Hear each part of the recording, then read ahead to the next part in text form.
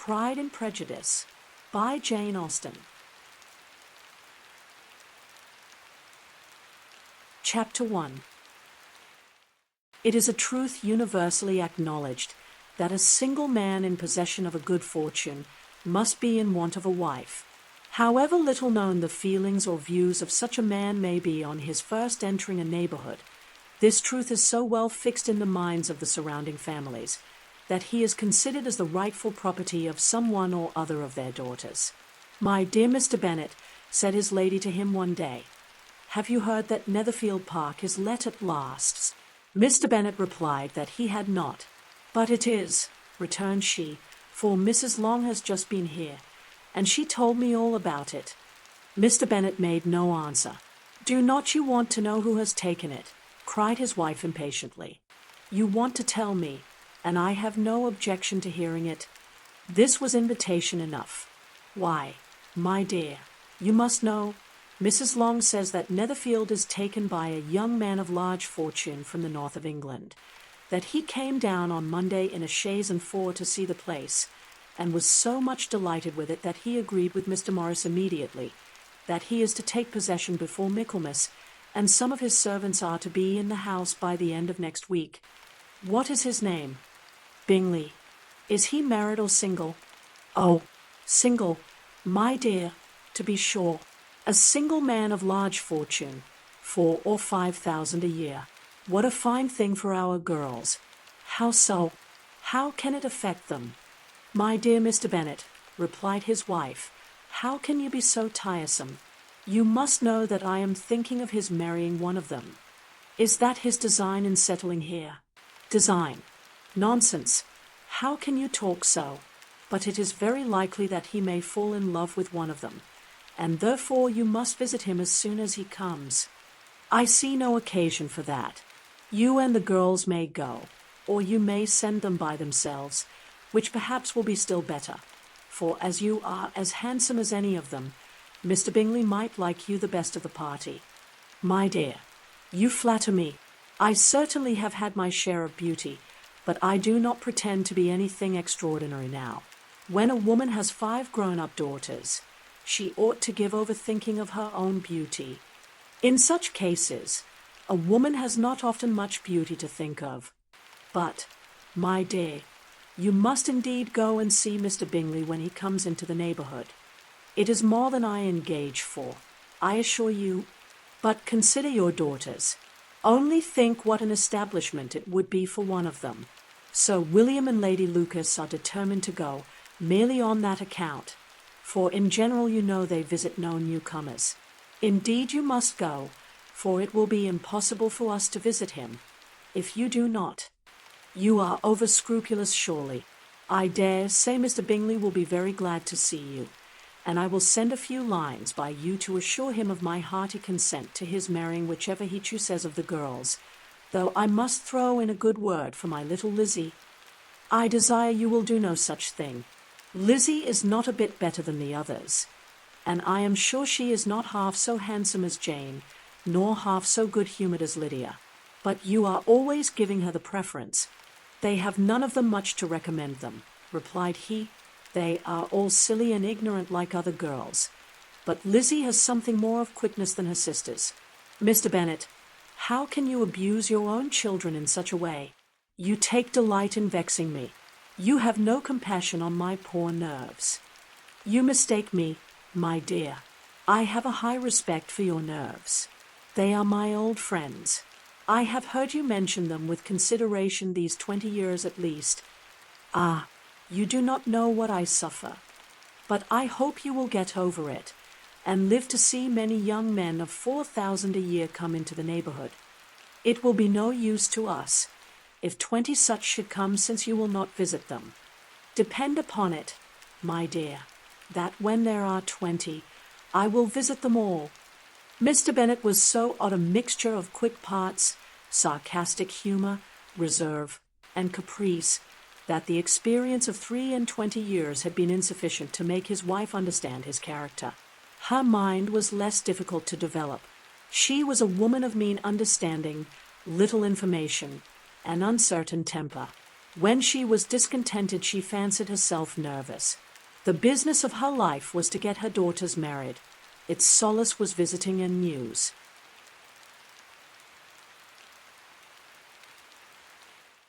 Chapter 2. Mr. Bennet was among the earliest of those who waited on Mr. Bingley. He had always intended to visit him, though to the last always assuring his wife that he should not go, until the evening after the visit was paid. She had no knowledge of it. It was then disclosed in the following manner. Observing his second daughter employed in trimming a hat, he suddenly addressed her with, "I hope Mr. Bingley will like it, Lizzie." "We are not in a way to know what Mr. Bingley likes," said her mother resentfully, "since we are not to visit." "But you forget, mamma," said Elizabeth, "that we shall meet him at the assemblies, and that Mrs. Long has promised to introduce him." "I do not believe Mrs. Long will do any such thing. She has 2 nieces of her own. She is a selfish, hypocritical woman, and I have no opinion of her." "No more have I," said Mr. Bennet, "and I am glad to find that you do not depend on her serving you." Mrs. Bennet deigned not to make any reply, but, unable to contain herself, began scolding one of her daughters. "Don't keep coughing so, Kitty. For heaven's sake, have a little compassion on my nerves. You tear them to pieces." "Kitty has no discretion in her coughs," said her father. "She times the mill." "I do not cough for my own amusement," replied Kitty fretfully. "When is your next ball to be, Lizzie?" "Tomorrow fortnight." "Aye, so it is," cried her mother, "and Mrs. Long does not come back till the day before, so it will be impossible for her to introduce him, for she will not know him herself. Then, my dear, you may have the advantage of your friend, and introduce Mr. Bingley to her." "Impossible, Mr. Bennet, impossible, when I am not acquainted with him myself. How can you be so teasing? I honour your circumspection. A fortnight's acquaintance is certainly very little. One cannot know what a man really is by the end of a fortnight. But if we do not venture, somebody else will, and after all, Mrs. Long and her nieces must stand their chance. And therefore, as she will think it an act of kindness, if you decline the office, I will take it on myself." The girls stared at their father. Mrs. Bennet said only, "Nonsense, nonsense." "What can be the meaning of that emphatic exclamation?" cried he. "Do you consider the forms of introduction and the stress that is laid on them as nonsense? I cannot quite agree with you there. What say you, Mary? For you are a young lady of deep reflection, I know, and read great books, and make extracts." Mary wished to say something very sensible, but knew not how. While Mary is adjusting her ideas, he continued, "Let us return to Mr. Bingley." "I am sick of Mr. Bingley," cried his wife. "I am sorry to hear that, but why did not you tell me so before? If I had known as much this morning, I certainly would not have called on him. It is very unlucky, but as I have actually paid the visit, we cannot escape the acquaintance now." The astonishment of the ladies was just what he wished, that of Mrs. Bennet perhaps surpassing the rest, though when the first tumult of joy was over, she began to declare that it was what she had expected all the while. "How good it was in you, my dear Mr. Bennet! But I knew I should persuade you at last. I was sure you loved your girls too well to neglect such an acquaintance. Well, how pleased I am, and it is such a good joke, too, that you should have gone this morning, and never said a word about it till now. Now, Kitty, you may cough as much as you choose," said Mr. Bennet, and, as he spoke, he left the room, fatigued with the raptures of his wife. "What an excellent father you have, girls," said she, when the door was shut. "I do not know how you will ever make him amends for his kindness, or me either, for that matter.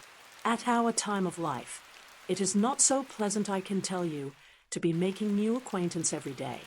But for your sakes, we would do anything. Lydia, my love, though you are the youngest, I dare say Mr. Bingley will dance with you at the next ball." "Oh, said Lydia stoutly. "I am not afraid, for though I am the youngest, I'm the tallest." The rest of the evening was spent in conjecturing how soon he would return Mr. Bennet's visit, and determining when they should ask him to dinner.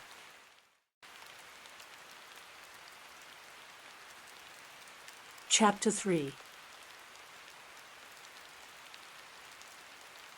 Not all that Mrs. Bennet, however, with the assistance of her 5 daughters, could ask on the subject was sufficient to draw from her husband any satisfactory description of Mr. Bingley. They attacked him in various ways, with barefaced questions, ingenious suppositions, and distant surmises, but he eluded the skill of them all, and they were at last obliged to accept the second-hand intelligence of their neighbour Lady Lucas. Her report was highly favourable. Sir William had been delighted with him. He was quite young, wonderfully handsome, extremely agreeable, and to crown the whole, he meant to be at the next assembly with a large party. Nothing could be more delightful. To be fond of dancing was a certain step towards falling in love, and very lively hopes of Mr. Bingley's heart were entertained. "If I can but see one of my daughters happily settled at Netherfield," said Mrs. Bennet to her husband, "and all the others equally well married, I shall have nothing to wish for." In a few days Mr. Bingley returned Mr. Bennet's visit, and sat about 10 minutes with him in his library. He had entertained hopes of being admitted to a sight of the young ladies, of whose beauty he had heard much, but he saw only the father. The ladies were somewhat more fortunate, for they had the advantage of ascertaining from an upper window that he wore a blue coat and rode a black horse. An invitation to dinner was soon afterwards dispatched, and already had Mrs. Bennet planned the courses that were to do credit to her housekeeping, when an answer arrived which deferred it all. Mr. Bingley was obliged to be in town the following day, and consequently unable to accept the honour of their invitation, and Mrs. Bennet was quite disconcerted. She could not imagine what business he could have in town so soon after his arrival in Hertfordshire, and she began to fear that he might be always flying about from one place to another, and never settled at Netherfield as he ought to be. Lady Lucas quieted her fears a little by starting the idea of his being gone to London only to get a large party for the ball, and a report soon followed that Mr. Bingley was to bring 12 ladies and 7 gentlemen with him to the assembly. The girls grieved over such a number of ladies, but were comforted the day before the ball by hearing that instead of 12, he had brought only 6 with him from London, his 5 sisters and a cousin, and when the party entered the assembly room, it consisted of only 5 altogether: Mr. Bingley, his 2 sisters, the husband of the eldest, and another young man. Mr. Bingley was good-looking and gentlemanlike. He had a pleasant countenance and easy, unaffected manners. His sisters were fine women with an air of decided fashion. His brother-in-law, Mr. Hurst, merely looked the gentleman, but his friend Mr. Darcy soon drew the attention of the room by his fine, tall person, handsome features, noble mien, and a report which was in general circulation within 5 minutes after his entrance, of his having 10,000 a year. The gentleman pronounced him to be a fine figure of a man. The ladies declared he was much handsomer than Mr. Bingley, and he was looked at with great admiration for about half the evening, till his manners gave a disgust which turned the tide of his popularity, for he was discovered to be proud, to be above his company, and above being pleased, and not all his large estate in Derbyshire could then save him from having a most forbidding, disagreeable countenance, and being unworthy to be compared with his friend. Mr. Bingley had soon made himself acquainted with all the principal people in the room. He was lively and unreserved, danced every dance, was angry that the ball closed so early, and talked of giving one himself at Netherfield. Such amiable qualities must speak for themselves. What a contrast between him and his friend! Mr. Darcy danced only once with Mrs. Hurst and once with Miss Bingley, declined being introduced to any other lady, and spent the rest of the evening in walking about the room, speaking occasionally to one of his own party. His character was decided. He was the proudest, most disagreeable man in the world, and everybody hoped that he would never come there again. Amongst the most violent against him was Mrs. Bennet, whose dislike of his general behaviour, was sharpened into particular resentment by his having slighted one of her daughters. Elizabeth Bennet had been obliged, by the scarcity of gentlemen, to sit down for 2 dances, and during part of that time, Mr. Darcy had been standing near enough for her to overhear a conversation between him and Mr. Bingley, who came from the dance for a few minutes to press his friend to join it. "Come, Darcy," said he, "I must have you dance. I hate to see you standing about by yourself in this stupid manner. You had much better dance." "I certainly shall not. You know how I detest it, unless I am particularly acquainted with my partner. At such an assembly as this, it would be insupportable. Your sisters are engaged, and there is not another woman in the room whom it would not be a punishment to me to stand up with." "I would not be so fastidious as you are," cried Bingley, "for a kingdom. Upon my honor, I never met with so many pleasant girls in my life as I have this evening, and there are several of them you see uncommonly pretty." "You are dancing with the only handsome girl in the room," said Mr. Darcy, looking at the eldest Miss Bennet. "Oh, she is the most beautiful creature I ever beheld, but there is one of her sisters sitting down just behind you, who is very pretty, and I dare say, very agreeable. Do let me ask my partner to introduce you." "Which do you mean?" And turning round, he looked for a moment at Elizabeth, till catching her eye, he withdrew his own and coldly said, "She is tolerable, but not handsome enough to tempt me, and I am in no humour at present to give consequence to young ladies who are slighted by other men. You had better return to your partner and enjoy her smiles, for you are wasting your time with me." Mr. Bingley followed his advice. Mr. Darcy walked off, and Elizabeth remained with no very cordial feelings towards him. She told the story, however, with great spirit among her friends, for she had a lively, playful disposition, which delighted in anything ridiculous. The evening altogether passed off pleasantly to the whole family. Mrs. Bennet had seen her eldest daughter much admired by the Netherfield party. Mr. Bingley had danced with her twice, and she had been distinguished by his sisters. Jane was as much gratified by this as her mother could be, though in a quieter way. Elizabeth felt Jane's pleasure. Mary had heard herself mentioned to Miss Bingley as the most accomplished girl in the neighbourhood, and Catherine and Lydia had been fortunate enough to be never without partners, which was all that they had yet learnt to care for at a ball. They returned, therefore, in good spirits to Longbourn, the village where they lived, and of which they were the principal inhabitants. They found Mr. Bennet still up. With a book he was regardless of time, and on the present occasion he had a good deal of curiosity as to the event of an evening which had raised such splendid expectations. He had rather hoped that all his wife's views on the stranger would be disappointed, but he soon found that he had a very different story to hear. "Oh, my dear Mr. Bennet, as she entered the room, we have had a most delightful evening, a most excellent ball. I wish you had been there. Jane was so admired. Nothing could be like it. Everybody said how well she looked, and Mr. Bingley thought her quite beautiful, and danced with her twice. Only think of that, my dear. He actually danced with her twice, and she was the only creature in the room that he asked a second time. First of all, he asked Miss Lucas. I was so vexed to see him stand up with her, but, however, he did not admire her at all.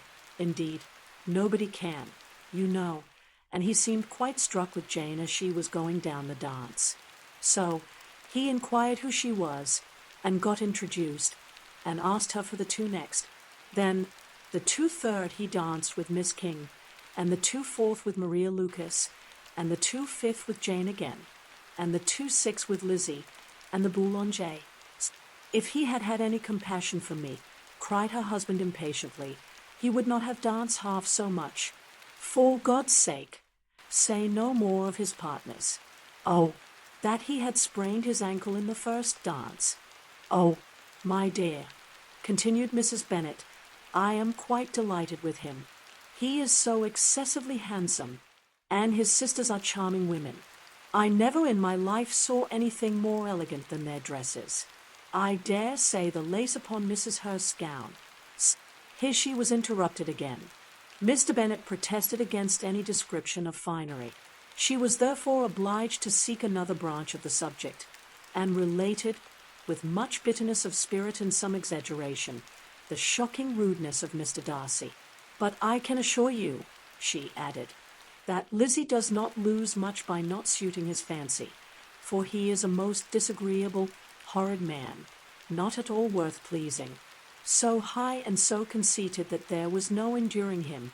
He walked here, and he walked there, fancying himself so very great, not handsome enough to dance with. I wish you had been there, my dear, to have given him one of your set-downs. I quite detest the man.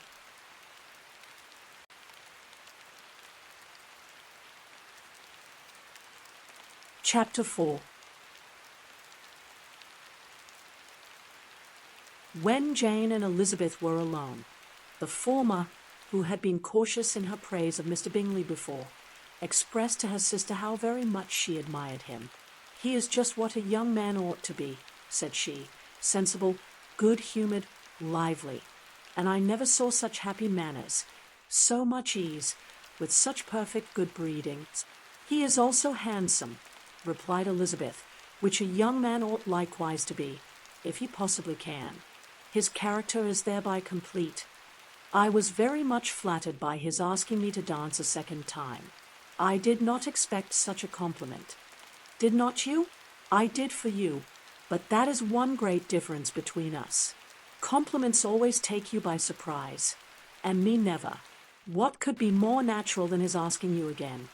He could not help seeing that you were about 5 times as pretty as every other woman in the room. No thanks to his gallantry for that. Well, he certainly is very agreeable, and I give you leave to like him. You have liked many a stupider person. Dear Lizzie, oh, you are a great deal too apt, you know, to like people in general. You never see a fault in anybody.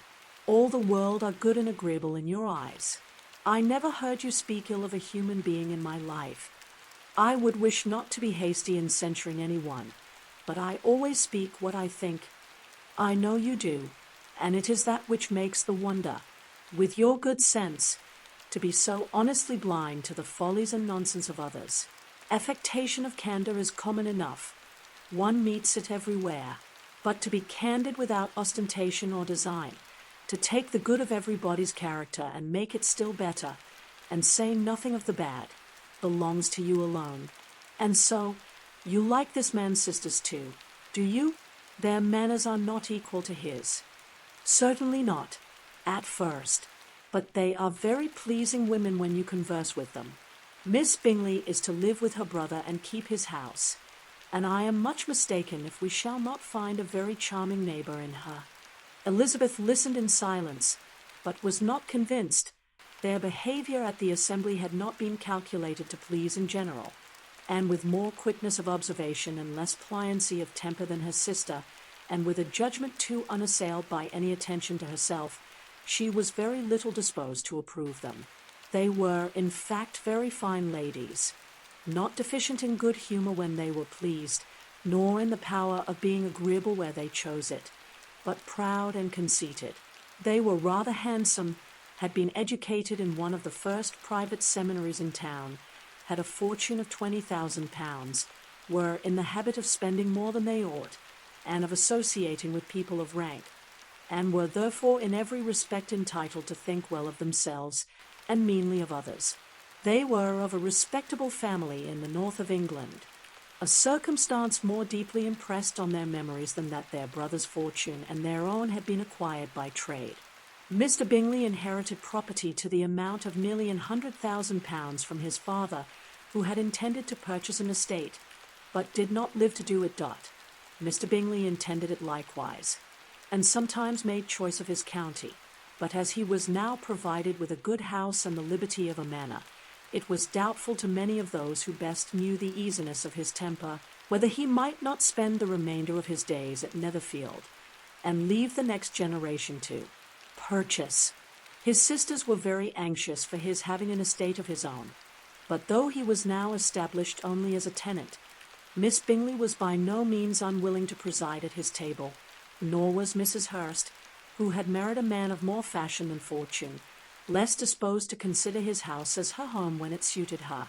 Mr. Bingley had not been of age 2 years, when he was tempted by an accidental recommendation to look at Netherfield House. He did look at it and into it for half an hour, was pleased with the situation and the principal rooms, satisfied with what the owner said in its praise, and took it immediately.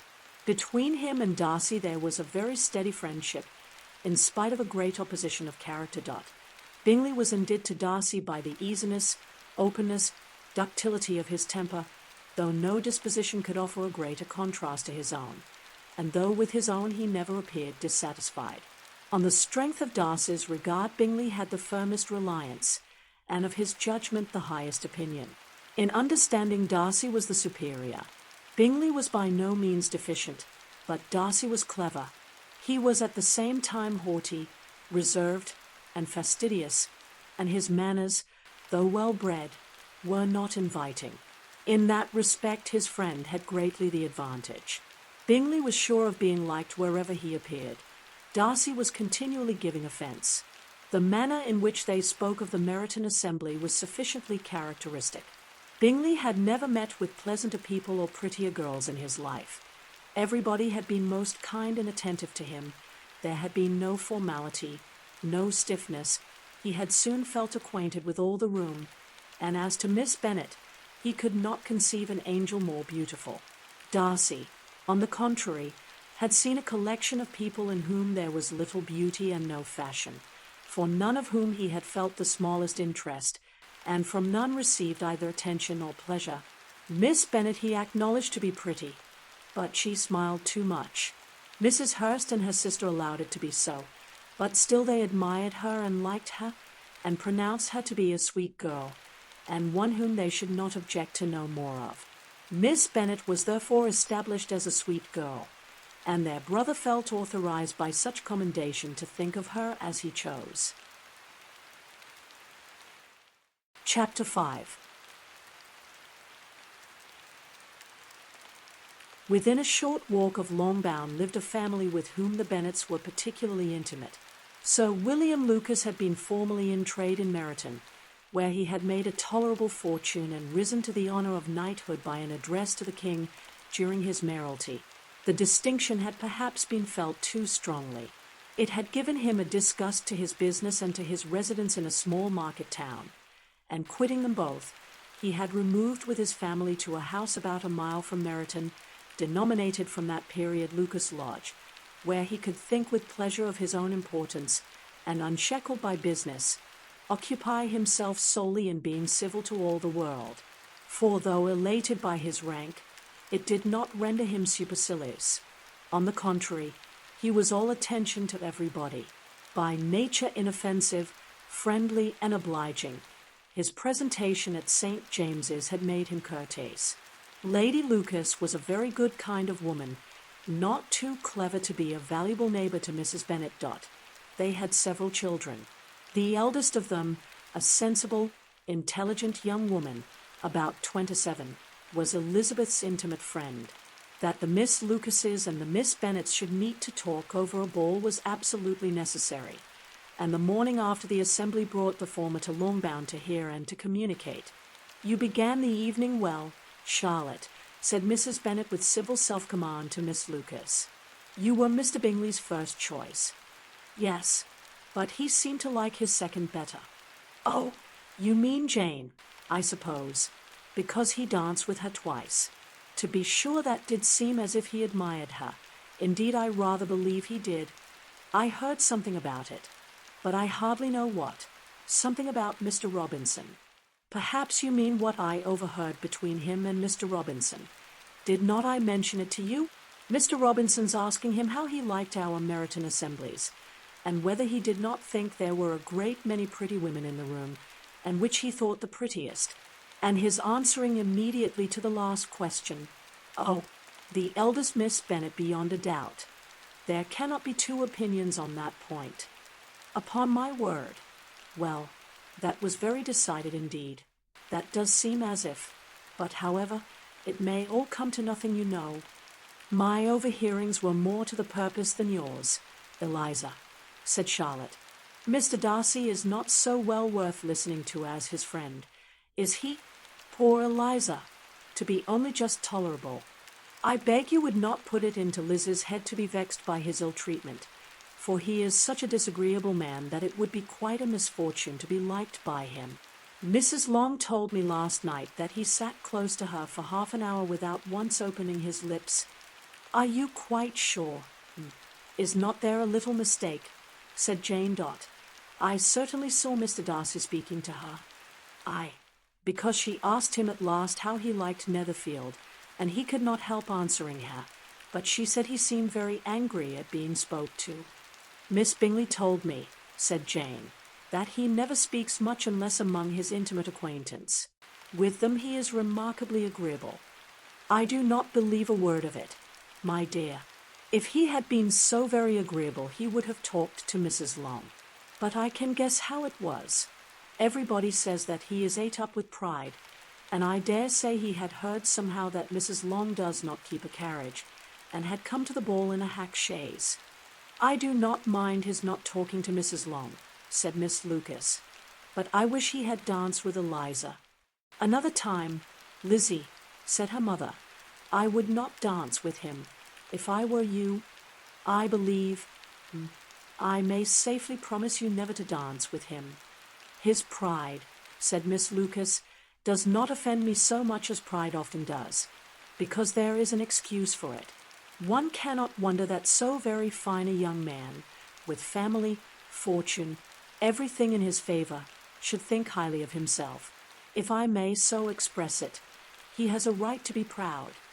"That is very true," replied Elizabeth, "and I could easily forgive his pride, if he had not mortified mine."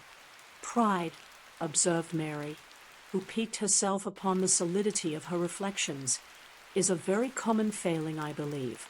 By all that I have ever read, I am convinced that it is very common indeed, that human nature is particularly prone to it, and that there are very few of us who do not cherish a feeling of self-complacency on the score of some quality or other, real or imaginary. Vanity and pride are different things, though the words are often used synonymously. A person may be proud without being vain. Pride relates more to our opinion of ourselves, vanity to what we would have others think of us.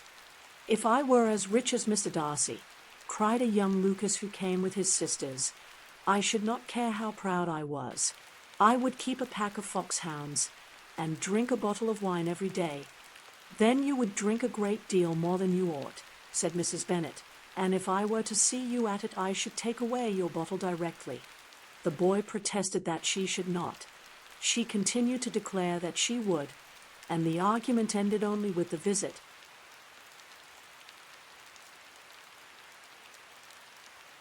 Chapter 6. The ladies of Longbourn soon waited on those of Netherfield. The visit was returned in due form.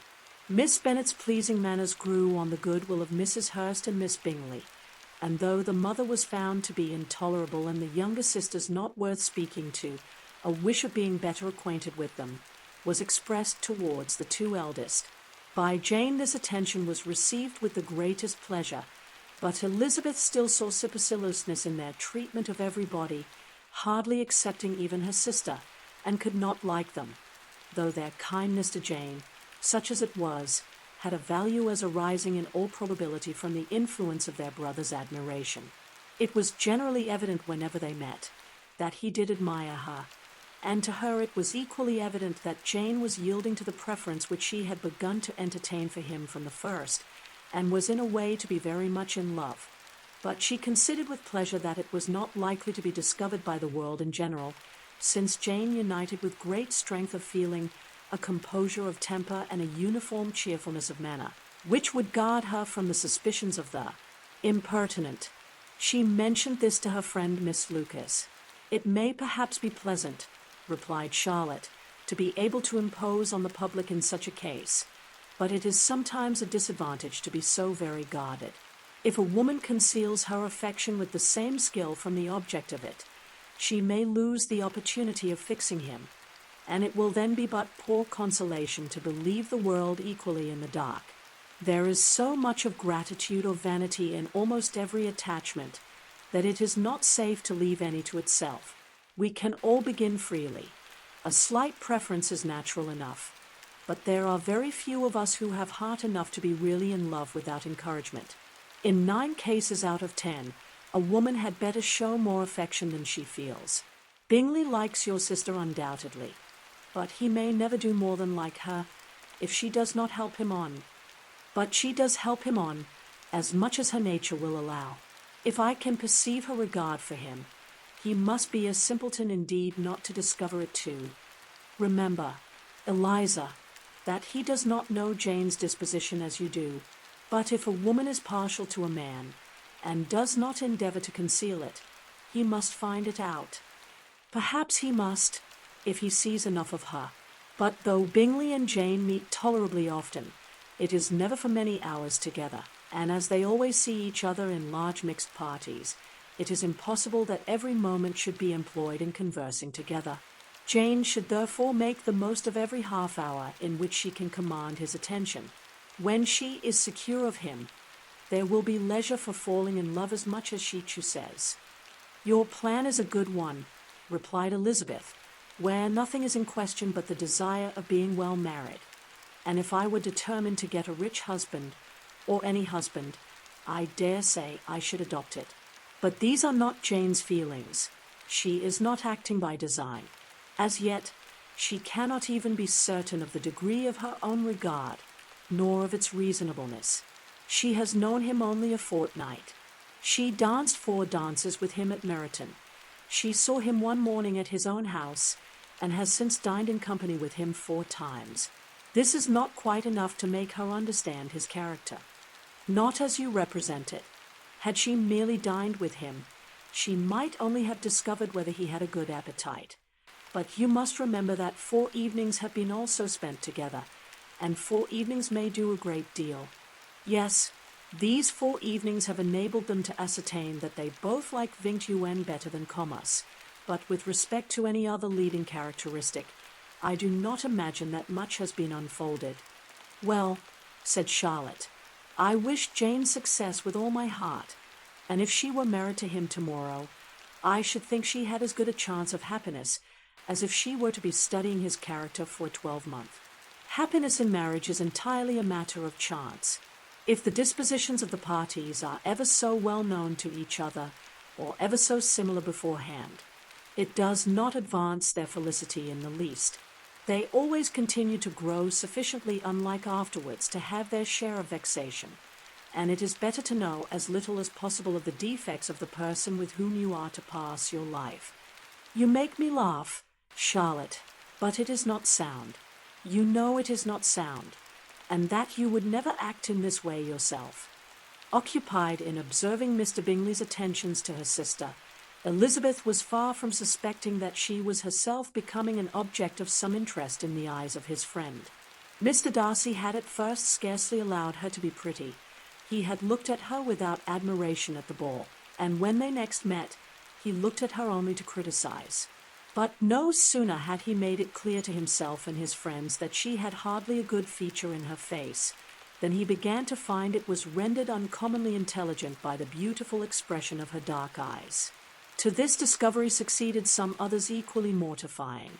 Though he had detected with a critical eye more than one failure of perfect symmetry in her form, he was forced to acknowledge her figure to be light and pleasing, and in spite of his asserting that her manners were not those of the fashionable world, he was caught by their easy playfulness. Of this she was perfectly unaware. To her he was only the man who made himself agreeable nowhere, and who had not thought her handsome enough to dance with. He began to wish to know more of her, and as a step towards conversing with her himself, attended to her conversation with others. His doing so drew her notice. It was at Sir William Lucas's, where a large party were assembled. "What does Mr. Darcy mean," said she to Charlotte, "by listening to my conversation with Colonel Forster?" "That is a question which Mr. Darcy only can answer. But if he does it any more, I shall certainly let him know that I see what he is about. He has a very satirical eye, and if I do not begin by being impertinent myself, I shall soon grow afraid of him. On his approaching them soon afterwards, though without seeming to have any intention of speaking, Miss Lucas defied her friend to mention such a subject to him, which immediately provoking Elizabeth to do it, she turned to him and said, "Did not you think, Mr. Darcy, that I expressed myself uncommonly well just now, when I was teasing Colonel Foster to give us a ball at Meryton's, with great energy? But it is a subject which always makes a lady energetic. You are severe on us." "It will be her turn soon to be teased," said Miss Lucas. "I am going to open the instrument, Eliza, and you know what follows. You are a very strange creature by way of a friend, always wanting me to play and sing before anybody and everybody. If my vanity had taken a musical turn, you would have been invaluable. But as it is, I would really rather not sit down before those who must be in the habit of hearing the very best performers." On Miss Lucas's persevering, however, she added, "Very well, if it must be so, it must," and gravely glancing at Mr. Darcy, "There is a fine old saying, which everybody here is of course familiar with, 'Keep your breath to cool your porridge,' and I shall keep mine to swell my song." Her performance was pleasing, though by no means capital.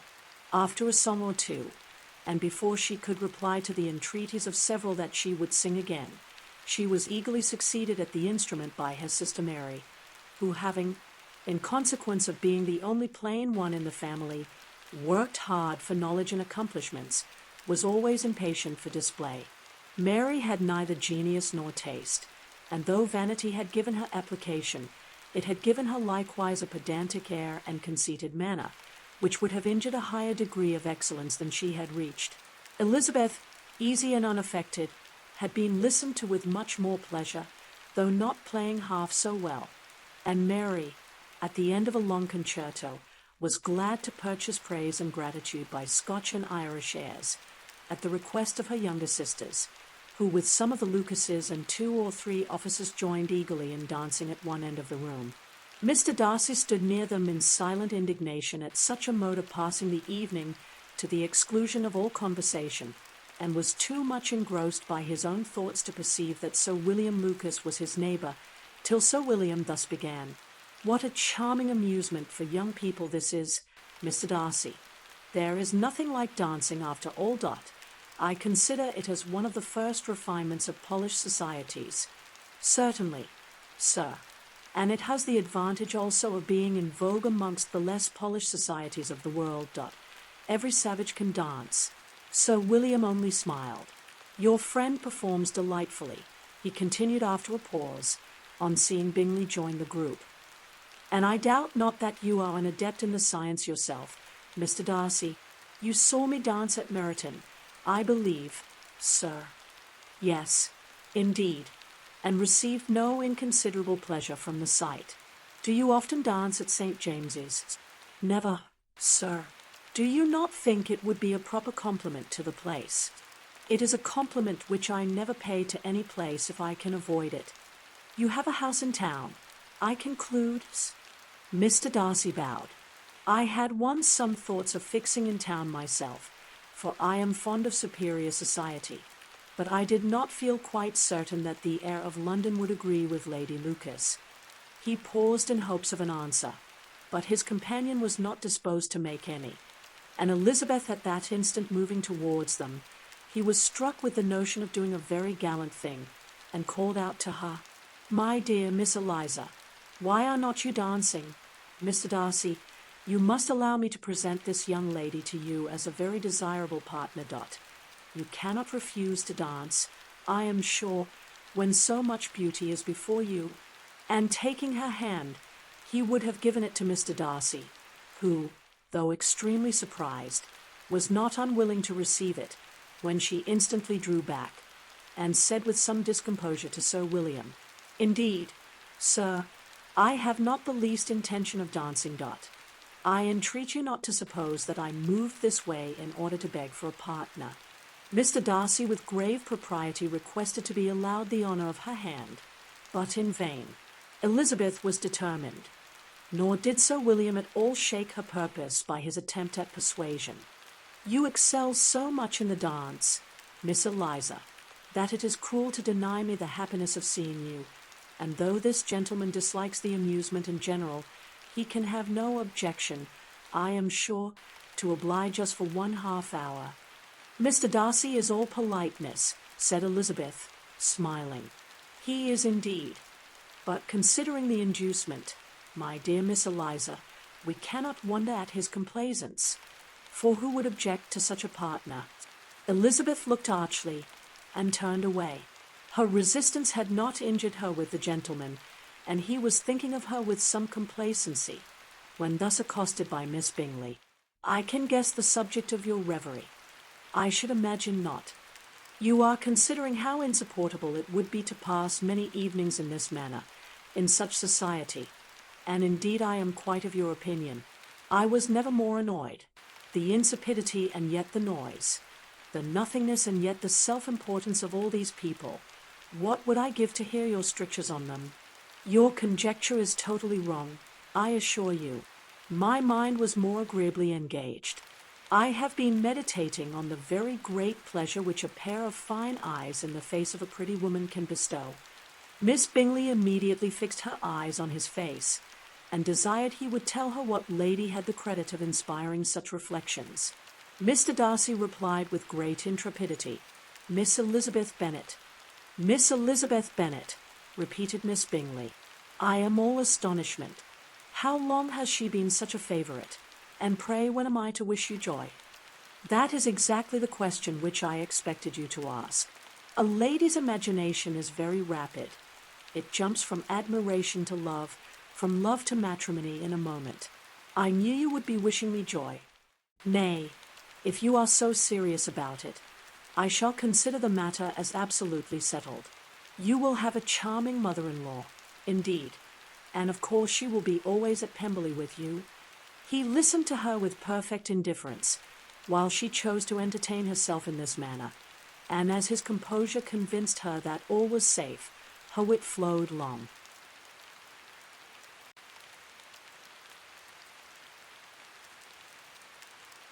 Chapter 7.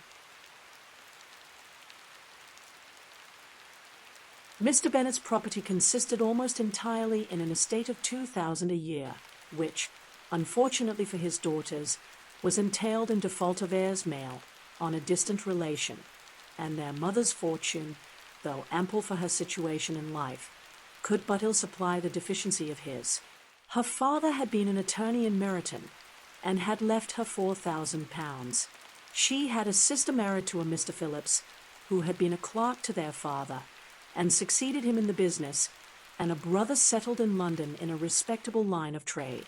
The village of Longbourn was only 1 mile from Meryton, a most convenient distance for the young ladies, who were usually tempted thither 3 or 4 times a week, to pay their duty to their aunt and to a milliner's shop just over the way. The 2 youngest of the family, Catherine and Lydia, were particularly frequent in these attentions. Their minds were more vacant than their sisters', and when nothing better offered, a walk to Meryton was necessary to amuse their morning hours and furnish conversation for the evening, and however bare of news the country in general might be, they always contrived to learn some from their aunt.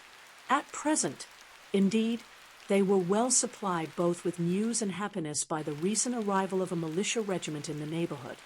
It was to remain the whole winter, and Meryton was the headquarters. Their visits to Mrs. Phillips were now productive of the most interesting intelligence. Every day added something to their knowledge of the officers' names and connections. Their lodgings were not long a secret, and at length they began to know the officers themselves. Mr. Phillips visited them all, and this opened to his nieces a source of felicity unknown before. They could talk of nothing but officers, and Mr. Bingley's large fortune, the mention of which gave animation to their mother, was worthless in their eyes when opposed to the regimentals of an ensign. After listening one morning to their effusions on this subject, Mr. Bennet coolly observed, "From all that I can collect by your manner of talking, you must be 2 of the silliest girls in the country. I have suspected it some time, but I am now convinced. Catherine was disconcerted, and made no answer, but Lydia, with perfect indifference, continued to express her admiration of Captain Carter, and her hope of seeing him in the course of the day, as he was going the next morning to London. "I am astonished, my dear," said Mrs. Bennet, "that you should be so ready to think your own children silly. If I wished to think slightingly of anybody's children, it should not be of my own, however. If my children are silly, I must hope to be always sensible of it. Yes, but as it happens, they are all of them very clever. This is the only point, I flatter myself, on which we do not agree. I had hoped that our sentiments coincided in every particular, but I must so far differ from you as to think our two youngest daughters uncommonly foolish. My dear Mr. Bennet, you must not expect such girls to have the sense of their father and mother. When they get to our age, I dare say they will not think about officers any more than we do. I remember the time when I liked to redcoat myself very well, and indeed so I do still at my heart, and if a smart young colonel, with 5,000 or 6,000 a year, should want one of my girls, I shall not say nay to him, and I thought Colonel Foster looked very becoming the other night at Sir William's in his regimentals." "Mamma," cried Lydia, "my aunt says that Colonel Foster and Captain Carter do not go so often to Miss Watson's as they did when they first came. She sees them now very often standing in Clark's library." Mrs. Bennet was prevented replying by the entrance of the footman with a note for Miss Bennet. It came from Netherfield, and the servant waited for an answer. Mrs. Bennet's eyes sparkled with pleasure, and she was eagerly calling out, while her daughter read, "Well, Jane, who is it from? What is it about? What does he say? Well, Jane, make haste and tell us. Make haste, my love." "It is from Miss Bingley," said Jane, and then read it aloud. "My dear friend, if you are not so compassionate as to dine today with Louisa and me, we shall be in danger of hating each other for the rest of our lives, for a whole day's tete-a-tete between two women can never end without a quarrel. Come as soon as you can on the receipt of this. My brother and the gentleman are to dine with the officers. Yours ever, Caroline Bingley." "With the officers," cried Lydia. "I wonder my aunt did not tell us of that." "Dining out," said Mrs. Bennet. "That is very unlucky." "Can I have the carriage?" said Jane. "No, my dear, you had better go on horseback, because it seems likely to rain, and then you must stay all night." "That would be a good scheme," said Elizabeth, "if you were sure that they would not offer to send her home."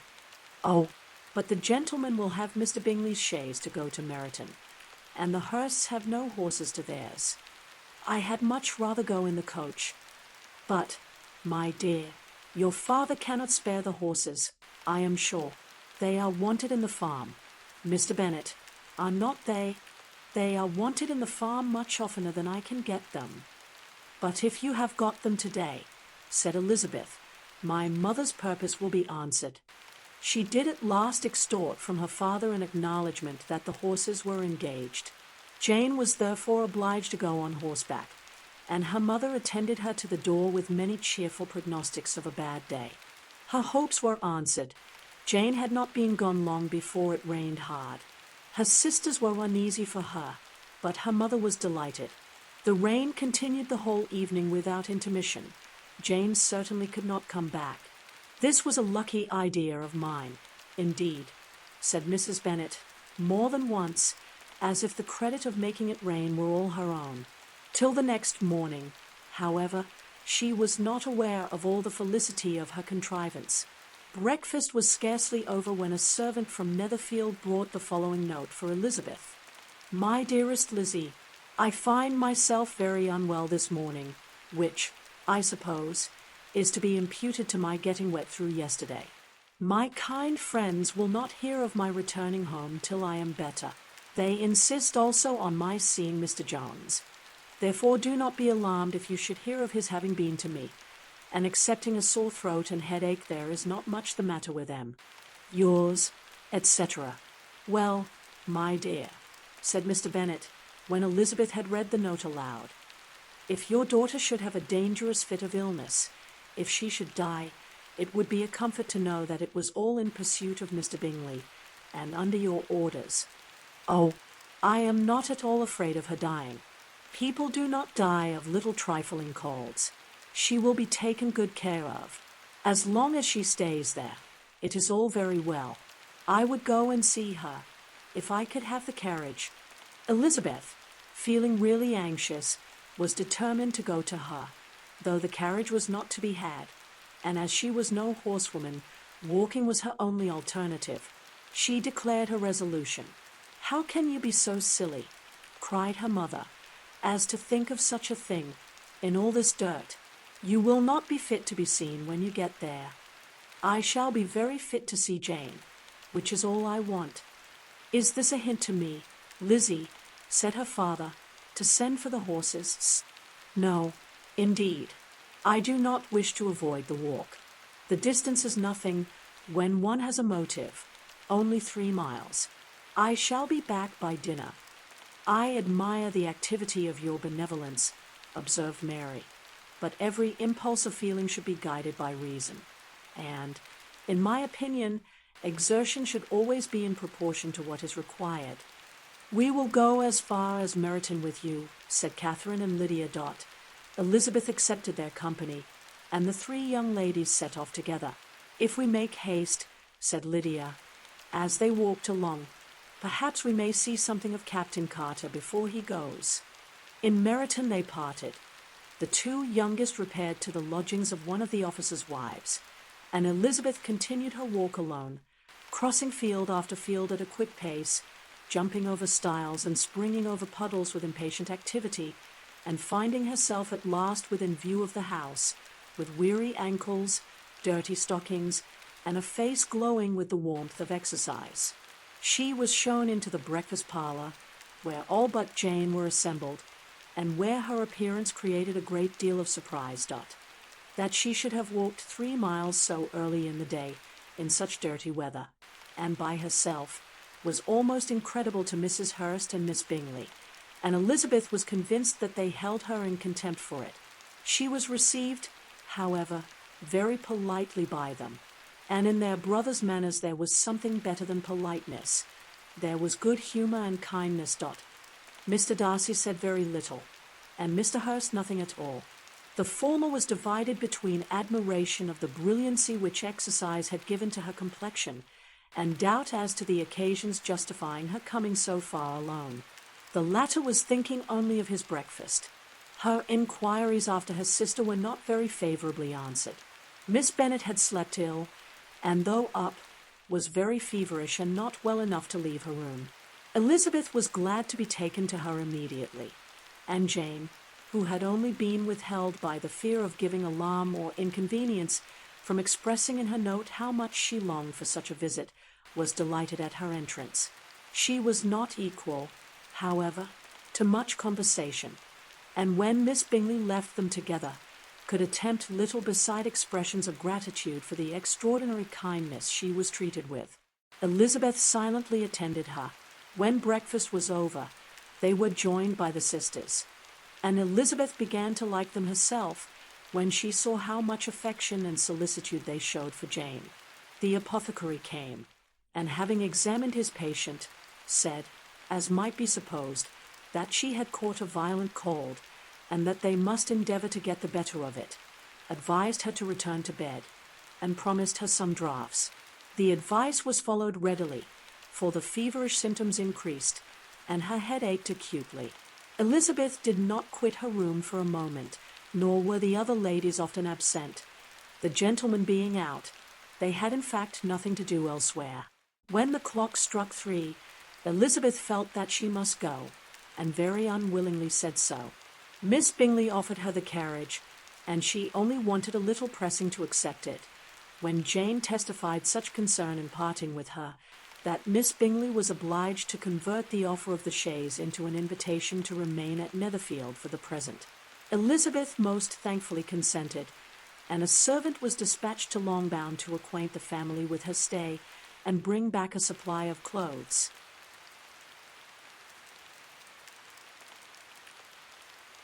Chapter 8. At 5 o'clock the two ladies retired to dress, and at 6:30 Elizabeth was summoned to dinner. To the civil inquiries which then poured in, and amongst which she had the pleasure of distinguishing the much superior solicitude of Mr. Bingley's, she could not make a very favourable answer. Jane was by no means better. The sisters, on hearing this, repeated 3 or 4 times how much they were grieved, how shocking it was to have a bad cold, and how excessively they disliked being ill themselves, and then thought no more of the matter, and their indifference towards Jane, when not immediately before them, restored Elizabeth to the enjoyment of all her original dislike.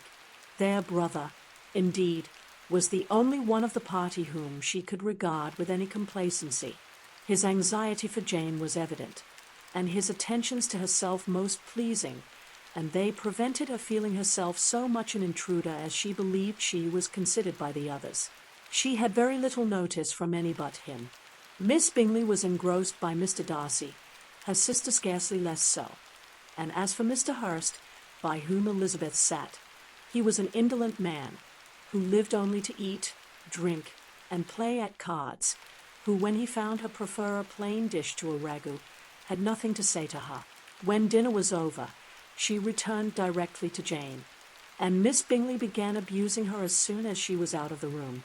Her manners were pronounced to be very bad indeed, a mixture of pride and impertinence. She had no conversation, no style, no taste, no beauty.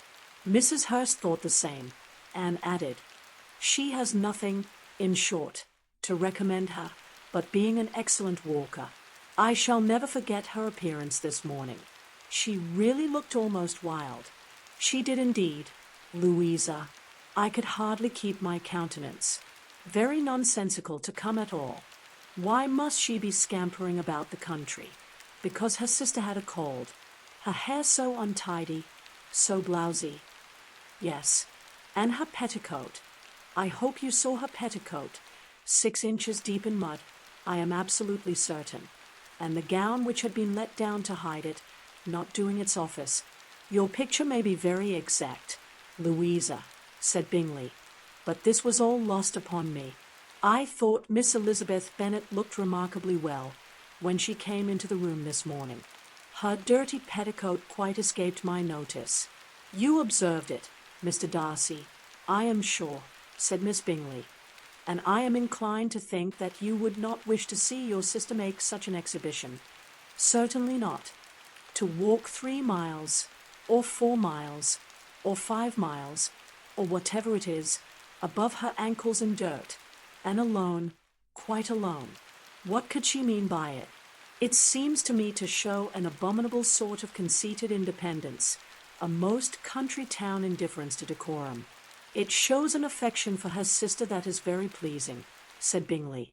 I am afraid, Mr. Darcy, observed Miss Bingley in a half-whisper, that this adventure has rather affected your admiration of her fine eyes. Not at all, he replied. They were brightened by the exercise. A short pause followed this speech, and Mrs. Hurst began again.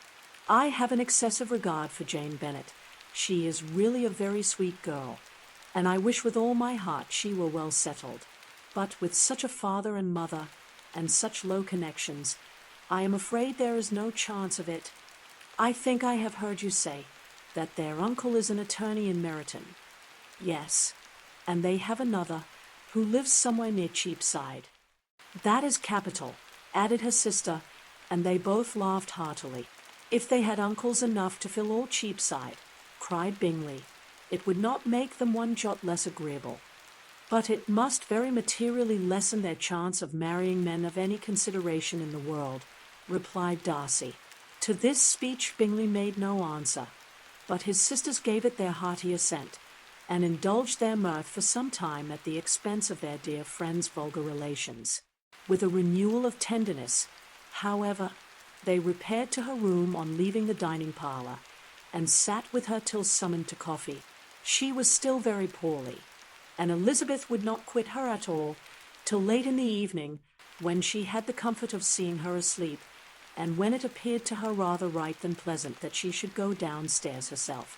On entering the drawing room, she found the whole party at loo, and was immediately invited to join them. But suspecting them to be playing high, she declined it, and making her sister the excuse, said she would amuse herself for the short time she could stay below with a book. Mr. Hurst looked at her with astonishment. "Do you prefer reading to cards?" said he. "That is rather singular." "Miss Eliza Bennet," said Miss Bingley, "despises cards. She is a great reader and has no pleasure in anything else." "I deserve neither such praise nor such censure," cried Elizabeth. "I am not a great reader, and I have pleasure in many things." "In nursing your sister I am sure you have pleasure," said Bingley, "and I hope it will soon be increased by seeing her quite well." Elizabeth thanked him from her heart, and then walked towards a table where a few books were lying. He immediately offered to fetch her others, all that his library afforded. "And I wish my collection were larger for your benefit and my own credit, but I am an idle fellow, and though I have not many, I have more than I ever look into." Elizabeth assured him that she could suit herself perfectly with those in the room. "I am astonished," said Miss Bingley, "that my father should have left so small a collection of books. What a delightful library you have at Pemberley, Mr. Darcy." "It ought to be good," he replied. "It has been the work of many generations. And then you have added so much to it yourself. You are always buying books. I cannot comprehend the neglect of a family library in such days as these." "Neglect? I am sure you neglect nothing that can add to the beauties of that noble place. Charles, when you build your house, I wish it may be half as delightful as Pemberley." "I wish it may. But I would really advise you to make your purchase in that neighborhood, and take Pemberley for a kind of model. There is not a finer county in England than Derbyshire. With all my heart, I will buy Pemberley itself if Darcy will sell it. I am talking of possibilities, Charles. Upon my word, Caroline, I should think it more possible to get Pemberley by purchase than by imitation." Elizabeth was so much caught by what passed as to leave her very little attention for her book, and soon laying it wholly aside, she drew near the card table, and stationed herself between Mr. Bingley and his eldest sister, to observe the game. "Is Miss Darcy much grown since the spring?" said Miss Bingley. "Will she be as tall as I am?" "I think she will. She is now about Miss Elizabeth Bennet's height, or rather taller. How I long to see her again. I never met with anybody who delighted me so much. Such a countenance, such manners, and so extremely accomplished for her age. Her performance on the pianoforte is exquisite." "It is amazing to me," said Bingley, "how young ladies can have patience to be so very accomplished, as they all are. All young ladies accomplished. My dear Charles, what do you mean?" "Yes, all of them, I think. They all paint tables, cover screens, and net purses. I scarcely know any one who cannot do all this, and I am sure I never heard a young lady spoken of for the first time, without being informed that she was very accomplished." "Your list of the common extent of accomplishments," said Darcy, "has too much truth. The word is applied to many a woman who deserves it no otherwise than by netting a purse, or covering a screen. But I am very far from agreeing with you in your estimation of ladies in general. I cannot boast of knowing more than half a dozen, in the whole range of my acquaintance, that are really accomplished." "Nor I am sure," said Miss Bingley. "Then," observed Elizabeth, "you must comprehend a great deal in your idea of an accomplished woman." "Yes, I do comprehend a great deal in it." "Oh, certainly," cried his faithful assistant. "No one can be really esteemed accomplished who does not greatly surpass what is usually met with. A woman must have a thorough knowledge of music, singing, drawing, dancing, and the modern languages, to deserve the word.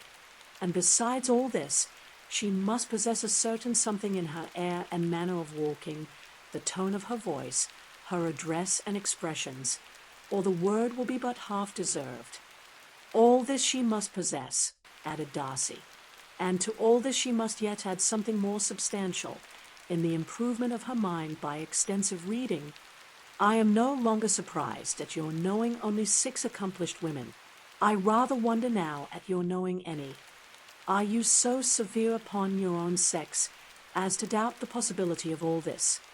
I never saw such a woman. I never saw such capacity and taste and application and elegance as you describe, united. Mrs. Hurst and Miss Bingley both cried out against the injustice of her implied doubt, and were both protesting that they knew many women who answered this description, when Mr. Hurst called them to order, with bitter complaints of their inattention to what was going forward. As all conversation was thereby at an end, Elizabeth soon afterwards left the room. "Eliza Bennet," said Miss Bingley, when the door was closed on her, "is one of those young ladies who seek to recommend themselves to the other sex by undervaluing their own, and with many men, I dare say, it succeeds. But, in my opinion, it is a paltry device, a very mean art." "Undoubtedly," replied Darcy, to whom this remark was chiefly addressed. "There is meanness in all the arts which ladies sometimes condescend to employ for captivation. Whatever bears affinity to cunning is despicable." Miss Bingley was not so entirely satisfied with this reply as to continue the subject. Elizabeth joined them again only to say that her sister was worse, and that she could not leave her. Bingley urged Mr. Jones's being sent for immediately, while his sisters, convinced that no country advice could be of any service, recommended an express to town for one of the most eminent physicians. This she would not hear of, but she was not so unwilling to comply with their brother's proposal, and it was settled that Mr. Jones should be sent for early in the morning, if Miss Bennet were not decidedly better. Bingley was quite uncomfortable. His sisters declared that they were miserable. They solaced their wretchedness, however, by duets after supper, while he could find no better relief to his feelings than by giving his housekeeper directions that every possible attention might be paid to the sick lady and her sister. Chapter 9. Elizabeth passed the chief of the night in her sister's room, and in the morning had the pleasure of being able to send a tolerable answer to the inquiries which she very early received from Mr. Bingley by a housemaid, and some time afterwards from the 2 elegant ladies who waited on his sisters. In spite of this amendment, however, she requested to have a note sent to Longbourn, desiring her mother to visit Jane, and form her own judgment of her situation. The note was immediately dispatched, and its contents as quickly complied with. Mrs. Bennet, accompanied by her 2 youngest girls, reached Netherfield soon after the family breakfast. Had she found Jane in any apparent danger, Mrs. Bennet would have been very miserable, but being satisfied on seeing her that her illness was not alarming, she had no wish of her recovering immediately, as her restoration to health would probably remove her from Netherfield. She would not listen, therefore, to her daughter's proposal of being carried home. Neither did the apothecary, who arrived about the same time, think it at all advisable. After sitting a little while with Jane, on Miss Bingley's appearance and invitation, the mother and 3 daughters all attended her into the breakfast parlour. Bingley met them with hopes that Mrs. Bennet had not found Miss Bennet worse than she expected.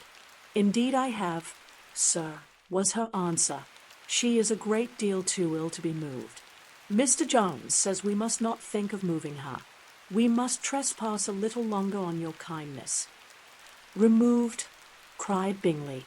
"It must not be thought of. My sister, I am sure, will not hear of her removal."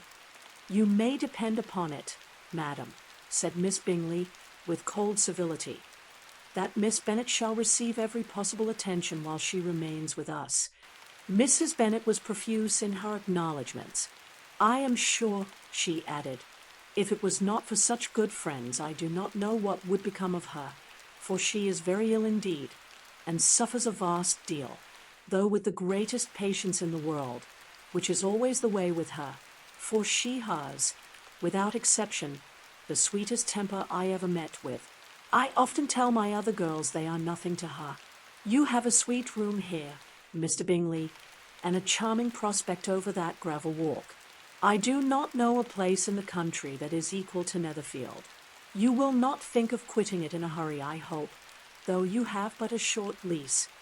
Whatever I do is done in a hurry, replied he, and therefore if I should resolve to quit Netherfield, I should probably be off in 5 minutes. At present, however, I consider myself as quite fixed here. That is exactly what I should have supposed of you, said Elizabeth. You begin to comprehend me, do you? Cried he, turning towards her.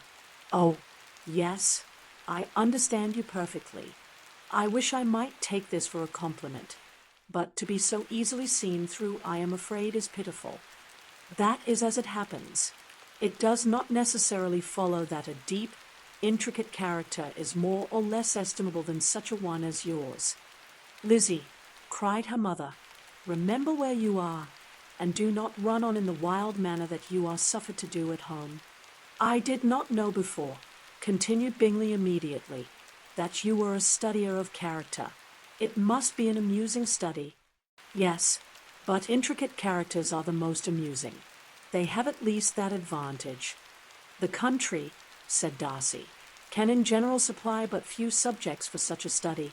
In a country neighbourhood you move in a very confined and unvarying society, but people themselves alter so much that there is something new to be observed in them forever. Yes, indeed, cried Mrs. Bennet, offended by his manner of mentioning a country neighbourhood. I assure you there is quite as much of that going on in the country as in town.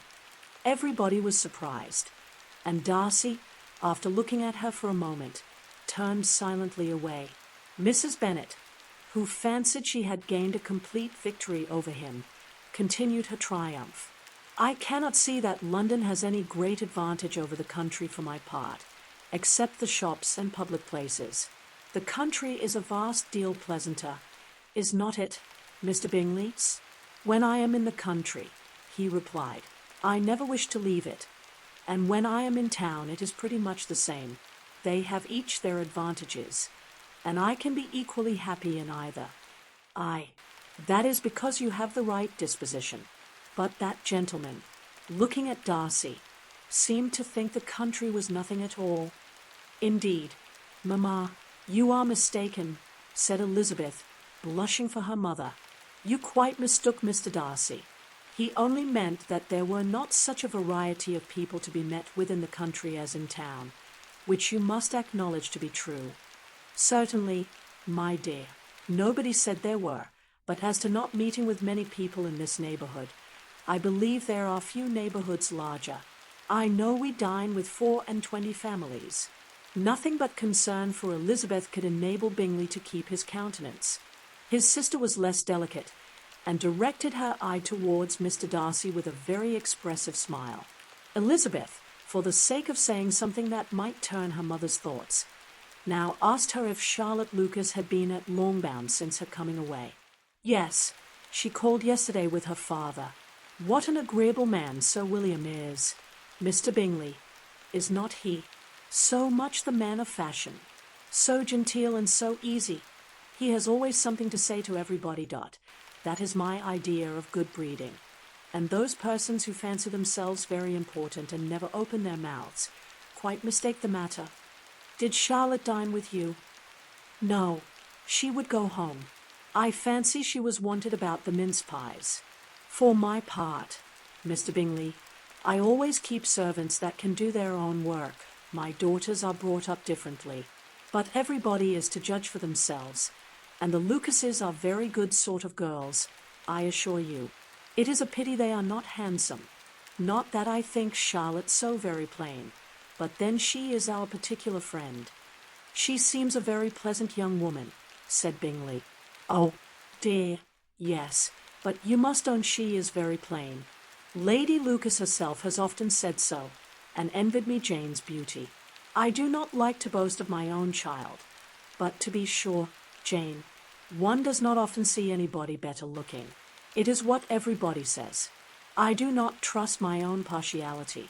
When she was only 15, there was a gentleman at my brother Gardner's in town, so much in love with her, that my sister-in-law was sure he would make her an offer before we came away.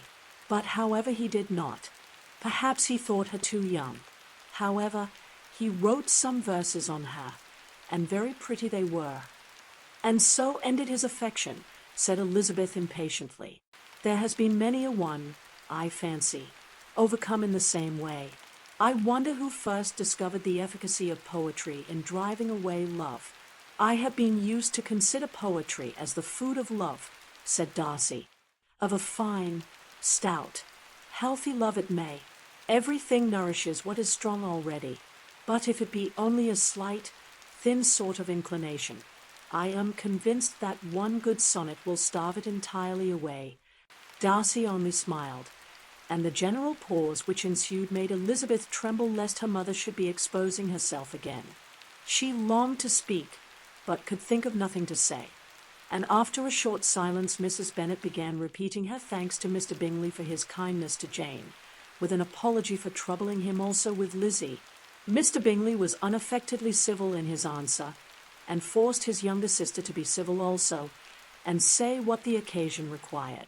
She performed her part indeed without much graciousness, but Mrs. Bennet was satisfied, and soon afterwards ordered her carriage. Upon this signal, the youngest of her daughters put herself forward. The two girls had been whispering to each other during the whole visit, and the result of it was that the youngest should tax Mr. Bingley with having promised on his first coming into the country to give a ball at Netherfield. Lydia was a stout, well-grown girl of 15, with a fine complexion and good-humoured countenance, a favourite with her mother, whose affection had brought her into public at an early age.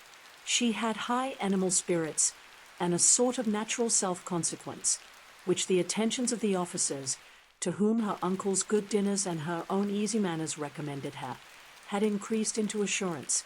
She was very equal, therefore, to address Mr. Bingley on the subject of the ball, and abruptly reminded him of his promise, adding that it would be the most shameful thing in the world if he did not keep it. His answer to this sudden attack was delightful to their mother's ear. I am perfectly ready, I assure you, to keep my engagement, and when your sister is recovered, you shall, if you please, name the very day of the ball. But you would not wish to be dancing while she is ill? Lydia declared herself satisfied. Oh, yes, it would be much better to wait till Jane was well, and by that time most likely Captain Carter would be at Meryton again. And when you have given your ball, she added, I shall insist on their giving one also. I shall tell Colonel Forster it will be quite a shame if he does not. Mrs. Bennet and her daughters then departed, and Elizabeth returned instantly to Jane, leaving her own and her relations' behaviour to the remarks of the two ladies and Mr. Darcy, the latter of whom, however, could not be prevailed on to join in their censure of her, in spite of all Miss Bingley's witticisms on fine eyes.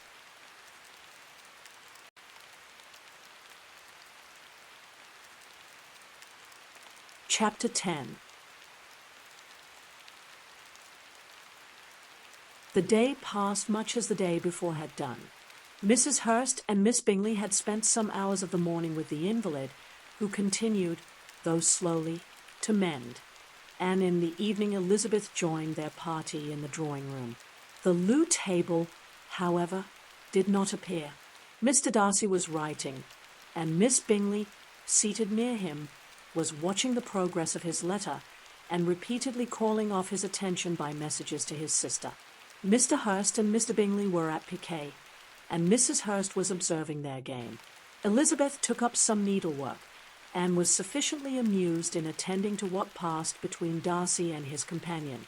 The perpetual commendations of the lady either on his handwriting, or on the evenness of his lines, or on the length of his letter, with the perfect unconcern with which her praises were received, formed a curious dialogue, and was exactly in unison with her opinion of each. How delighted Miss Darcy will be to receive such a letter!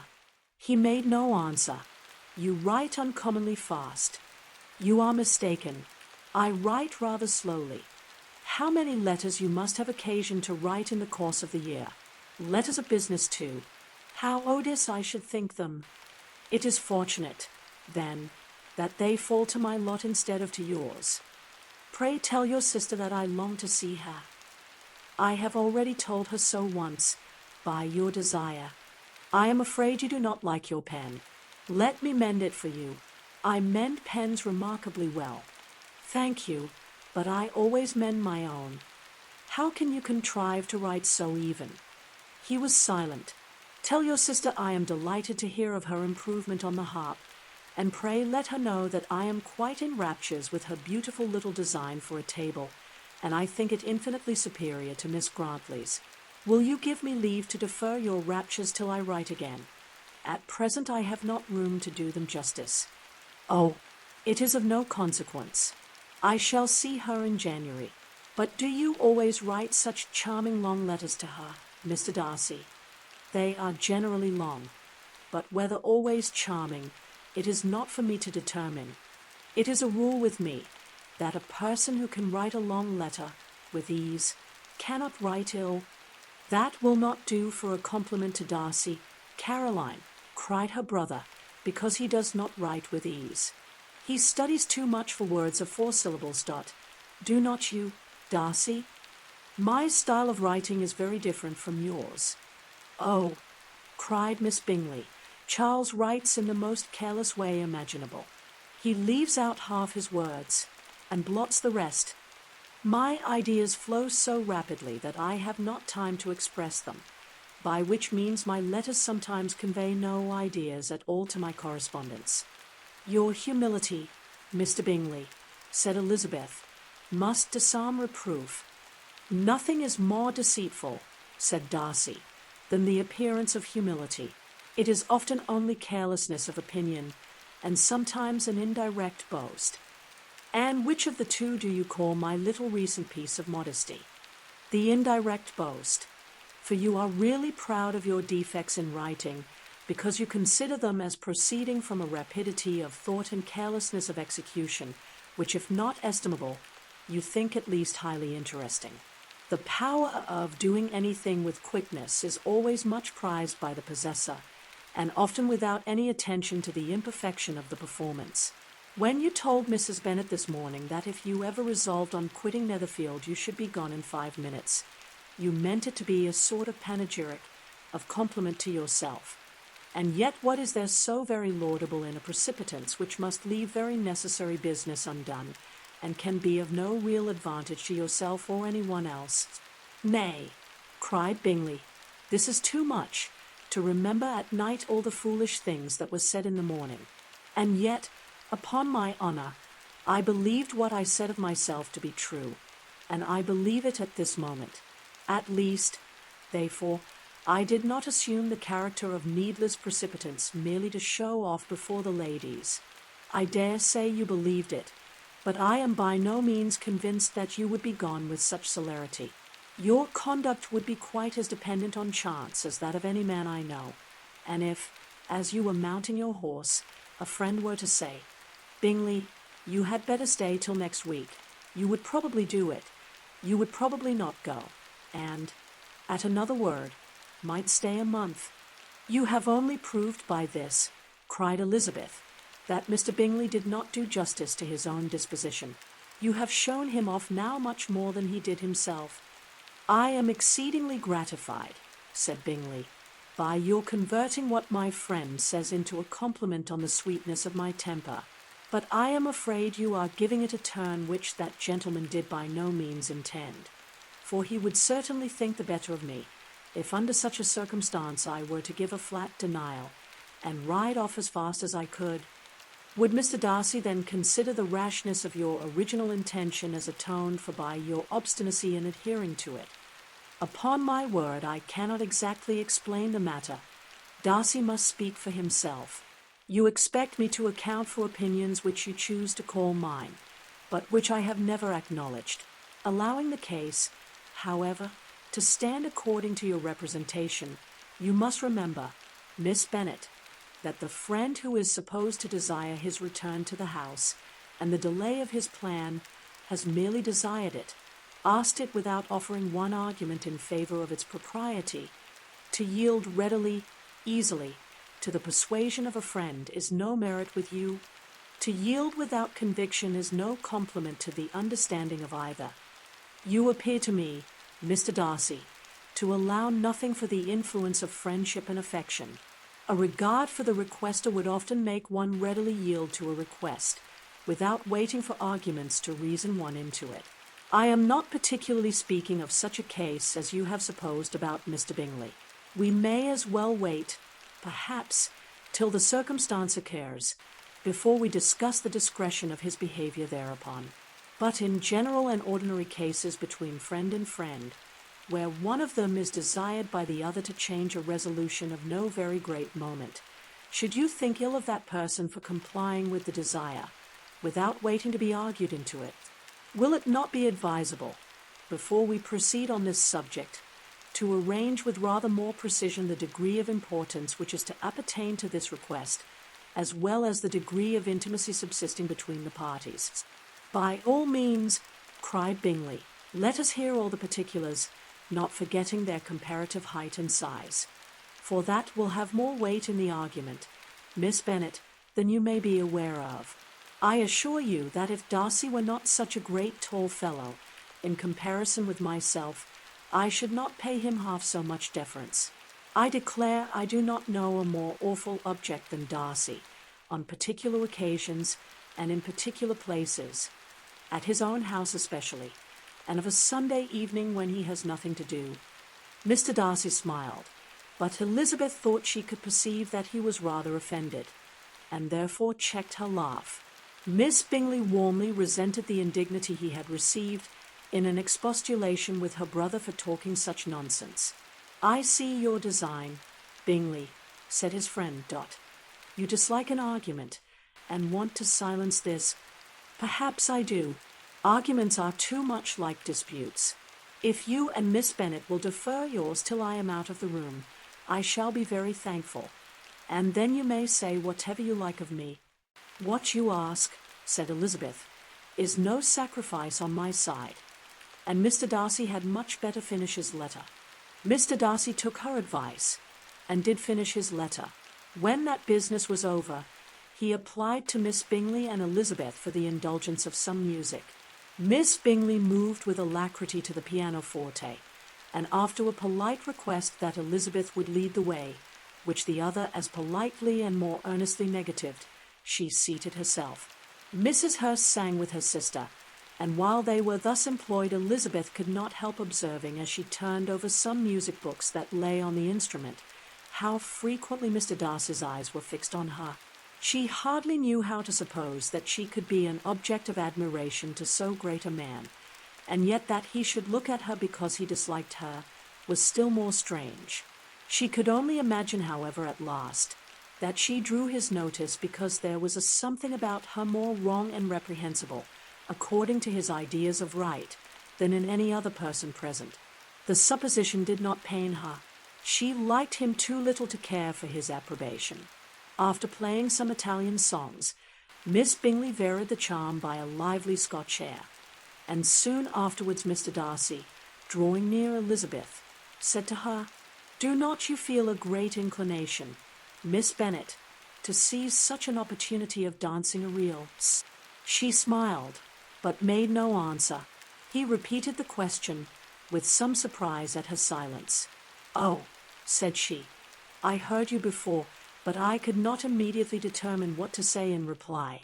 You wanted me, I know, to say yes, that you might have the pleasure of despising my taste, but I always delight in overthrowing those kind of schemes, and cheating a person of their premeditated contempt. I have therefore made up my mind to tell you that I do not want to dance a reel at all, and now despise me if you dare.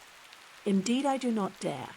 Elizabeth, having rather expected to affront him, was amazed at his gallantry, but there was a mixture of sweetness and archness in her manner which made it difficult for her to affront anybody, and Darcy had never been so bewitched by any woman as he was by her. He really believed that were it not for the inferiority of her connections, he should be in some danger. Miss Bingley saw, or suspected enough to be jealous, and her great anxiety for the recovery of her dear friend Jane received some assistance from her desire of getting rid of Elizabeth. She often tried to provoke Darcy into disliking her guest by talking of their supposed marriage and planning his happiness in such an alliance.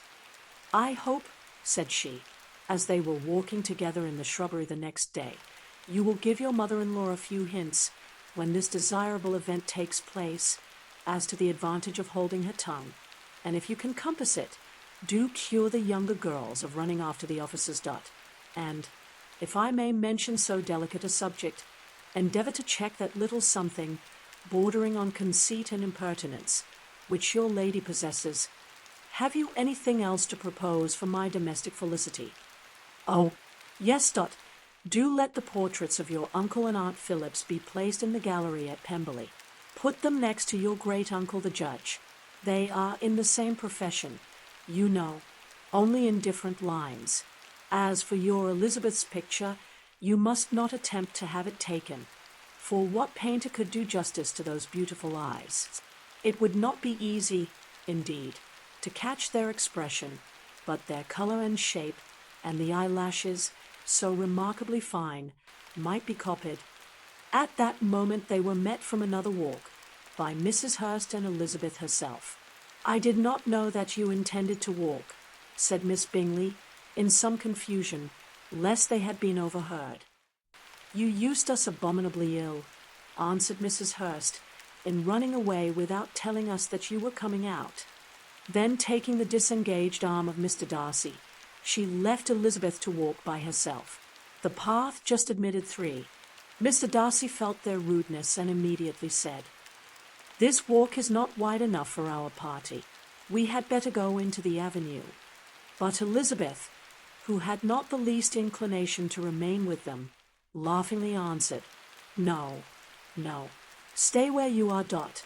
You are charmingly grouped, and appear to uncommon advantage. The picturesque would be spoilt by admitting a 4th. Goodbye." She then ran gaily off, rejoicing as she rambled about, in the hope of being at home again in a day or 2. Jane was already so much recovered as to intend leaving her room for a couple of hours that evening.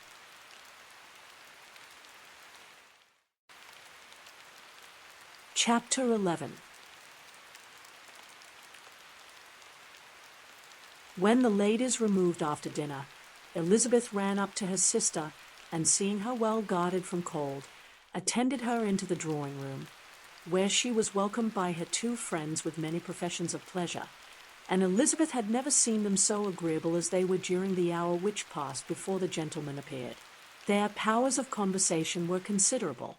They could describe an entertainment with accuracy, relate an anecdote with humour, and laugh at their acquaintance with spirit.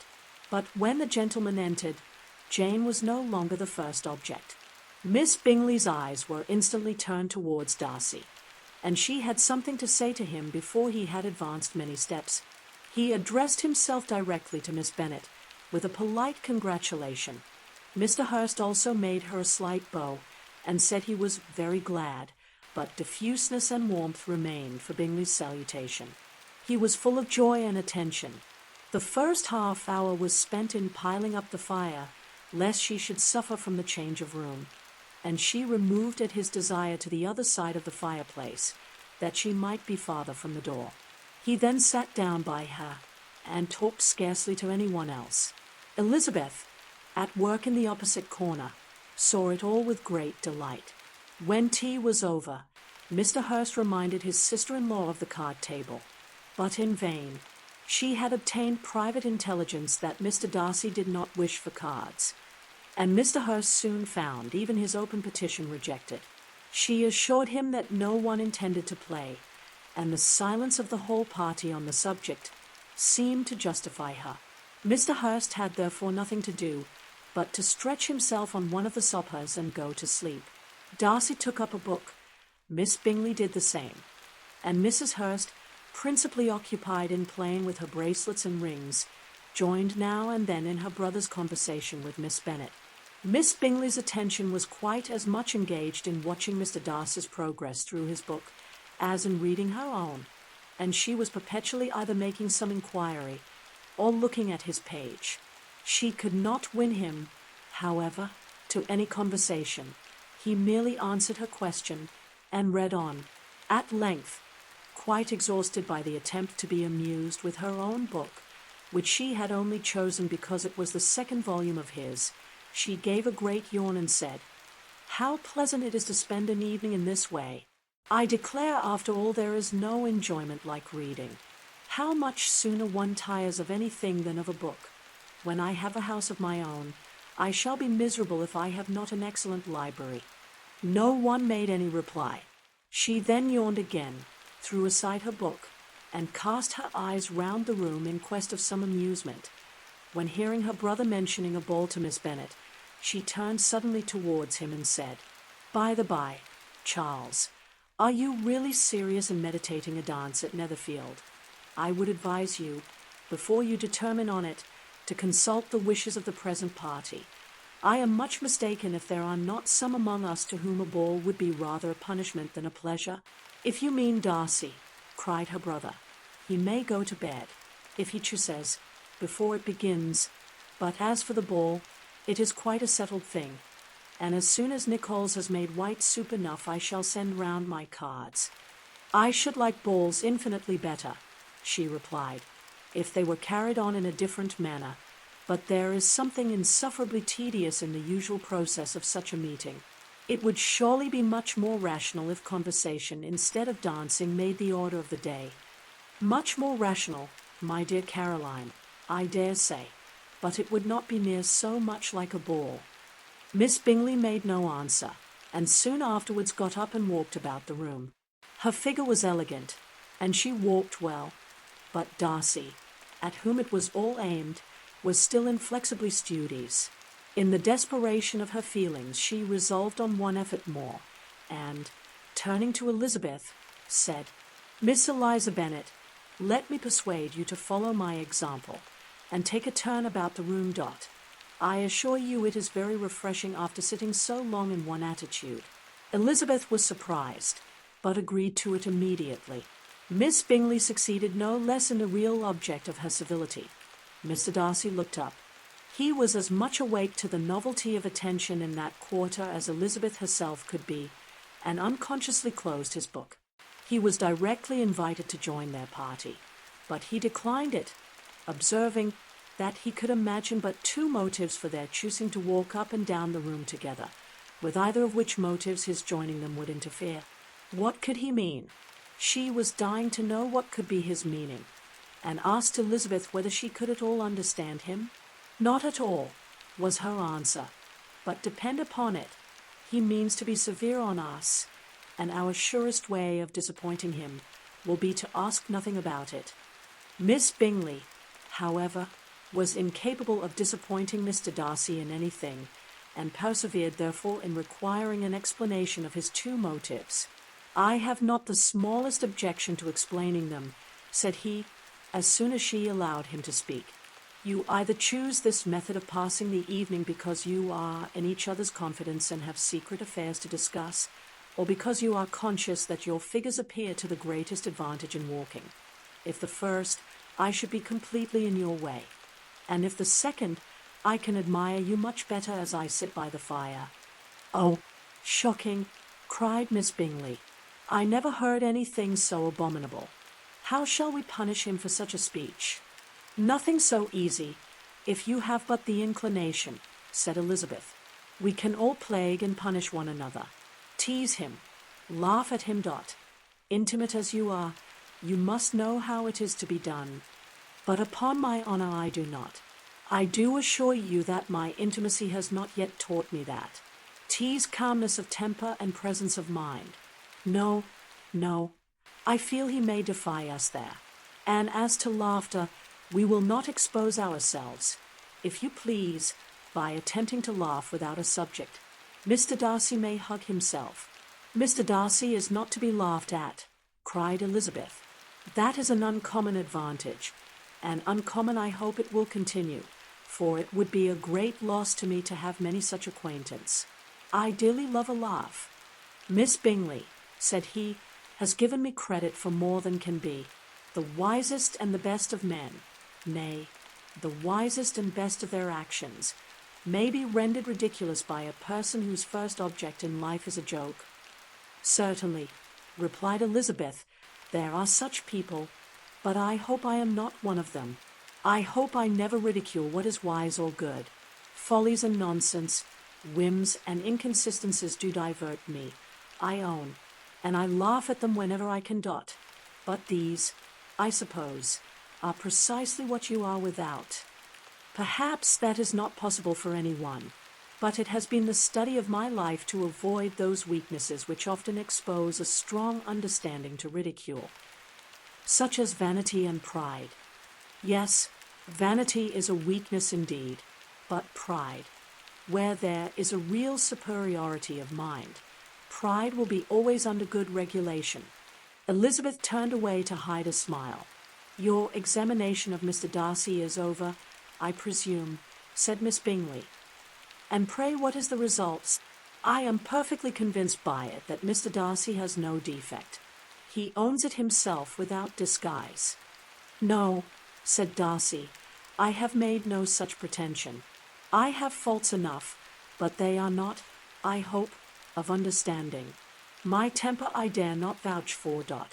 It is, I believe, too little yielding, certainly too little for the convenience of the world. I cannot forget the follies and vices of others so soon as I ought, nor their offences against myself. My feelings are not puffed about with every attempt to move them. My temper would perhaps be called resentful.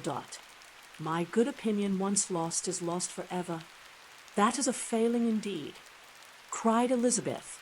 Implacable resentment is a shade in a character, but you have chosen your fault well. I really cannot laugh at it. You are safe from me. There is, I believe, in every disposition a tendency to some particular evil, a natural defect, which not even the best education can overcome. And your defect is a propensity to hate everybody. And yours, he replied with a smile, is wilfully to misunderstand them. Do let us have a little music, cried Miss Bingley, tired of a conversation in which she had no share. Louisa, you will not mind my waking Mr. Hurst. Her sister made not the smallest objection, and the pianoforte was opened, and Darcy, after a few moments' recollection, was not sorry for it. He began to feel the danger of paying Elizabeth too much attention.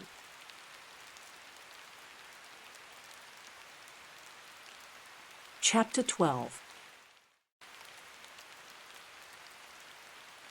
In consequence of an agreement between the sisters, Elizabeth wrote the next morning to her mother to beg that the carriage might be sent for them in the course of the day. But Mrs. Bennet, who had calculated on her daughters remaining at Netherfield till the following Tuesday, which would exactly finish Jane's week, could not bring herself to receive them with pleasure before. Her answer, therefore, was not propitious, at least not to Elizabeth's wishes, for she was impatient to get home. Mrs. Bennet sent them word that they could not possibly have the carriage before Tuesday, and in her postscript it was added that if Mr. Bingley and his sister pressed them to stay longer, she could spare them very well. Against staying longer, however, Elizabeth was positively resolved, nor did she much expect it would be asked, and fearful, on the contrary, as being considered as intruding themselves needlessly long, she urged Jane to borrow Mr. Bingley's carriage immediately, and at length it was settled that their original design of leaving Netherfield that morning should be mentioned, and the request made. The communication excited many professions of concern, and enough was said of wishing them to stay at least till the following day to work on Jane, and till the morrow their going was deferred. Miss Bingley was then sorry that she had proposed the delay, for her jealousy and dislike of one sister much exceeded her affection for the other. The master of the house heard with real sorrow that they were to go so soon, and repeatedly tried to persuade Miss Bennet that it would not be safe for her, that she was not enough recovered. But Jane was firm where she felt herself to be right. To Mr. Darcy it was welcome intelligence. Elizabeth had been at Netherfield long enough. She attracted him more than he liked, and Miss Bingley was uncivil to her and more teasing than usual to himself. He wisely resolved to be particularly careful that no sign of admiration should now escape him, nothing that could elevate her with the hope of influencing his felicity, sensible that if such an idea had been suggested, His behavior during the last day must have material weight in confirming or crushing it. Steady to his purpose, he scarcely spoke 10 words to her through the whole of Saturday, and though they were at one time left by themselves for half an hour, he adhered most conscientiously to his book, and would not even look at her. On Sunday, after morning service, the separation, so agreeable to almost all, took place. Miss Bingley's civility to Elizabeth increased at last very rapidly, as well as her affection for Jane, and when they parted, after assuring the latter of the pleasure it would always give her to see her either at Longbourn or Netherfield, and embracing her most tenderly, she even shook hands with the former Dot. Elizabeth took leave of the whole party in the liveliest spirits. They were not welcomed home very cordially by their mother.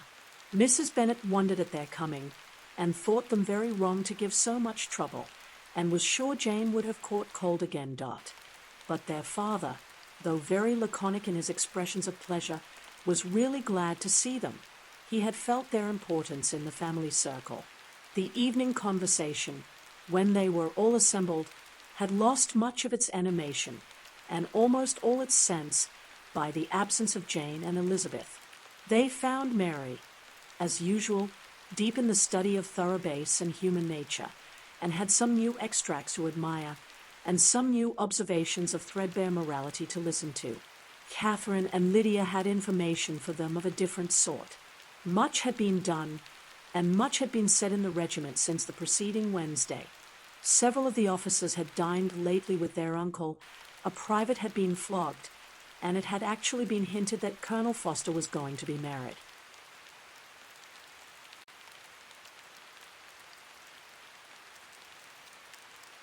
Chapter 13. "I hope, my dear," said Mr. Bennet to his wife, as they were at breakfast the next morning, "that you have ordered a good dinner today, because I have reason to expect an addition to our family party." "Who do you mean, my dear?" "I know of nobody that is coming, I am sure, unless Charlotte Lucas should happen to call in, and I hope my dinners are good enough for her. I do not believe she often sees such at home. The person of whom I speak is a gentleman and a stranger." Mrs. Bennet's eyes sparkled. Dot. "A gentleman and a stranger. It is Mr. Bingley, I am sure. Why, Jane, you never dropped a word of this, you sly thing. Well, I am sure I shall be extremely glad to see Mr. Bingley, Dot. But, good Lord, how unlucky! There is not a bit of fish to be got today. Lydia, my love, ring the bell. I must speak to Hill, this moment." "It is not Mr. Bingley," said her husband. "It is a person whom I never saw in the whole course of my life." This roused a general astonishment, and he had the pleasure of being eagerly questioned by his wife and 5 daughters at once. After amusing himself some time with their curiosity, he thus explained: "About a month ago I received this letter, and about a fortnight ago I answered it, for I thought it a case of some delicacy and requiring early attention. It is from my cousin, Mr. Collins, who, when I am dead, may turn you all out of this house as soon as he pleases." "Oh, my dear," cried his wife, "I cannot bear to hear that mentioned. Pray do not talk of that odious man. I do think it is the hardest thing in the world that your estate should be entailed away from your own children, and I am sure if I had been you, I should have tried long ago to do something or other about it." Jane and Elizabeth attempted to explain to her the nature of an entail. They had often attempted it before, but it was a subject on which Mrs. Bennet was beyond the reach of reason, and she continued to rail bitterly against the cruelty of settling an estate away from a family of 5 daughters in favor of a man whom nobody cared anything about. "It certainly is a most iniquitous affair," said Mr. Bennet, "and nothing can clear Mr. Collins from the guilt of inheriting Longbourn. But if you will listen to his letter, you may perhaps be a little softened by his manner of expressing himself." "No, that I am sure I shall not, and I think it was very impertinent of him to write to you at all, and very hypocritical. I hate such false friends. Why could not he keep on quarrelling with you, as his father did before him? Why, indeed, He does seem to have had some filial scruples on that head, as you will hear. Hunsford, near Westerham, Kent, the 15th of October. Dear Sir, the disagreement subsisting between yourself and my late honoured father always gave me much uneasiness, and since I have had the misfortune to lose him, I have frequently wished to heal the breach. But for some time I was kept back by my own doubts, fearing lest it might seem disrespectful to his memory for me to be on good terms with any one with whom it had always pleased him to be at variance. There, Mrs. Bennet. My mind, however, is now made up on the subject, for having received ordination at Easter, I have been so fortunate as to be distinguished by the patronage of the Right Honourable Lady Catherine de Bourgh, widow of Sir Lewis de Bourgh, whose bounty and beneficence has preferred me to the valuable rectory of this parish, where it shall be my earnest endeavour to demean myself with grateful respect towards her ladyship, and be ever ready to perform those rites and ceremonies which are instituted by the Church of England. As a clergyman, moreover, I feel it my duty to promote and establish the blessing of peace in all families within the reach of my influence, and on these grounds I flatter myself that my present overtures of goodwill are highly commendable, and that the circumstance of my being next in the entail of Longbourn estate will be kindly overlooked on your side, and not lead you to reject the offered olive branch. I cannot be otherwise than concerned at being the means of injuring your amiable daughters, and beg leave to apologize for it, as well as to assure you of my readiness to make them every possible amends, but of this hereafter, if you should have no objection to receive me into your house, I propose myself the satisfaction of waiting on you and your family Monday, November 18th, by 4 o'clock, and shall probably trespass on your hospitality till the Saturday se'nnight following, which I can do without any inconvenience, as Lady Catherine is far from objecting to my occasional absence on a Sunday, provided that some other clergyman is engaged to do the duty of the day. I remain, dear sir, with respectful compliments to your lady and daughters, your well-wisher and friend, William Collins. At 4 o'clock, therefore, we may expect this peacemaking gentleman, said Mr. Bennet, as he folded up the letter. He seems to be a most conscientious and polite young man, upon my word, and I doubt not will prove a valuable acquaintance, especially if Lady Catherine should be so indulgent as to let him come to us again. There is some sense in what he says about the girls, however, and if he is disposed to make them any amends, I shall not be the person to discourage him. Though it is difficult, said Jane, to guess in what way he can mean to make us the atonement he thinks our due. The wish is certainly to his credit. Elizabeth was chiefly struck with his extraordinary deference for Lady Catherine, and his kind intention of christening, marrying, and burying his parishioners whenever it were required. He must be an oddity, I think, said she.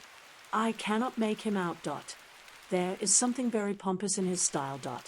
And what can he mean by apologizing for being next in the entail? We cannot suppose he would help it. If he could. Can he be a sensible man? Sir? No, my dear, I think not. I have great hopes of finding him quite the reverse. There is a mixture of civility and self-importance in his letter, which promises well. I am impatient to see him. In point of composition, said Mary, his letter does not seem defective. The idea of the olive branch perhaps is not wholly new, yet I think it is well expressed. To Catherine and Lydia, neither the letter nor its writer were in any degree interesting. It was next to impossible that their cousin should come in a scarlet coat, and it was now some weeks since they had received pleasure from the society of a man in any other colour. As for their mother, Mr. Collins's letter had done away much of her ill will, and she was preparing to see him with a degree of composure which astonished her husband and daughters. Mr. Collins was punctual to his time, and was received with great politeness by the whole family. Mr. Bennet indeed said little, but the ladies were ready enough to talk, and Mr. Collins seemed neither in need of encouragement, nor inclined to be silent himself. He was a tall, heavy-looking young man of 25. His air was grave and stately, and his manners were very formal. He had not been long seated before he complimented Mrs. Bennet on having so fine a family of daughters, said he had heard much of their beauty, but that, in this instance, fame had fallen short of the truth, and added that he did not doubt her seeing them all in due time well disposed of in marriage. This gallantry was not much to the taste of some of his hearers, but Mrs. Bennet, who quarrelled with no compliments, answered most readily, "You are very kind, sir, I am sure, and I wish with all my heart it may prove so, for else they will be destitute enough. Things are settled so oddly. You allude perhaps to the entail of this estate. Ah, sir, I do indeed. It is a grievous affair to my poor girls, you must confess. Not that I mean to find fault with you, for such things I know are all chance in this world. There is no knowing how estates will go when once they come to be entailed. I am very sensible, madam, of the hardship to my fair cousins, and could say much on the subject, but that I am cautious of appearing forward and precipitate. But I can assure the young ladies that I come prepared to admire them. At present I will not say more, but perhaps when we are better acquainted." He was interrupted by a summons to dinner, and the girls smiled on each other. They were not the only objects of Mr. Collins's admiration.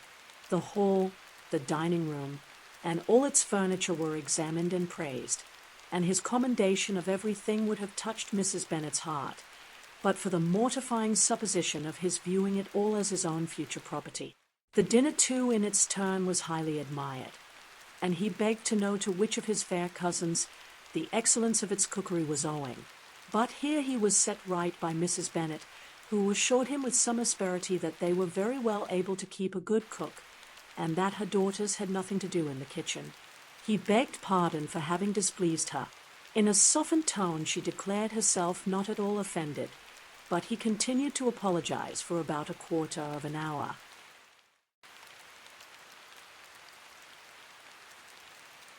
Chapter 14.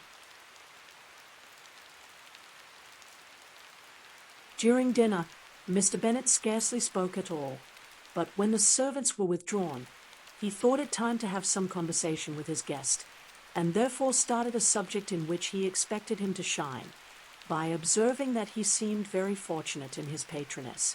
Lady Catherine de Bourgh's attention to his wishes and consideration for his comfort appeared very remarkable. Mr. Bennet could not have chosen better. Mr. Collins was eloquent in her praise. The subject elevated him to more than usual solemnity of manner, and with a most important aspect he protested that he had never in his life witnessed such behavior in a person of rank, such affability and condescension, as he had himself experienced from Lady Catherine. She had been graciously pleased to approve of both the discourses, which he had already had the honour of preaching before her. She had also asked him twice to dine at Rosings, and had sent for him only the Saturday before, to make up her pool of quadrille in the evening. Lady Catherine was reckoned proud by many people he knew, but he had never seen anything but affability in her. She had always spoken to him as she would to any other gentleman. She made not the smallest objection to his joining in the society of the neighbourhood, nor to his leaving his parish occasionally for a week or two to visit his relations. She had even condescended to advise him to marry as soon as he could, provided he chose with discretion, and had once paid him a visit in his humble parsonage, where she had perfectly approved all the alterations he had been making, and had even vouchsafed to suggest some herself, some shelves in the closets upstairs. "That is all very proper and civil, I am sure," said Mrs. Bennet, "and I dare say she is a very agreeable woman. It is a pity that great ladies in general are not more like her. Does she live near you, sir? The garden in which stands my humble abode is separated only by a lane from Rosings Park, her ladyship's residence. I think you said she was a widow, sir. Has she any family?" "She has one only daughter, the heiress of Rosings, and a very extensive property." "Ah," cried Mrs. Bennet, shaking her head, "then she is better off than many girls. And what sort of young lady is she? Is she handsome?" "She is a most charming young lady indeed. Lady Catherine herself says that in point of true beauty, Mr. Burf is far superior to the handsomest of her sex, because there is that in her features which marks the young woman of distinguished birth. She is unfortunately of a sickly constitution, which has prevented her making that progress in many accomplishments which she could not otherwise have failed of, as I am informed by the lady who superintended her education and who still resides with them. But she is perfectly amiable, and often condescends to drive by my humble abode in her little phaeton and ponies. Has she been presented? I do not remember her name among the ladies at court. Her indifferent state of health unhappily prevents her being in town, and by that means, as I told Lady Catherine myself one day, has deprived the British court of its brightest ornament. Her ladyship seemed pleased with the idea, and you may imagine that I am happy on every occasion to offer those little delicate compliments which are always acceptable to ladies. I have more than once observed to Lady Catherine that her charming daughter seemed born to be a duchess, and that the most elevated rank, instead of giving her consequence, would be adorned by her dot. These are the kind of little things which please her ladyship, and it is a sort of attention which I conceive myself peculiarly bound to pay. You judge very properly, said Mr. Bennet, and it is happy for you that you possess the talent of flattering with delicacy. May I ask whether these pleasing attentions proceed from the impulse of the moment, or are the result of previous study? They arise chiefly from what is passing at the time, and though I sometimes amuse myself with suggesting and arranging such little elegant compliments as may be adapted to ordinary occasions, I always wish to give them as unstudied an air as possible. Mr. Bennet's expectations were fully answered. His cousin was as absurd as he had hoped, and he listened to him with the keenest enjoyment, maintaining at the same time the most resolute composure of countenance, and except in an occasional glance at Elizabeth, requiring no partner in his pleasure. By tea-time, however, the dose had been enough, and Mr. Bennet was glad to take his guest into the drawing-room again, and when tea was over, glad to invite him to read aloud to the ladies. Mr. Collins readily assented, and a book was produced, but on beholding it, for everything announced it to be from a circulating library, he started back, and begging pardon, protested that he never read novels. Kitty stared at him, and Lydia exclaimed. Other books were produced, and after some deliberation he chose Fordyce's Sermons. Lydia gaped as he opened the volume, and before he had, with very monotonous solemnity, read 3 pages, she interrupted him with, "Do you know, Mamma, that my Uncle Phillips talks of turning away Richard, and if he does, Colonel Foster will hire him. My aunt told me so herself on Saturday. I shall walk to Meryton tomorrow to hear more about it, and to ask when Mr. Denny comes back from town." Lydia was bid by her 2 eldest sisters to hold her tongue, but Mr. Collins, much offended, laid aside his book, and said, "I have often observed how little young ladies are interested by books of a serious stamp, though written solely for their benefit. It amazes me, I confess, for certainly there can be nothing so advantageous to them as instruction. But I will no longer importune my young cousin." Then turning to Mr. Bennet, he offered himself as his antagonist at backgammon. Mr. Bennet accepted the challenge, observing that he acted very wisely in leaving the girls to their own trifling amusements. Mrs. Bennet and her daughters apologized most civilly for Lydia's interruption, and promised that it should not occur again if he would resume his book, but Mr. Collins, after assuring them that he bore his young cousin no ill will, and should never resent her behavior as any affront, seated himself at another table with Mr. Bennet, and prepared for backgammon.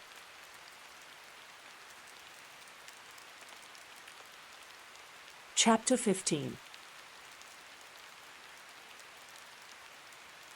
Mr. Collins was not a sensible man, and the deficiency of nature had been but little assisted by educational society, the greatest part of his life having been spent under the guidance of an illiterate and miserly father, and though he belonged to one of the universities, he had merely kept the necessary terms, without forming at it any useful acquaintance.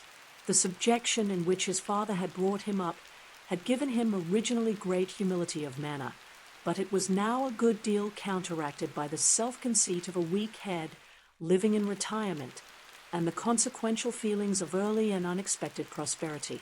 A fortunate chance had recommended him to Lady Catherine de Bourgh when the living of Hunsford was vacant, and the respect which he felt for her high rank and his veneration for her as his patroness, mingling with a very good opinion of himself, of his authority as a clergyman, and his rights as a rector, made him altogether a mixture of pride and obsequiousness, self-importance and humility.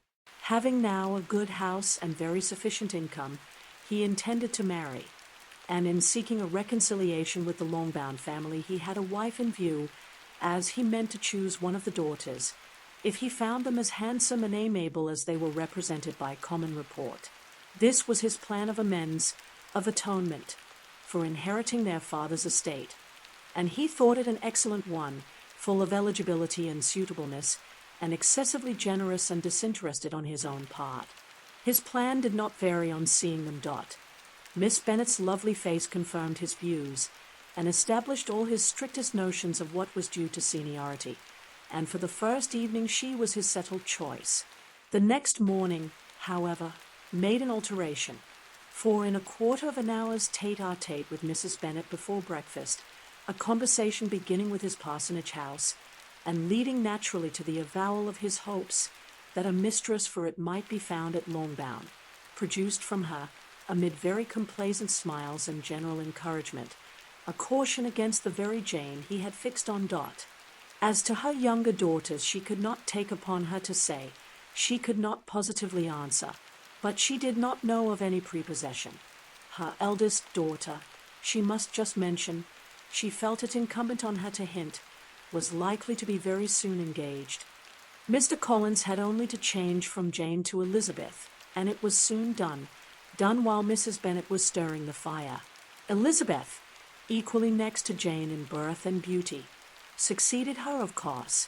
Mrs. Bennet treasured up the hint, and trusted that she might soon have 2 daughters married, and the man whom she could not bear to speak of the day before was now high in her good graces.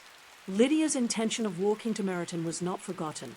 Every sister except Mary agreed to go with her, and Mr. Collins was to attend them, at the request of Mr. Bennet, who was most anxious to get rid of him and have his library to himself, for thither Mr. Collins had followed him after breakfast, and there he would continue, nominally engaged with one of the largest folios in the collection, but really talking to Mr. Bennet, with little cessation, of his house and garden at Hunsford. Such doings discomposed Mr. Bennet exceedingly. In his library he had been always sure of leisure and tranquillity, and though prepared, as he told Elizabeth, to meet with folly and conceit in every other room in the house, he was used to be free from them there. His civility, therefore, was most prompt in inviting Mr. Collins to join his daughters in their walk, and Mr. Collins, being in fact much better fitted for a walker than a reader, was extremely well pleased to close his large book and go, in pompous nothings on his side, and civil assents on that of his cousins. Their time passed till they entered Meryton. The attention of the younger ones was then no longer to be gained by him. Their eyes were immediately wandering up in the street in quest of the officers, and nothing less than a very smart bonnet indeed, or a really new muslin in a shop window, could recall them. But the attention of every lady was soon caught by a young man, whom they had never seen before, of most gentlemanlike appearance, walking with an officer on the other side of the way. The officer was the very Mr. Denny, concerning whose return from London Lydia came to inquire, and he bowed as they passed. All were struck with the stranger's air, all wondered who he could be, and Kitty and Lydia, determined if possible to find out, led the way across the street, under pretence of wanting something in an opposite shop, and fortunately had just gained the pavement when the 2 gentlemen turning back had reached the same spot. Mr. Denny addressed them directly, and entreated permission to introduce his friend, Mr. Wickham, who had returned with him the day before from town, and he was happy to say had accepted a commission in their corps. This was exactly as it should be, for the young man wanted only regimentals to make him completely charming. His appearance was greatly in his favor. He had all the best part of beauty, of fine countenance, a good figure, and very pleasing address. The introduction was followed up on his side by a happy readiness of conversation, a readiness at the same time perfectly correct and unassuming, and the whole party was still standing and talking together very agreeably, when the sound of horses drew their notice, and Darcy and Bingley were seen riding down the street. On distinguishing the ladies of the group, the two gentlemen came directly towards them, and began the usual civilities. Bingley was the principal spokesman, and Miss Bennet the principal object. He was then, he said, on his way to Longbourn on purpose to inquire after her. Mr. Darcy corroborated it with a bow, and was beginning to determine not to fix his eyes on Elizabeth, when they were suddenly arrested by the sight of the stranger, and Elizabeth, happening to see the countenance of both as they looked at each other, was all astonishment at the effect of the meeting. Both changed colour, one looked white, the other red. Mr. Wickham, after a few moments, touched his hat, a salutation which Mr. Darcy just deigned to return. What could be the meaning of it? It was impossible to imagine. It was impossible not to long to know. In another minute Mr. Bingley, but without seeming to have noticed what passed, took leave and rode on with his friend. Mr. Denny and Mr. Wickham walked with the young ladies to the door of Mr. Phillips's house, and then made their bows, in spite of Miss Lydia's pressing entreaties that they would come in, and even in spite of Mrs. Phillips throwing up the parlour window and loudly seconding the invitation.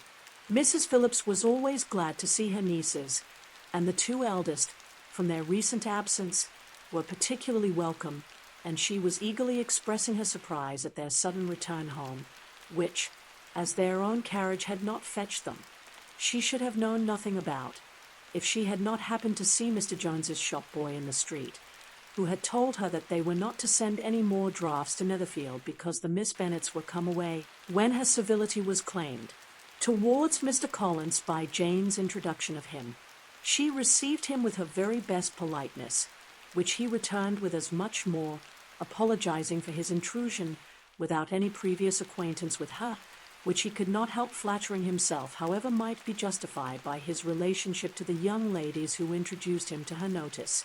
Mrs. Phillips was quite awed by such an excess of good breeding, but her contemplation of one stranger was soon put an end to by exclamations and inquiries about the other, of whom, however, she could only tell her nieces what they already knew, that Mr. Denny had brought him from London, and that he was to have a lieutenant's commission in the shire.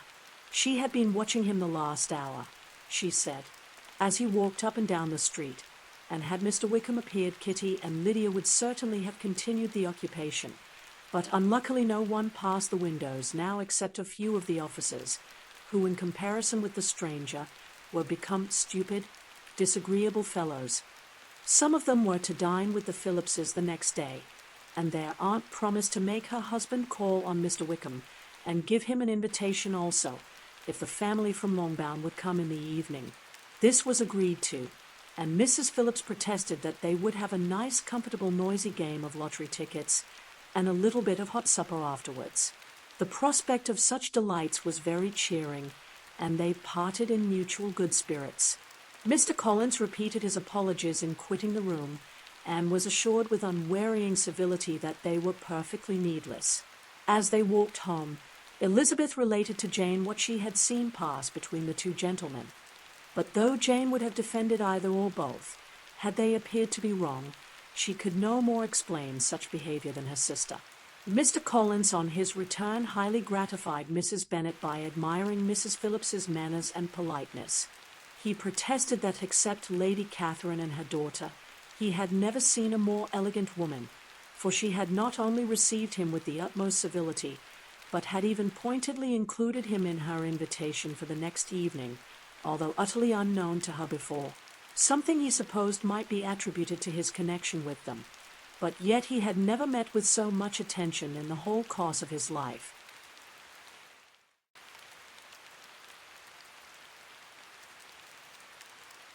Chapter 16.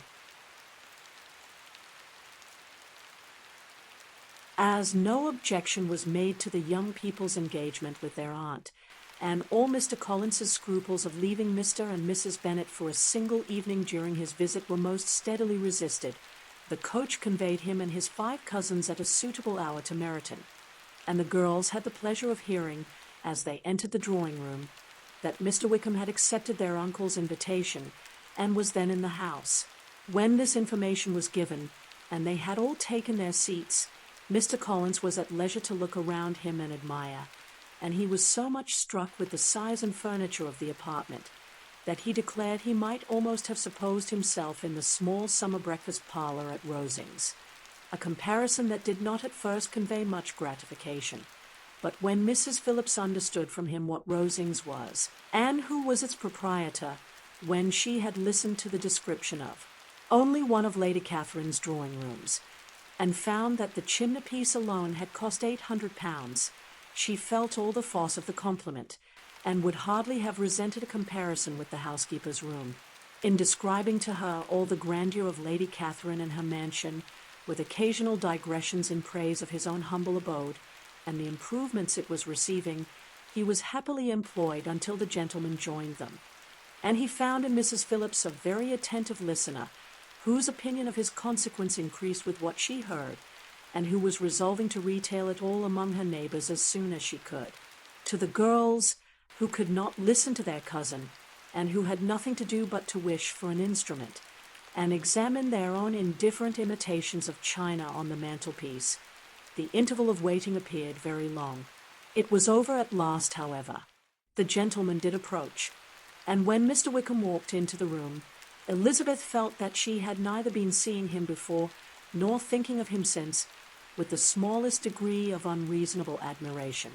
The officers of the Shire were in general a very creditable, gentlemanlike set, and the best of them were of the present party.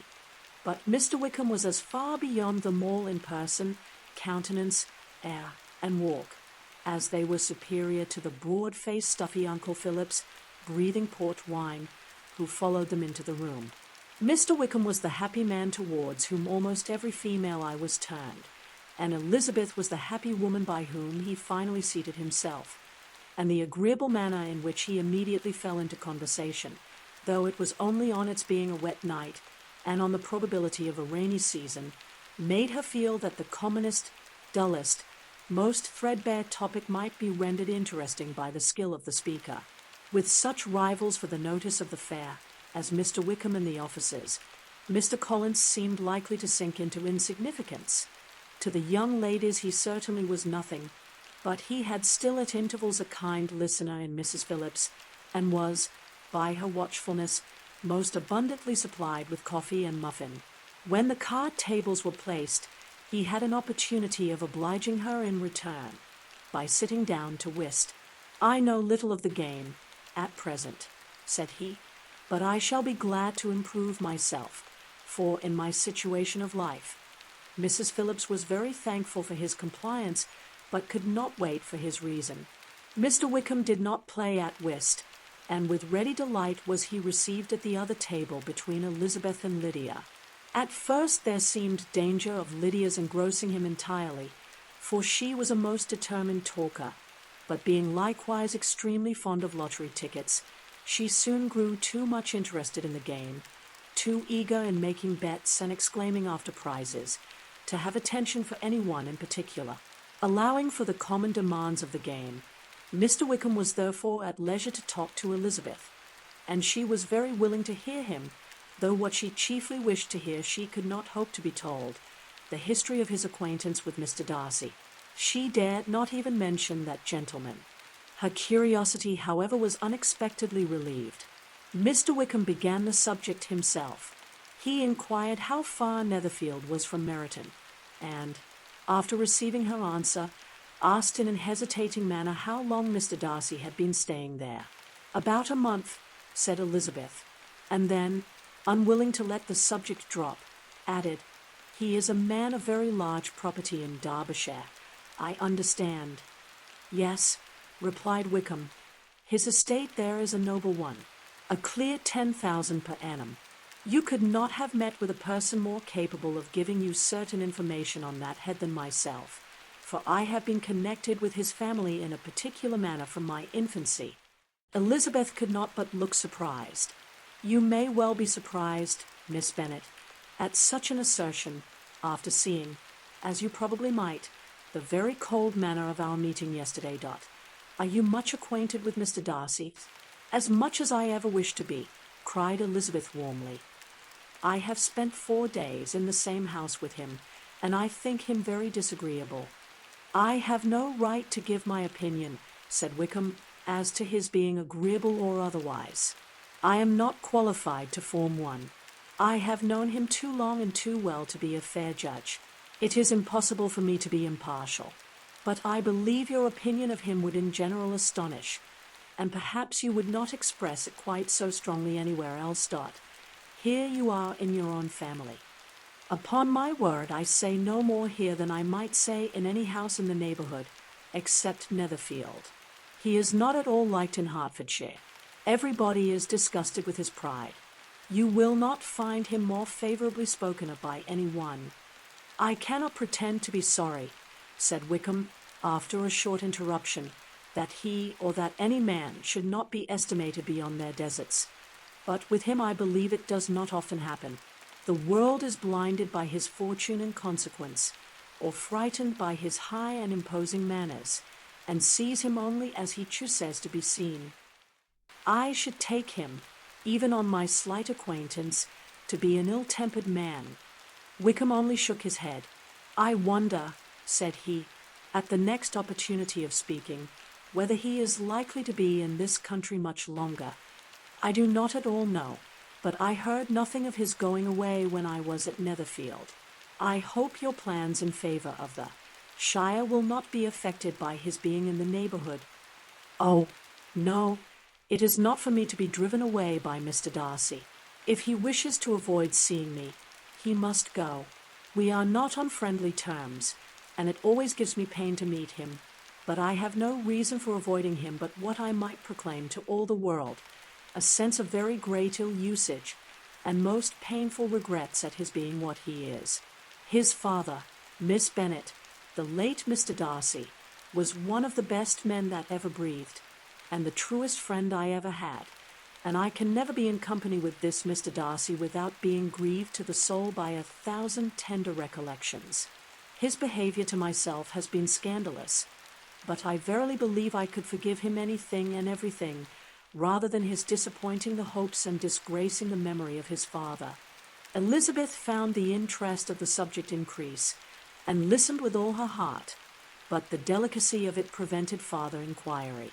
Mr. Wickham began to speak on more general topics, Meryton, the neighbourhood, the society, appearing highly pleased with all that he had yet seen, and speaking of the latter especially, with gentle but very intelligible gallantry. It was the prospect of constant society, and good society, he added, which was my chief inducement to enter the shire. I knew it to be a most respectable, agreeable corps, and my friend Denny tempted me farther by his account of their present quarters, and the very great attentions and excellent acquaintance Meryton had procured them. Society, I own, is necessary to me. I have been a disappointed man, and my spirits will not bear solitude. I must have employment in society. A military life is not what I was intended for, but circumstances have now made it eligible. The church ought to have been my profession. I was brought up for the church, and I should at this time have been in possession of a most valuable living, had it pleased the gentleman we were speaking of just now. Indeed, yes, the late Mr. Darcy bequeathed me the next presentation of the best living in his gift. He was my godfather, and excessively attached to me. I cannot do justice to his kindness. He meant to provide for me amply, and thought he had done it, but when the living fell, it was given elsewhere. Good heavens, cried Elizabeth, but how could that be? How could his will be disregarded? Why did not you seek legal redress? There was just such an informality in the terms of the bequest as to give me no hope from law. A man of honour could not have doubted the intention, but Mr. Darcy chose to doubt it, or to treat it as a merely conditional recommendation, and to assert that I had forfeited all claim to it by extravagance, imprudence, in short anything or nothing. Certain it is that the living became vacant 2 years ago, exactly as I was of an age to hold it, and that it was given to another man. And no less certain is it that I cannot accuse myself of having really done anything to deserve to lose it. I have a warm, unguarded temper, and I may perhaps have sometimes spoken my opinion of him, and to him, too freely. I can recall nothing worse, but the fact is that we are very different sort of men, and that he hates me. This is quite shocking. He deserves to be publicly disgraced. Some time or other he will be, but it shall not be by me. Till I can forget his father, I can never defy or expose him. Elizabeth honored him for such feelings, and thought him handsomer than ever as he expressed them. But what, said she, after a pause, can have been his motive? What can have induced him to behave so cruelly? A thorough, determined dislike of me, a dislike which I cannot but attribute in some measure to jealousy. Had the late Mr. Darcy liked me less, his son might have borne with me better, but his father's uncommon attachment to me irritated him, I believe, very early in life. He had not a temper to bear the sort of competition in which we stood, the sort of preference which was often given me. I had not thought Mr. Darcy so bad as this. Though I have never liked him, I had not thought so very ill of him. I had supposed him to be despising his fellow creatures in general, but did not suspect him of descending to such malicious revenge, such injustice, such inhumanity as this. After a few minutes' reflection, however, she continued, I do remember his boasting one day, at Netherfield, of the implacability of his resentments, of his having an unforgiving temper. His disposition must be dreadful. I will not trust myself on the subject, replied Wickham. I can hardly be just to him. Elizabeth was again deep in thought, and after a time exclaimed, to treat in such a manner the godson, the friend, the favourite of his father. She could have added, a young man too, like you, whose very countenance may vouch for your being amiable. But she contented herself with, and one, too, who had probably been his own companion from childhood, connected together, as I think you said, in the closest manner. We were born in the same parish, within the same park. The greatest part of our youth was passed together, inmates of the same house, sharing the same amusements, objects of the same parental care. My father began life in the profession which your uncle, Mr. Phillips, appears to do so much credit to, but he gave up everything to be of use to the late Mr. Darcy, and devoted all his time to the care of the Pemberley property. He was most highly esteemed by Mr. Darcy, a most intimate, confidential friend. Mr. Darcy often acknowledged himself to be under the greatest obligations to my father's active superintendence, and when immediately before my father's death, Mr. Darcy gave him a voluntary promise of providing for me, I am convinced that he felt it to be as much a debt of gratitude to him as of affection to myself. How strange, cried Elizabeth. How abominable. I wonder that the very pride of this Mr. Darcy has not made him just to you, if from no better motive, that he should not have been too proud to be dishonest. For dishonesty I must call it. It is wonderful, replied Wickham, for almost all his actions may be traced to pride, and pride has often been his best friend. It has connected him nearer with virtue than any other feeling. But we are none of us consistent, and in his behavior to me there were stronger impulses even than pride. Can such abominable pride as his have ever done him good? Yes, it has often led him to be liberal and generous, to give his money freely, to display hospitality, to assist his tenants, and relieve the poor. Family pride and filial pride, for he is very proud of what his father was, have done this, not to appear to disgrace his family, to degenerate from the popular qualities, or lose the influence of the Pemberley house, is a powerful motive. He has also brotherly pride, which with some brotherly affection makes him a very kind and careful guardian of his sister, and you will hear him generally cried up as the most attentive and best of brothers. What sort of a girl is Miss Darcy? He shook his head. I wish I could call her amiable. It gives me pain to speak ill of a Darcy. But she is too much like her brother, very, very proud. As a child, she was affectionate and pleasing, and extremely fond of me, and I have devoted hours and hours to her amusement. But she is nothing to me now. She is a handsome girl, about 15 or 16, and I understand highly accomplished. Since her father's death, her home has been London, where a lady lives with her and superintends her education. After many pauses and many trials of other subjects, Elizabeth could not help reverting once more to the first, and saying, "I am astonished at his intimacy with Mr. Bingley. How can Mr. Bingley, who seems good humour itself, and is, I really believe, truly amiable, be in friendship with such a man? How can they suit each other? Do you know Mr. Bingley?" "Not at all. He is a sweet-tempered, amiable, charming man. He cannot know what Mr. Darcy is. Probably not, but Mr. Darcy can please where he chooses. He does not want abilities. He can be a conversable companion if he thinks it worth his while. Among those who are at all his equals in consequence, he is a very different man from what he is to the less prosperous. His pride never deserts him. But with the rich, he is liberal-minded, just, sincere, rational, honourable, and perhaps agreeable, allowing something for fortune and figure. The whist party soon afterwards breaking up, the players gathered round the other table, and Mr. Collins took his station between his cousin Elizabeth and Mrs. Phillips. The usual inquiries as to his success were made by the latter. It had not been very great. He had lost every point. But when Mrs. Phillips began to express a concern thereupon, he assured her with much earnest gravity that it was not of the least importance, that he considered the money as a mere trifle, and begged she would not make herself uneasy.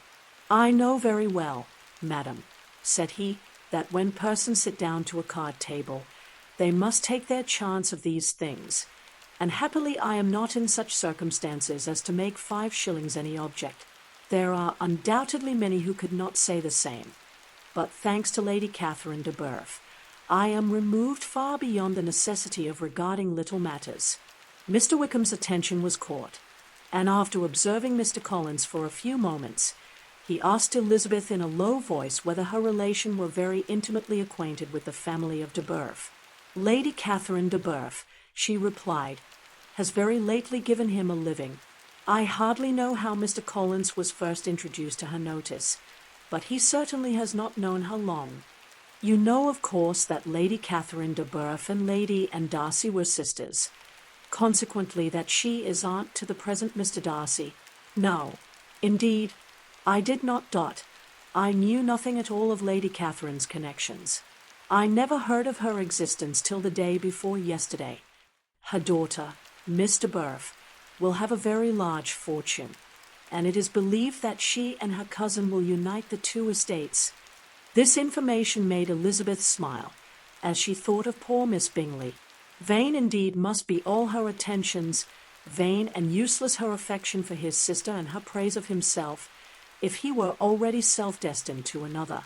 "Mr. Collins," said she, "speaks highly both of Lady Catherine and her daughter, but from some particulars that he has related of her ladyship, I suspect his gratitude misleads him, and that in spite of her being his patroness, she is an arrogant, conceited woman." "I believe her to be both in a great degree," replied Wickham. "I have not seen her for many years, but I very well remember that I never liked her, and that her manners were dictatorial and insolent. She has the reputation of being remarkably sensible and clever, but I rather believe she derives part of her abilities from her rank and fortune, part from her authoritative manner, and the rest from the pride of her nephew, who says that every one connected with him should have an understanding of the first class." Elizabeth allowed that he had given a very rational account of it, and they continued talking together with mutual satisfaction till supper put an end to cards, and gave the rest of the ladies their share of Mr. Wickham's attentions. There could be no conversation in the noise of Mrs. Phillips's supper party, but his manners recommended him to everybody. Whatever he said was said well, and whatever he did, done gracefully. Elizabeth went away with her head full of him, She could think of nothing but of Mr. Wickham and of what he had told her all the way home. But there was not time for her even to mention his name as they went, for neither Lydia nor Mr. Collins were once silent. Lydia talked incessantly of lottery tickets, of the fish she had lost and the fish she had won, and Mr. Collins, in describing the civility of Mr. and Mrs. Phillips, protesting that he did not in the least regard his losses at whist, enumerating all the dishes at supper, and repeatedly fearing that he crowded his cousins, had more to say than he could well manage before the carriage stopped at Longbourn House.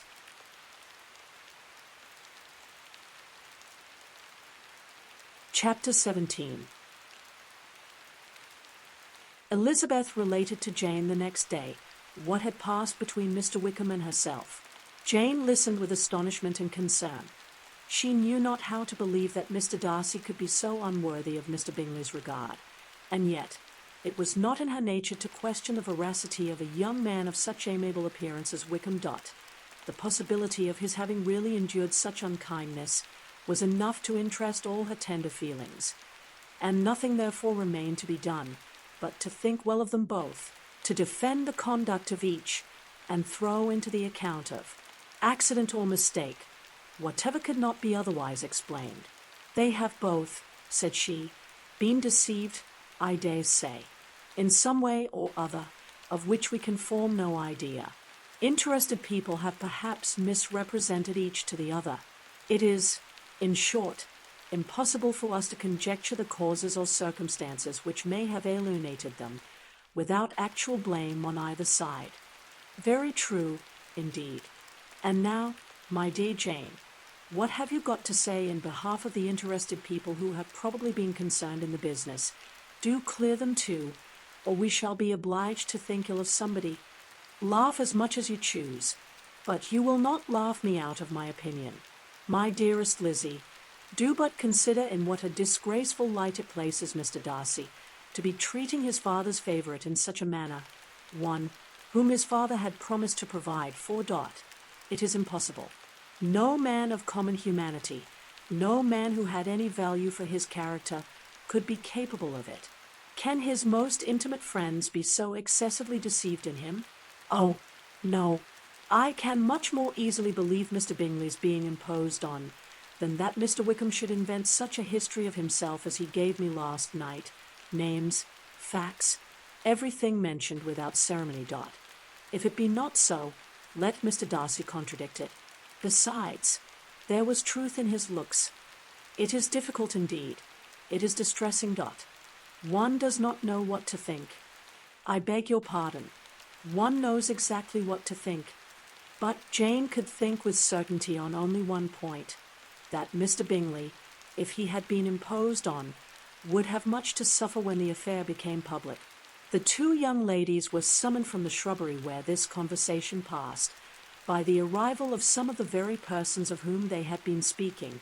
Mr. Bingley and his sisters came to give their personal invitation for the long-expected ball at Netherfield, which was fixed for the following Tuesday. The two ladies were delighted to see their dear friend again, called it an age since they had met, and repeatedly asked what she had been doing with herself since their separation. To the rest of the family they paid little attention, avoiding Mrs. Bennet as much as possible, saying not much to Elizabeth, and nothing at all to the others. They were soon gone again, rising from their seats with an activity which took their brother by surprise, and hurrying off as if eager to escape from Mrs. Bennet's civilities. The prospect of the Netherfield ball was extremely agreeable to every female of the family. Mrs. Bennet chose to consider it as given in compliment to her eldest daughter, and was particularly flattered by receiving the invitation from Mr. Bingley himself, instead of a ceremonious card. Jane pictured to herself a happy evening in the society of her two friends and the attentions of their brother, and Elizabeth thought with pleasure of dancing a great deal with Mr. Wickham, and of seeing a confirmation of everything in Mr. Darcy's looks and behaviour. The happiness anticipated by Catherine and Lydia depended less on any single event or any particular person, for though they each, like Elizabeth, meant to dance half the evening with Mr. Wickham, he was by no means the only partner who could satisfy them, and a ball was at any rate a ball. and even Mary could assure her family that she had no disinclination for it. "While I can have my mornings to myself," said she, "it is enough. I think it no sacrifice to join occasionally in evening engagements. Society has claims on us all, and I profess myself one of those who consider intervals of recreation and amusement as desirable for everybody." Elizabeth's spirits were so high on the occasion that though she did not often speak unnecessarily to Mr. Collins, she could not help asking him whether he intended to accept Mr. Bingley's invitation, and if he did, whether he would think it proper to join in the evening's amusement. And she was rather surprised to find that he entertained no scruple whatever on that head, and was very far from dreading a rebuke either from the Archbishop or Lady Catherine de Bourgh by venturing to dance. "I am by no means of opinion, I assure you," said he, "that a ball of this kind, given by a young man of character to respectable people, can have any evil tendency, and I am so far from objecting to dancing myself that I shall hope to be honored with the hands of all my fair cousins in the course of the evening, and I take this opportunity of soliciting yours, Miss Elizabeth, for the 2 first dances especially, a preference which I trust my cousin Jane will attribute to the right cause, and not to any disrespect for her." Elizabeth felt herself completely taken in. She had fully proposed being engaged by Wickham for those very dances, and to have Mr. Collins instead. Her liveliness had been never worse timed. There was no help for it, however. Mr. Wickham's happiness and her own was perforce delayed a little longer, and Mr. Collins's proposal accepted with as good a grace as she could. She was not the better pleased with his gallantry, from the idea it suggested of something more. It now first struck her that she was selected from among her sisters as worthy of being the mistress of Hunsford Parsonage, and of assisting to form a quadrille table at Rosings, in the absence of more eligible visitors. The idea soon reached to conviction, as she observed his increasing civilities toward herself, and heard his frequent attempt at a compliment on her wit and vivacity, and though more astonished than gratified herself by this effect of her charms, it was not long before her mother gave her to understand that the probability of their marriage was exceedingly agreeable to her. Elizabeth, however, did not choose to take the hint, being well aware that a serious dispute must be the consequence of any reply. Mr. Collins might never make the offer, and till he did, it was useless to quarrel about him. If they had not been a Netherfield ball to prepare for and talk of, the younger Miss Bennets would have been in a pitiable state at this time, for from the day of the invitation to the day of the ball there was such a succession of rain as prevented their walking to Meryton once. No aunt, no officers, no news could be sought after. The very shoe roses for Netherfield were got by proxy. Even Elizabeth might have found some trial of her patience in weather, which totally suspended the improvement of her acquaintance with Mr. Wickham, and nothing less than a dance on Tuesday could have made such a Friday, Saturday, Sunday, and Monday endurable to Kitty and Lydia.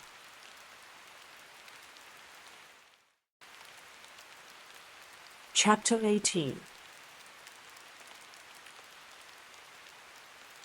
Till Elizabeth entered the drawing-room at Netherfield and looked in vain for Mr. Wickham among the cluster of red coats there assembled, a doubt of his being present had never occurred to her. The certainty of meeting him had not been checked by any of those recollections that might not unreasonably have alarmed her. She had dressed with more than usual care, and prepared in the highest spirits for the conquest of all that remained unsubbed of his heart, trusting that it was not more than might be won in the course of the evening. But in an instant arose the dreadful suspicion of his being purposely omitted for Mr. Darcy's pleasure in the Bingleys' invitation to the offices, and though this was not exactly the case, the absolute fact of his absence was pronounced by his friend Mr. Denny, to whom Lydia eagerly applied, and who told them that Wickham had been obliged to go to town on business the day before, and was not yet returned, adding, with a significant smile, "I do not imagine his business would have called him away just now, if he had not wished to avoid a certain gentleman here." This part of his intelligence, though unheard by Lydia, was caught by Elizabeth, and as it assured her that Darcy was not less answerable for Wickham's absence than if her first surmise had been just, every feeling of displeasure against the former was so sharpened by immediate disappointment that she could hardly reply with tolerable civility to the polite inquiries which he directly afterwards approached to make. Attention, forbearance, patience with Darcy was injury to Wickham. She was resolved against any sort of conversation with him, and turned away with a degree of ill humour which she could not wholly surmount even in speaking to Mr. Bingley, whose blind partiality provoked her.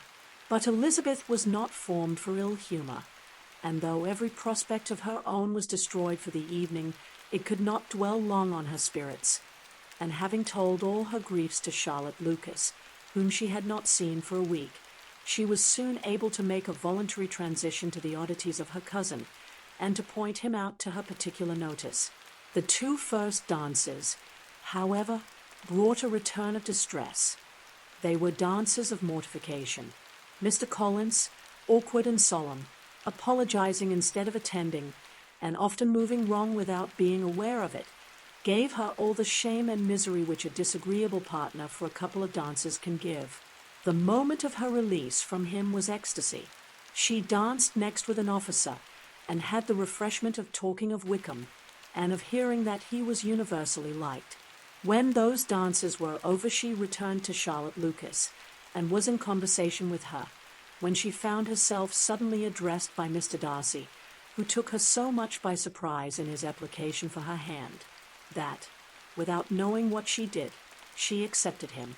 He walked away again immediately, and she was left to fret over her own want of presence of mind. Charlotte tried to console her. "I dare say you will find him very agreeable." "Heaven forbid!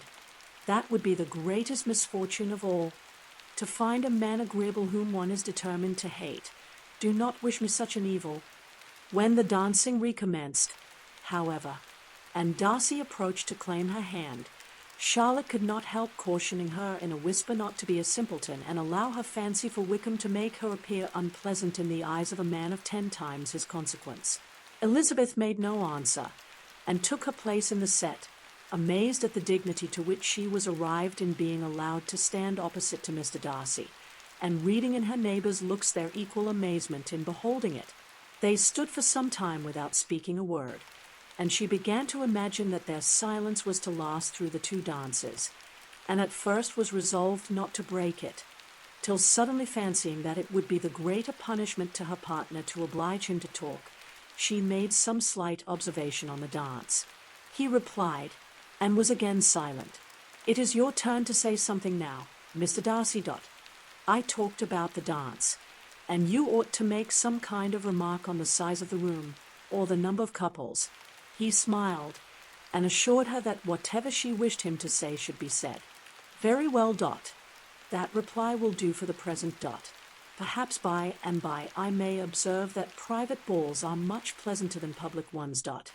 But now we may be silent. Do you talk by rule, then, while you are dancing?" "Sometimes. One must speak a little, you know. It would look odd to be entirely silent for half an hour together, and yet for the advantage of some, conversation ought to be so arranged as that they may have the trouble of saying as little as possible. Are you consulting your own feelings in the present case, or do you imagine that you are gratifying mine?" "Both," replied Elizabeth archly, "for I have always seen a great similarity in the turn of our minds.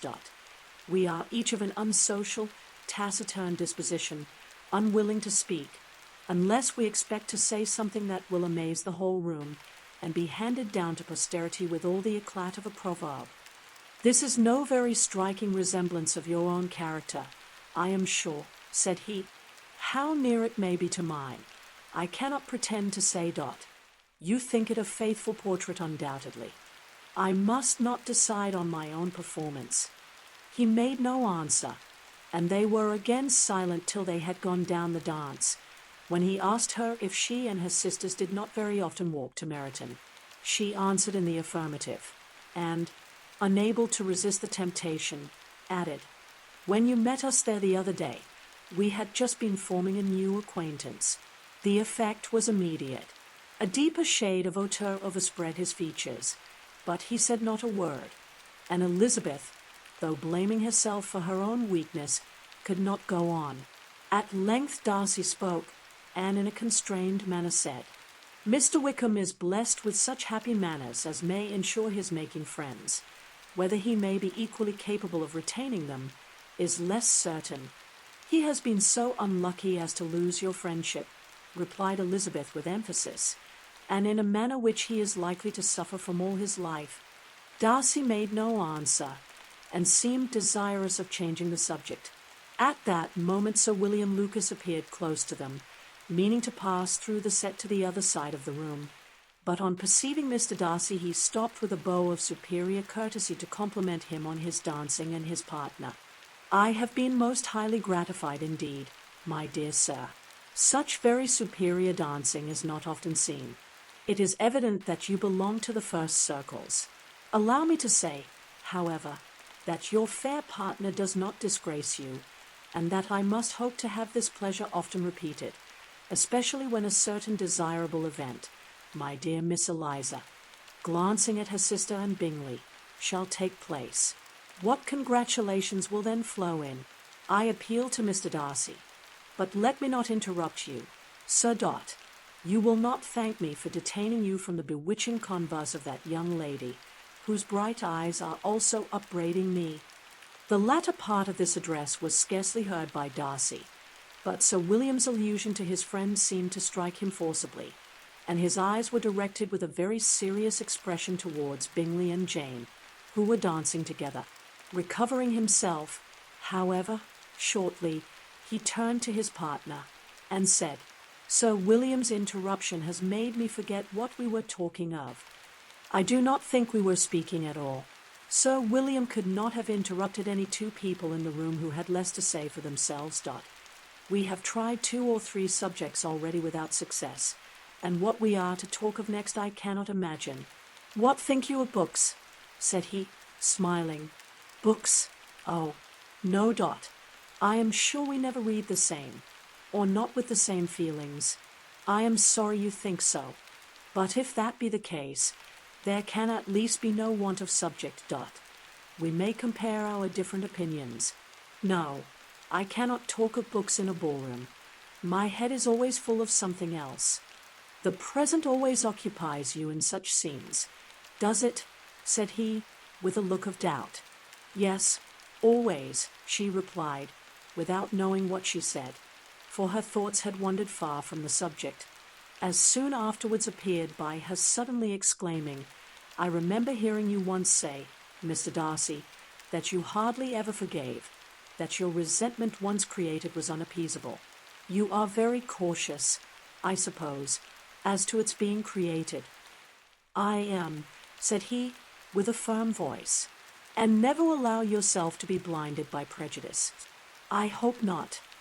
It is particularly incumbent on those who never change their opinion to be secure of judging properly at first. May I ask to what these questions tend?" "Merely to the illustration of your character," said she, endeavoring to shake off her gravity. "I am trying to make it out." "And what is your success?" She shook her head. "I do not get on at all. I hear such different accounts of you as puzzle me exceedingly." "I can readily believe," answered he gravely, "that report may vary greatly with respect to me, and I could wish, Miss Bennet, that you were not to sketch my character at the present moment, as there is reason to fear that the performance would reflect no credit on either. But if I do not take your likeness now, I may never have another opportunity." "I would by no means suspend any pleasure of yours," he coldly replied.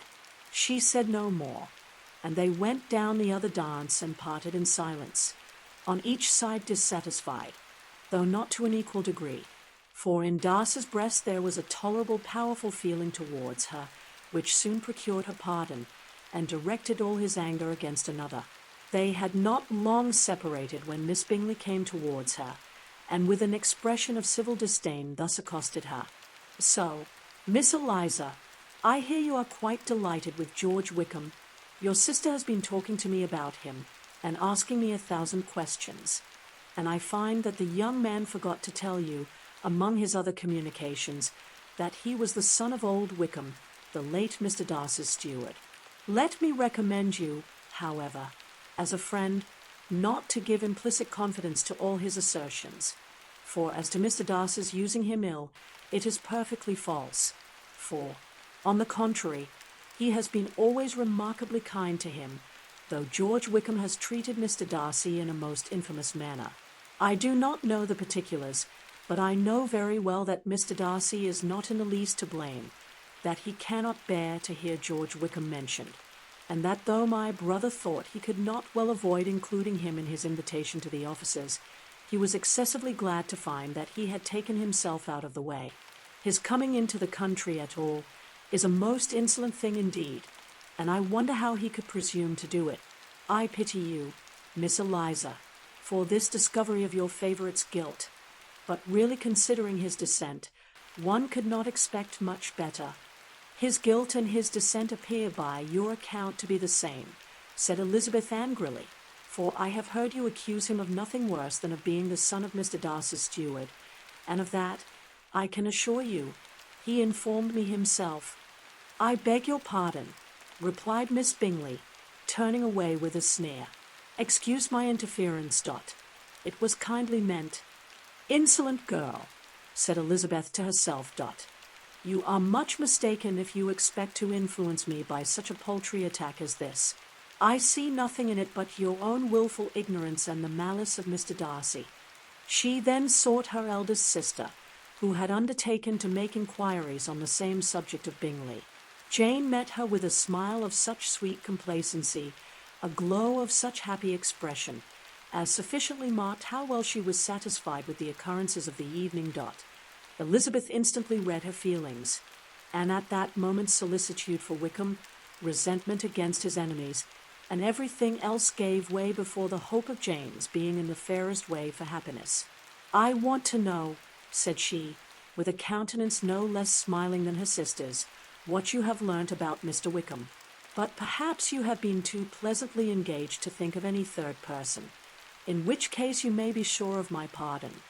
No, replied Jane, I have not forgotten him, but I have nothing satisfactory to tell you.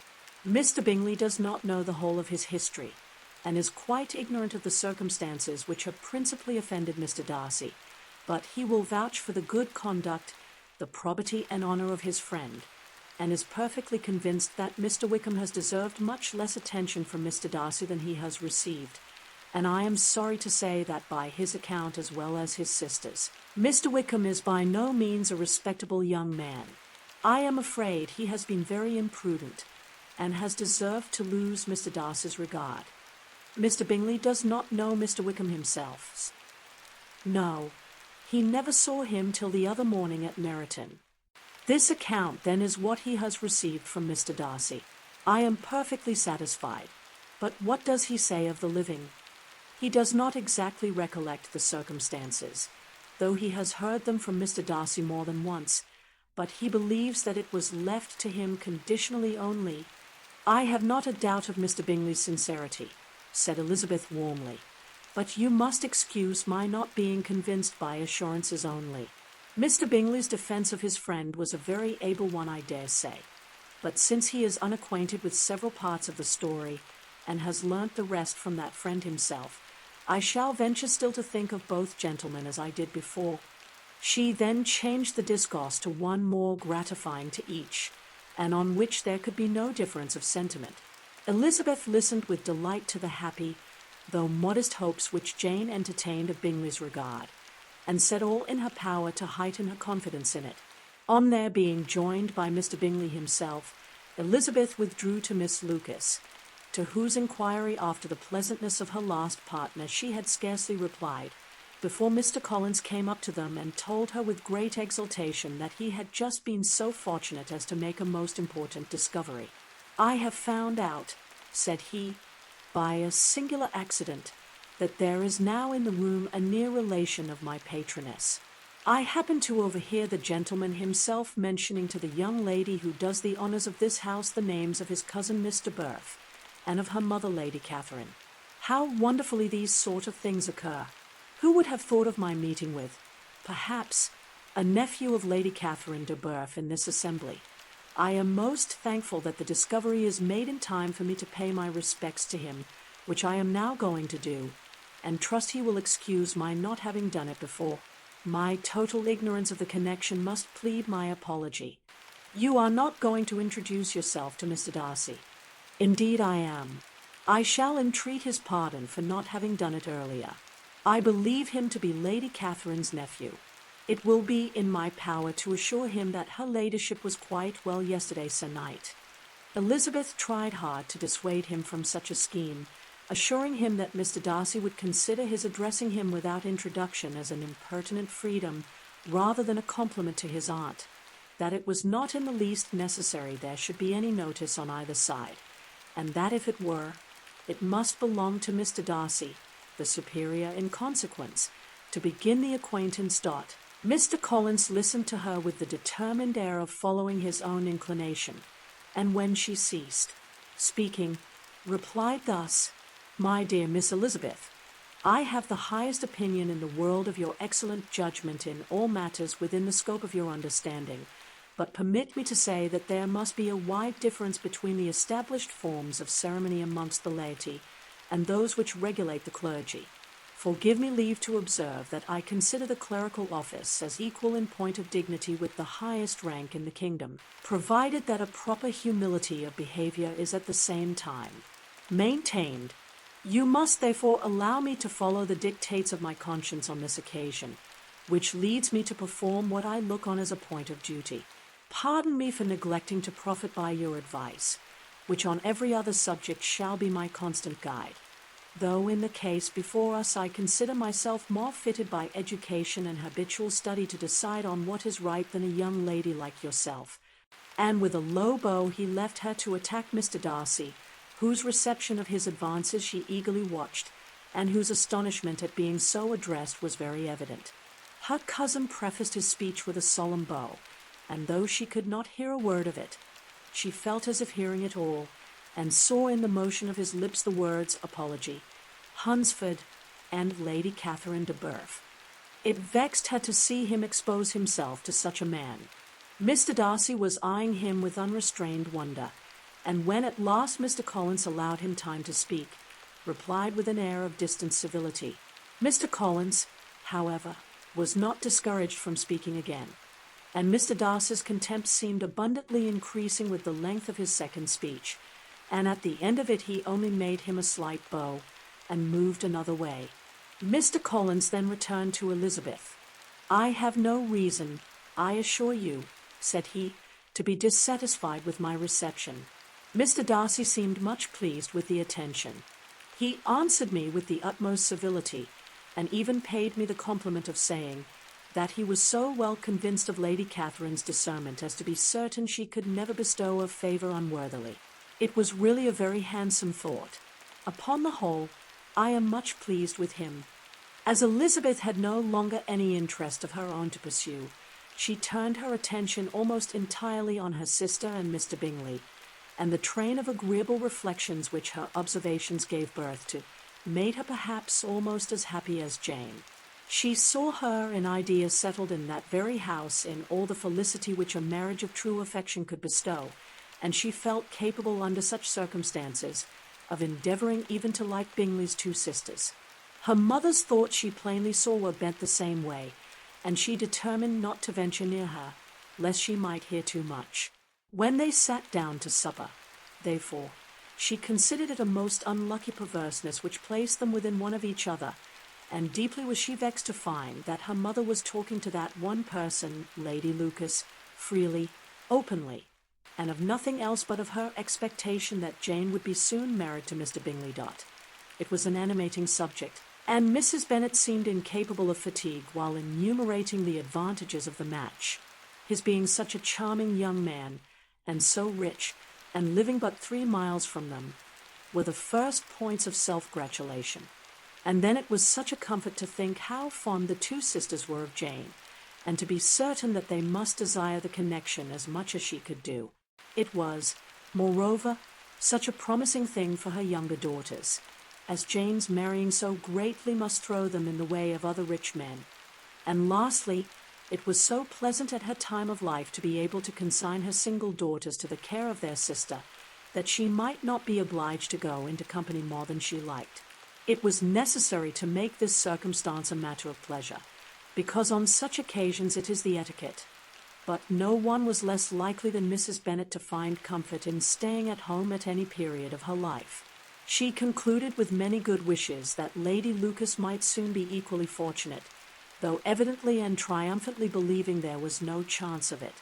In vain did Elizabeth endeavour to check the rapidity of her mother's words, or persuade her to describe her felicity in a less audible whisper, for to her inexpressible vexation, she could perceive that the chief of it was overheard by Mr. Darcy, who sat opposite to them. Her mother only scolded her for being nonsensical. "What is Mr. Darcy to me, pray, that I should be afraid of him? I am sure we owe him no such particular civility as to be obliged to say nothing he may not like to hear. For heaven's sake, madam, speak lower. What advantage can it be to you to offend Mr. Darcy? You will never recommend yourself to his friend by so doing." Nothing that she could say, however, had any influence. Her mother would talk of her views in the same intelligible tone. Elizabeth blushed and blushed again with shame and vexation. She could not help frequently glancing her eye at Mr. Darcy, though every glance convinced her of what she dreaded. For though he was not always looking at her mother, she was convinced that his attention was invariably fixed by her. The expression of his face changed gradually from indignant contempt to a composed and steady gravity. At length, however, Mrs. Bennet had no more to say, and Lady Lucas, who had been long yawning at the repetition of delights which she saw no likelihood of sharing, was left to the comforts of cold ham and chicken. Elizabeth now began to revive. But not long was the interval of tranquillity, for when supper was over, singing was talked of, and she had the mortification of seeing Mary, after very little entreaty, preparing to oblige the company. By many significant looks and silent entreaties did she endeavour to prevent such a proof of complaisance, but in vain. Mary would not understand them. Such an opportunity of exhibiting was delightful to her, and she began her song. Elizabeth's eyes were fixed on her with most painful sensations, and she watched her progress through the several stanzas with an impatience which was very ill rewarded at their close. For Mary, on receiving amongst the thanks of the table the hint of a hope that she might be prevailed on to favour them again, after the pause of half a minute began another. Mary's powers were by no means fitted for such a display. Her voice was weak, and her manner affected. Elizabeth was in agonies. She looked at Jane, to see how she bore it, but Jane was very composedly talking to Bingley. She looked at his two sisters, and saw them making signs of derision at each other, and at Darcy, who continued, however, impenetrably grave. She looked at her father to entreat his interference, lest Mary should be singing all night. He took the hint, and when Mary had finished her second song, said aloud, "That will do extremely well, child. You have delighted us long enough. Let the other young ladies have time to exhibit." Mary, though pretending not to hear, was somewhat disconcerted, and Elizabeth, sorry for her, and sorry for her father's speech, was afraid her anxiety had done no good. Others of the party were now applied to. "If I," said Mr. Collins, "were so fortunate as to be able to sing, I should have great pleasure, I am sure, in obliging the company with an air, for I consider music as a very innocent diversion, and perfectly compatible with the profession of a clergyman. I do not mean, however, to assert that we can be justified in devoting too much of our time to music, for there are certainly other things to be attended to. The rector of a parish has much to do. In the first place, he must make such an agreement for tithes as may be beneficial to himself and not offensive to his patron. He must write his own sermons, and the time that remains will not be too much for his parish duties and the care and improvement of his dwelling, which he cannot be excused from making as comfortable as possible. And I do not think it of light importance that he should have attentive and conciliatory manners towards everybody, especially towards those to whom he owes his preferment. I cannot acquit him of that duty, nor could I think well of the man who should omit an occasion of testifying his respect towards anybody connected with the family. And with a bow to Mr. Darcy, he concluded his speech, which had been spoken so loud as to be heard by half the room. Many stared. Many smiled. But no one looked more amused than Mr. Bennet himself, while his wife seriously commended Mr. Collins for having spoken so sensibly, and observed in a half-whisper to Lady Lucas that he was a remarkably clever, good kind of young man. To Elizabeth it appeared that had her family made an agreement to expose themselves as much as they could during the evening, it would have been impossible for them to play their parts with more spirit or finer success. And happy did she think it for Bingley and her sister that some of the exhibition had escaped his notice, and that his feelings were not of a sort to be much distressed by the folly which he must have witnessed. That his two sisters and Mr. Darcy, however, should have such an opportunity of ridiculing her relations was bad enough, and she could not determine whether the silent contempt of the gentlemen or the insolent smiles of the ladies were more intolerable. The rest of the evening brought her little amusement. She was teased by Mr. Collins, who continued most perseveringly by her side, and though he could not prevail with her to dance with him again, put it out of her power to dance with others. In vain did she entreat him to stand up with somebody else, and offer to introduce him to any young lady in the room.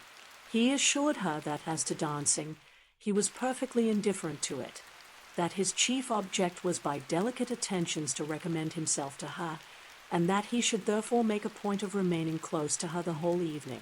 There was no arguing upon such a project.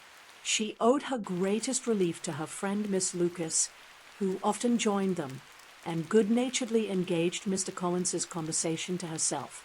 She was at least free from the offence of Mr. Darcy's farther notice, though often standing within a very short distance of her, quite disengaged.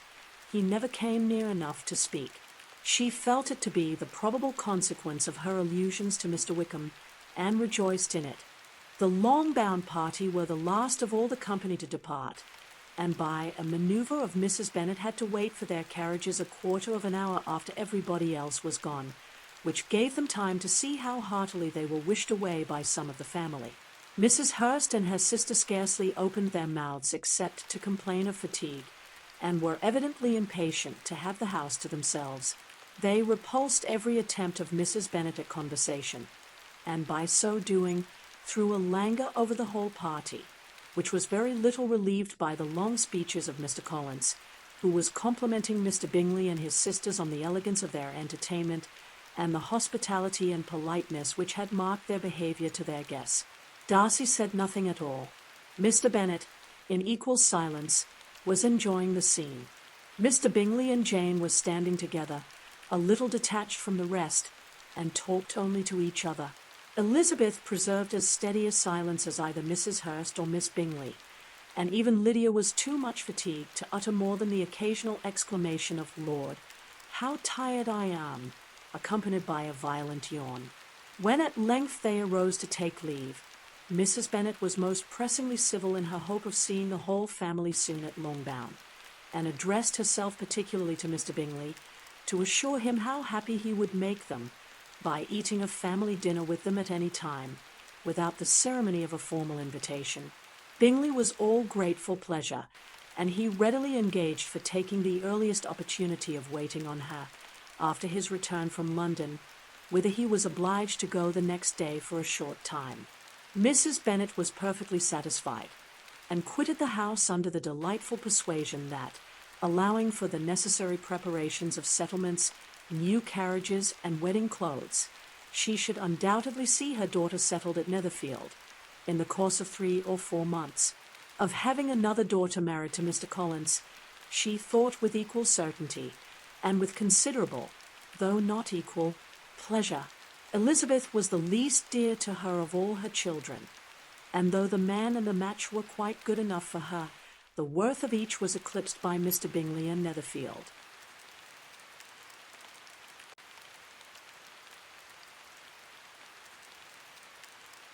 Chapter 19. The next day opened a new scene at Longbourn.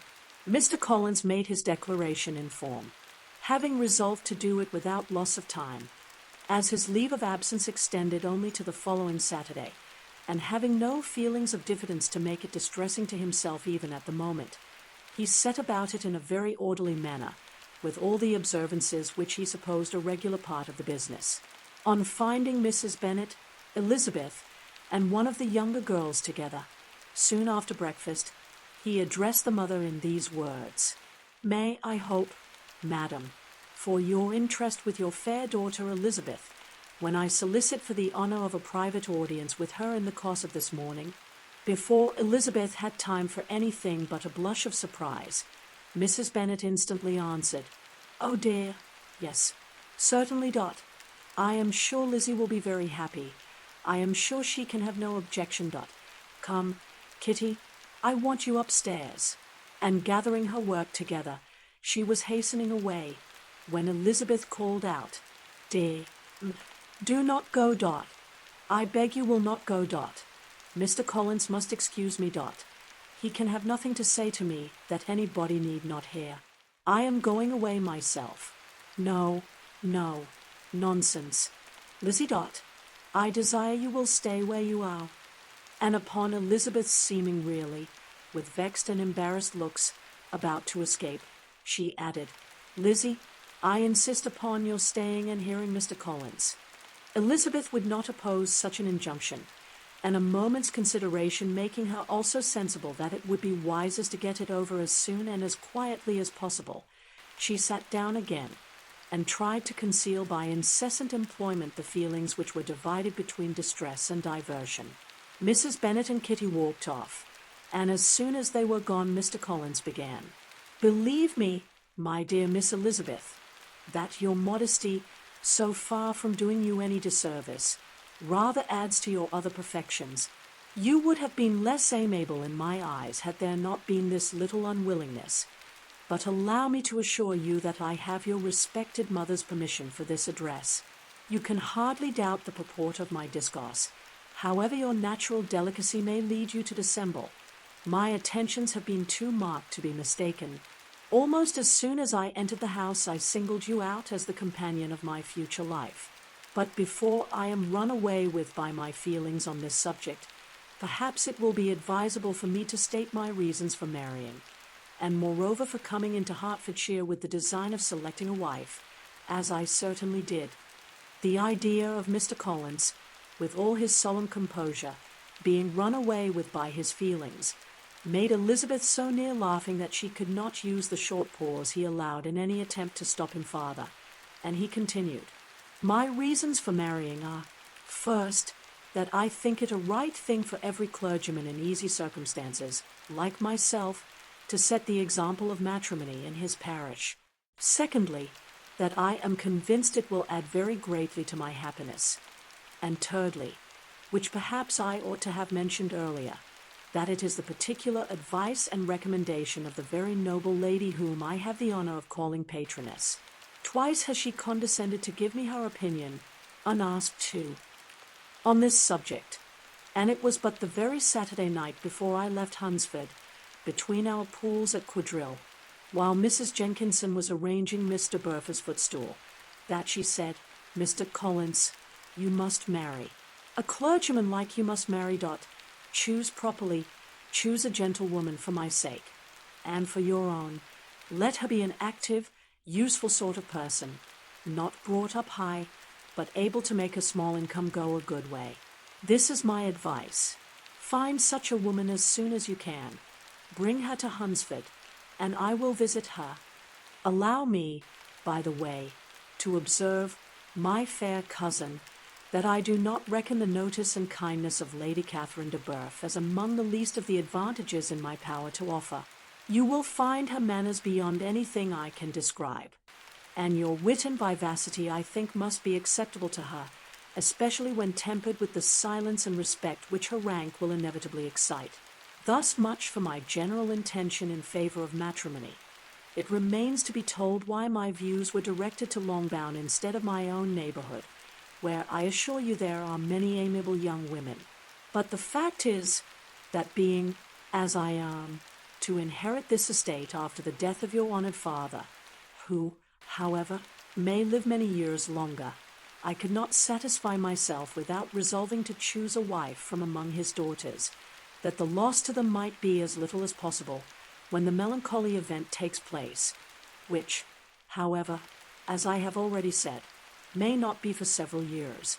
This has been my motive, my fair cousin, and I flatter myself it will not sink me in your esteem. And now nothing remains for me but to assure you in the most animated language of the violence of my affection. To fortune I am perfectly indifferent, and shall make no demand of that nature on your father, since I am well aware that it could not be complied with, and that £1,000 in the 4%, which will not be yours till after your mother's decease, is all that you may ever be entitled to. On that head, therefore, I shall be uniformly silent, and you may assure yourself that no ungenerous reproach shall ever pass my lips when we are married. It was absolutely necessary to interrupt him now. You are too hasty, sir, she cried. You forget that I have made no answer. Let me do it without farther loss of time. Accept my thanks for the compliment you are paying me. I am very sensible of the honor of your proposals, but it is impossible for me to do otherwise than decline them. I am not now to learn, replied Mr. Collins, with a formal wave of the hand, that it is usual with young ladies to reject the addresses of the man whom they secretly mean to accept when he first applies for their favor, and that sometimes the refusal is repeated a second or even a third time. I am therefore by no means discouraged by what you have just said, and shall hope to lead you to the altar ere long. Upon my word, sir, cried Elizabeth, your hope is rather an extraordinary one after my declaration. I do assure you that I am not one of those young ladies, if such young ladies there are, who are so daring as to risk their happiness on the chance of being asked a second time. I am perfectly serious in my refusal. You could not make me happy, and I am convinced that I am the last woman in the world who would make you so. Nay, were your friend Lady Catherine to know me, I am persuaded she would find me in every respect ill qualified for the situation. Were it certain that Lady Catherine would think so, said Mr. Collins very gravely, but I cannot imagine that her ladyship would at all disapprove of you, and you may be certain that when I have the honor of seeing her again I shall speak in the highest terms of your modesty, economy, and other amiable qualifications. Indeed, Mr. Collins, all praise of me will be unnecessary. You must give me leave to judge for myself, and pay me the compliment of believing what I say. I wish you very happy and very rich, and by refusing your hand, do all in my power to prevent your being otherwise.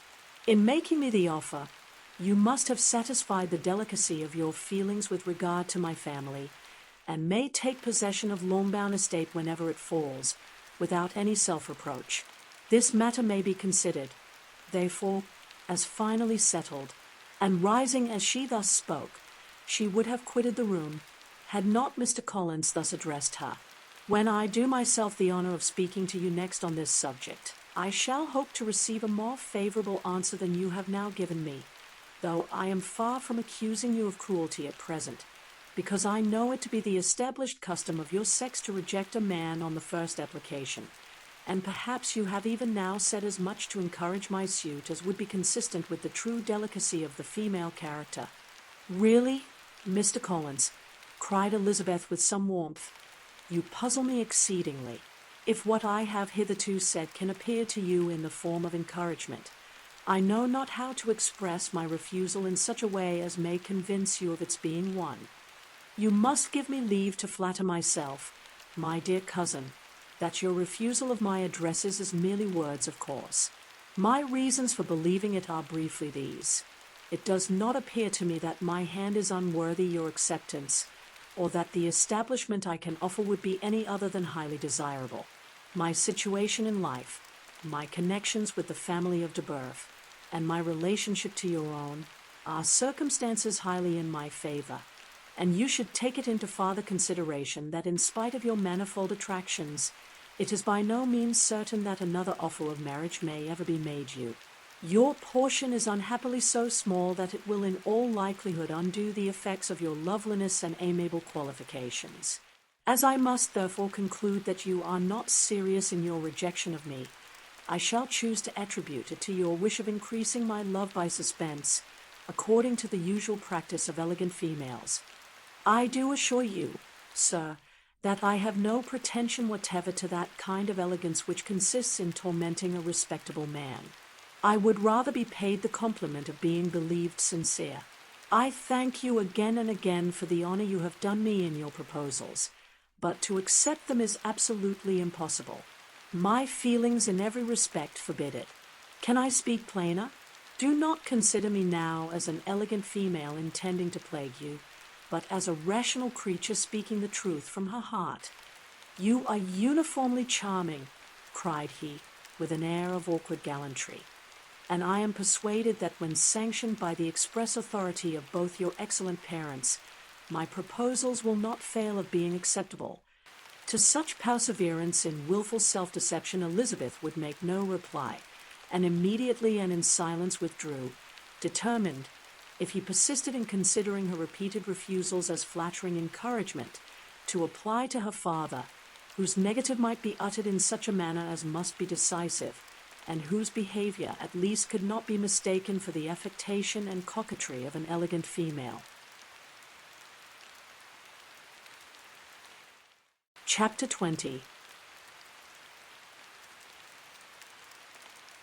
Mr. Collins was not left long to the silent contemplation of his successful love, for Mrs. Bennet, having dawdled about in the vestibule to watch for the end of the conference, no sooner saw Elizabeth open the door and with quick step pass her towards the staircase, than she entered the breakfast-room, and congratulated both him and herself in warm terms on the happy prospect of their nearer connection.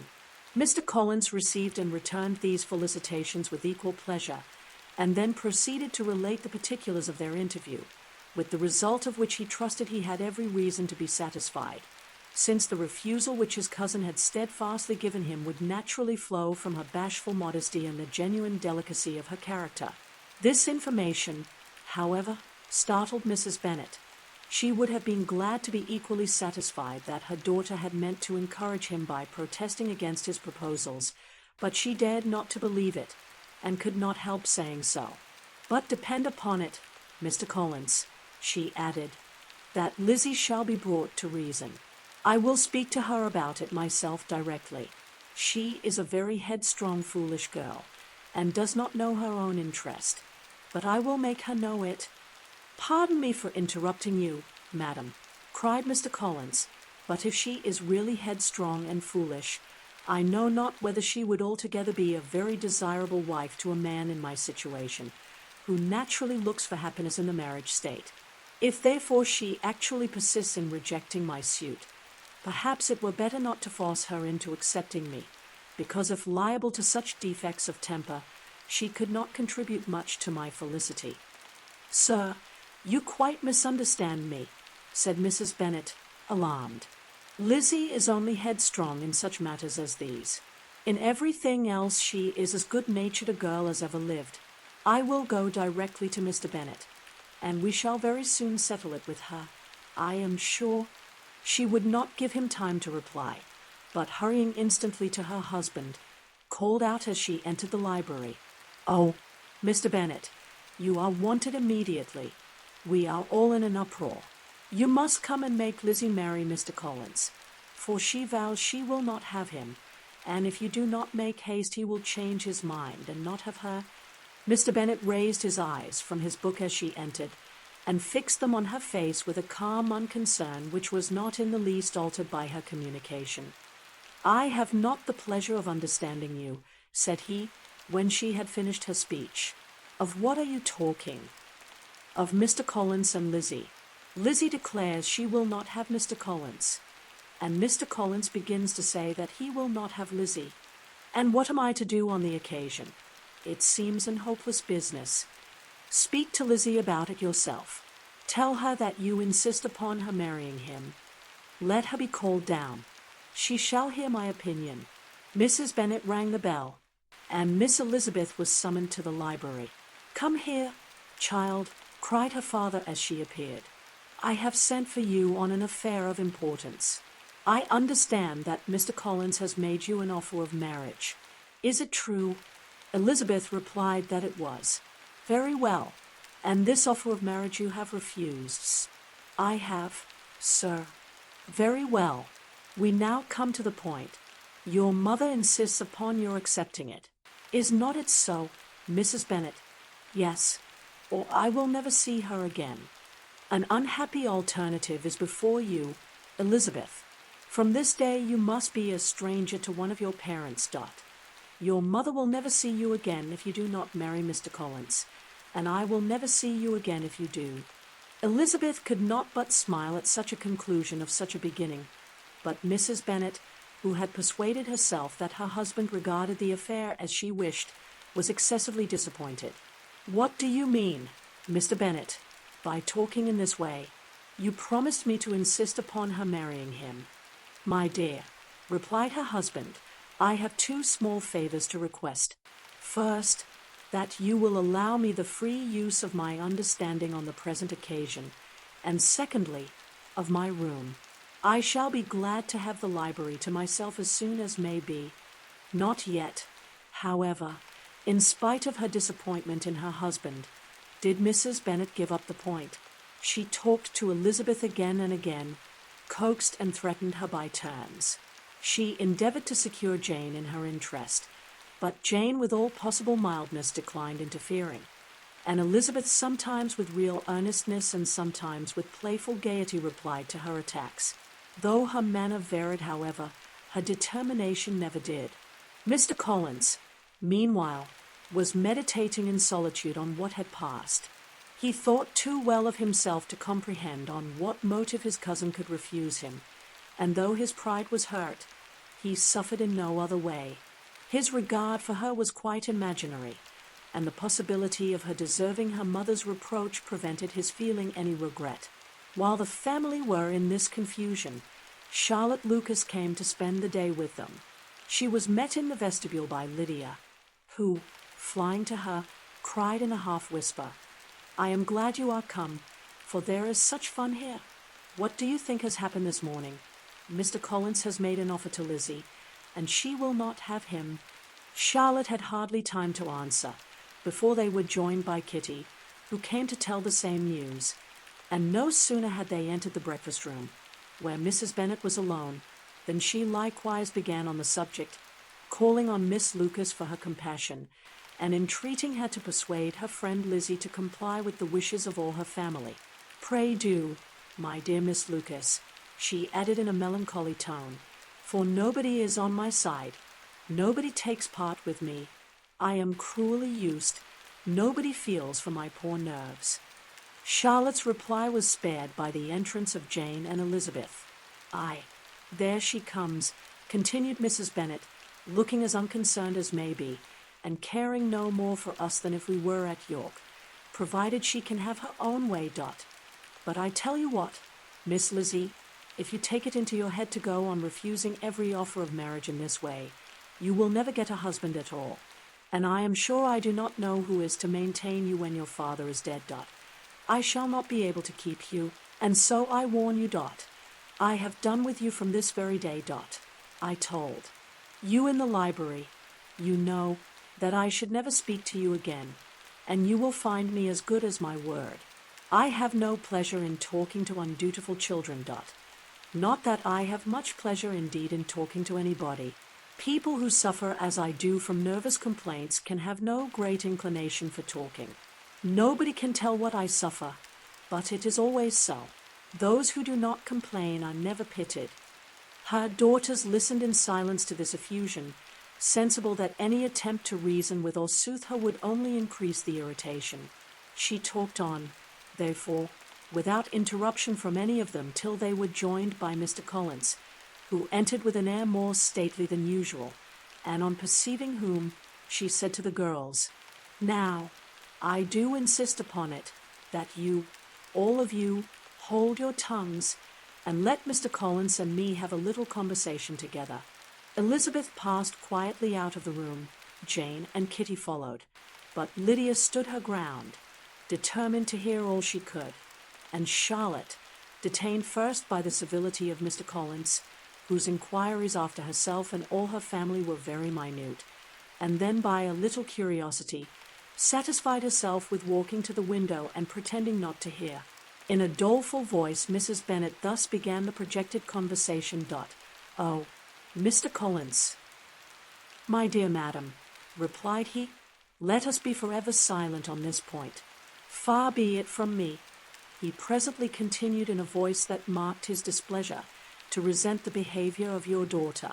Resignation to inevitable evils is the duty of us all, the peculiar duty of a young man who has been so fortunate as I have been in early preferment, and I trust one am resigned. Perhaps not the less so from feeling a doubt of my positive happiness had my fair cousin honoured me with her hand, for I have often observed that resignation is never so perfect as when the blessing denied begins to lose somewhat of its value in our estimation. You will not, I hope, consider me as showing any disrespect to your family, my dear madam, by thus withdrawing my pretensions to your daughter's favour, without having paid yourself and Mr. Bennet the compliment of requesting you to interpose your authority in my behalf. My conduct may, I fear, be objectionable in having accepted my dismission from your daughter's lips instead of your own, but we are all liable to error. I have certainly meant well through the whole affair. My object has been to secure an amiable companion for myself, with due consideration for the advantage of all your family, and if my manner has been at all reprehensible, I here beg leave to apologize."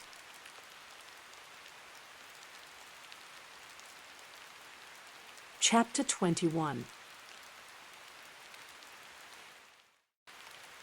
The discussion of Mr. Collins's offer was now nearly at an end, and Elizabeth had only to suffer from the uncomfortable feelings necessarily attending it, and occasionally from some peevish allusion of her mother. As for the gentleman himself, his feelings were chiefly expressed, not by embarrassment or dejection, or by trying to avoid her, but by stiffness of manner and resentful silence. He scarcely ever spoke to her, and the assiduous attentions which he had been so sensible of himself were transferred for the rest of the day to Miss Lucas, whose civility in listening to him was a seasonable relief to them all, and especially to her friend.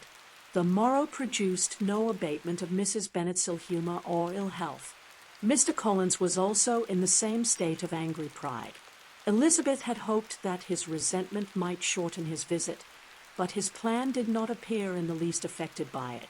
He was always to have gone on Saturday, and to Saturday he still meant to stay. After breakfast, the girls walked to Meryton to inquire if Mr. Wickham were returned, and to lament over his absence from the Netherfield ball. He joined them on their entering the town, and attended them to their aunt's, where his regret and vexation, and the concern of everybody was well talked over. To Elizabeth, however, he voluntarily acknowledged that the necessity of his absence had been self-imposed. "I found," said he, as the time drew near, "that I had better not meet Mr. Darcy, that to be in the same room, the same party with him for so many hours together might be more than I could bear, and that scenes might arise unpleasant to more than myself." She highly approved his forbearance, and they had leisure for a full discussion of it, and for all the commendation which they civilly bestowed on each other, as Wickham and another officer walked back with them to Longbourn, and during the walk he particularly attended to her. His accompanying them was a double advantage. She felt all the compliment it offered to herself, and it was most acceptable as an occasion of introducing him to her father and mother. Soon after their return, a letter was delivered to Miss Bennet. It came from Netherfield, and was opened immediately. The envelope contained a sheet of elegant, little, hot-pressed paper, well covered with a lady's fair, flowing hand. And Elizabeth saw her sister's countenance change as she read it, and saw her dwelling intently on some particular passages. Jane recollected herself soon, and putting the letter away, tried to join with her usual cheerfulness in the general conversation, but Elizabeth felt an anxiety on the subject which drew off her attention even from Wickham, and no sooner had he and his companion taken leave than a glance from Jane invited her to follow her upstairs. When they had gained their own room, Jane, taking out the letter, said, "This is from Caroline Bingley. What it contains has surprised me a good deal. The whole party have left Netherfield by this time, and are on their way to town, and without any intention of coming back again. You shall hear what she says." She then read the first sentence aloud, which comprised the information of their having just resolved to follow their brother to town directly, and of their meaning to dine that day in Grosvenor Street, where Mr. Hurst had a house. The next was in these words: "I do not pretend to regret anything I shall leave in Hertfordshire, except your society, my dearest friend, but we will hope at some future period to enjoy many returns of the delightful intercourse we have known, and in the meanwhile may lessen the pain of separation by a very frequent and most unreserved correspondence. I depend on you for that." To these high-flown expressions, Elizabeth listened with all the insensibility of distrust, and though the suddenness of their removal surprised her, she saw nothing in it really to lament. It was not to be supposed that their absence from Netherfield would prevent Mr. Bingley's being there, and as to the loss of their society, she was persuaded that Jane must soon cease to regard it in the enjoyment of his. "It is unlucky," said she, after a short pause, "that you should not be able to see your friends before they leave the country. But may we not hope that the period of future happiness to which Miss Bingley looks forward may arrive earlier than she is aware, and that the delightful intercourse you have known as friends will be renewed with yet greater satisfaction as sisters. Mr. Bingley will not be detained in London by them. Caroline decidedly says that none of the party will return into Hertfordshire this winter. I will read it to you. When my brother left us yesterday, he imagined that the business which took him to London might be concluded in 3 or 4 days, but as we are certain it cannot be so, and at the same time convinced that when Charles gets to town, he will be in no hurry to leave it again, we have determined on following him thither, that he may not be obliged to spend his vacant hours in a comfortless hotel. Many of my acquaintance are already there for the winter. I wish I could hear that you, my dearest friend, had any intention of making one in the crowd, but of that I despair. I sincerely hope your Christmas in Hertfordshire may abound in the gaieties which that season generally brings, and that your beaux will be so numerous as to prevent your feeling the loss of the 3, of whom we shall deprive you. It is evident by this," added Jane, "that he comes back no more this winter. It is only evident that Miss Bingley does not mean he should. Why will you think so? It must be his own doing, Dot. He is his own master. But you do not know all. I will read you the passage which particularly hurts me. I will have no reserves from you. Mr. Darcy is impatient to see his sister, and to confess the truth, we are scarcely less eager to meet her again. I really do not think Georgiana Darcy has her equal for beauty, elegance, and accomplishments, and the affection she inspires in Louisa and myself is heightened into something still more interesting, from the hope we dare to entertain of her being hereafter our sister. I do not know whether I ever before mentioned to you my feelings on this subject, but I will not leave the country without confiding them, and I trust you will not esteem them unreasonable. My brother admires her greatly already. He will have frequent opportunity now of seeing her on the most intimate footing. Her relations all wish the connection as much as his own, and a sister's partiality is not misleading me, I think, when I call Charles most capable of engaging any woman's heart. With all these circumstances to favor an attachment and nothing to prevent it, am I wrong, my dearest Jane, in indulging the hope of an event which will secure the happiness of so many? What think you of this sentence, my dear Lizzie? Said Jane as she finished it. Is it not clear enough? Does it not expressly declare that Caroline neither expects nor wishes me to be her sister, that she is perfectly convinced of her brother's indifference, and that if she suspects the nature of my feelings for him, she means, most kindly, to put me on my guard? Can there be any other opinion on the subject? Yes, there can, for mine is totally different, Dot. Will you hear it? Most willingly. You shall have it in few words. Miss Bingley sees that her brother is in love with you, and wants him to marry Miss Darcy. She follows him to town in the hope of keeping him there, and tries to persuade you that he does not care about you." Jane shook her head. "Indeed, Jane, you ought to believe me. No one who has ever seen you together can doubt his affection. Miss Bingley, I am sure, cannot. She is not such a simpleton. Could she have seen half as much love in Mr. Darcy for herself, she would have ordered her wedding clothes.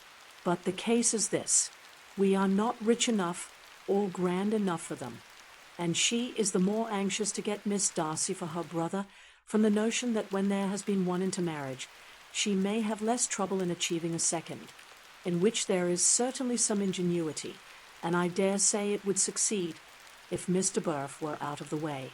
But, my dearest Jane, you cannot seriously imagine that because Miss Bingley tells you her brother greatly admires Miss Darcy, he is in the smallest degree less sensible of your merit than when he took leave of you on Tuesday, or that it will be in her power to persuade him that instead of being in love with you, he is very much in love with her friend." "If we thought alike of Miss Bingley," replied Jane, "your representation of all this might make me quite easy, but I know the foundation is unjust. Caroline is incapable of wilfully deceiving anyone, and all that I can hope in this case is that she is deceived herself." "That is right, Dot. You could not have started a more happy idea, since you will not take comfort in mine. Believe her to be deceived by all means. You have now done your duty by her, and must fret no longer. But, my dear sister, can I be happy, even supposing the best, in accepting a man whose sisters and friends are all wishing him to marry elsewhere?" "You must decide for yourself," said Elizabeth, "and if upon mature deliberation you find that the misery of disobliging his two sisters is more than equivalent to the happiness of being his wife, I advise you by all means to refuse him." "How can you talk so?" said Jane, faintly smiling. "You must know that though I should be exceedingly grieved at their disapprobation, I could not hesitate. I did not think you would, and that being the case, I cannot consider your situation with much compassion. But if he returns no more this winter, my choice will never be required. 1,000 things may arise in 6 months. The idea of his returning no more Elizabeth treated with the utmost contempt. It appeared to her merely the suggestion of Caroline's interested wishes, and she could not for a moment suppose that those wishes, however openly or artfully spoken, could influence a young man so totally independent of everyone. She represented to her sister as forcibly as possible what she felt on the subject, and had soon the pleasure of seeing its happy effect. Jane's temper was not desponding, and she was gradually led to hope, though the diffidence of affection sometimes overcame the hope, that Bingley would return to Netherfield and answer every wish of her heart. They agreed that Mrs. Bennet should only hear of the departure of the family, without being alarmed on the score of the gentleman's conduct. But even this partial communication gave her a great deal of concern, and she bewailed it as exceedingly unlucky that the ladies should happen to go away, just as they were all getting so intimate together. After lamenting it, however, at some length, she had the consolation of thinking that Mr. Bingley would be soon down again and soon dining at Longbourn, and the conclusion of all was the comfortable declaration that, though he had been invited only to a family dinner, she would take care to have 2 full courses.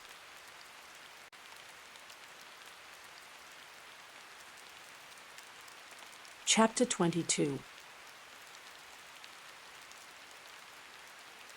The Bennets were engaged to dine with the Lucases, and again during the chief of the day was Miss Lucas so kind as to listen to Mr. Collins. Elizabeth took an opportunity of thanking her. "It keeps him in good humour," said she, "and I am more obliged to you than I can express." Charlotte assured her friend of her satisfaction in being useful, and that it amply repaid her for the little sacrifice of her time. This was very amiable, but Charlotte's kindness extended farther than Elizabeth had any conception of. Its object was nothing less than to secure her from any return of Mr. Collins's addresses by engaging them towards herself. Such was Miss Lucas's scheme, and appearances were so favourable that when they parted at night, she would have felt almost sure of success if he had not been to leave Hertfordshire so very soon.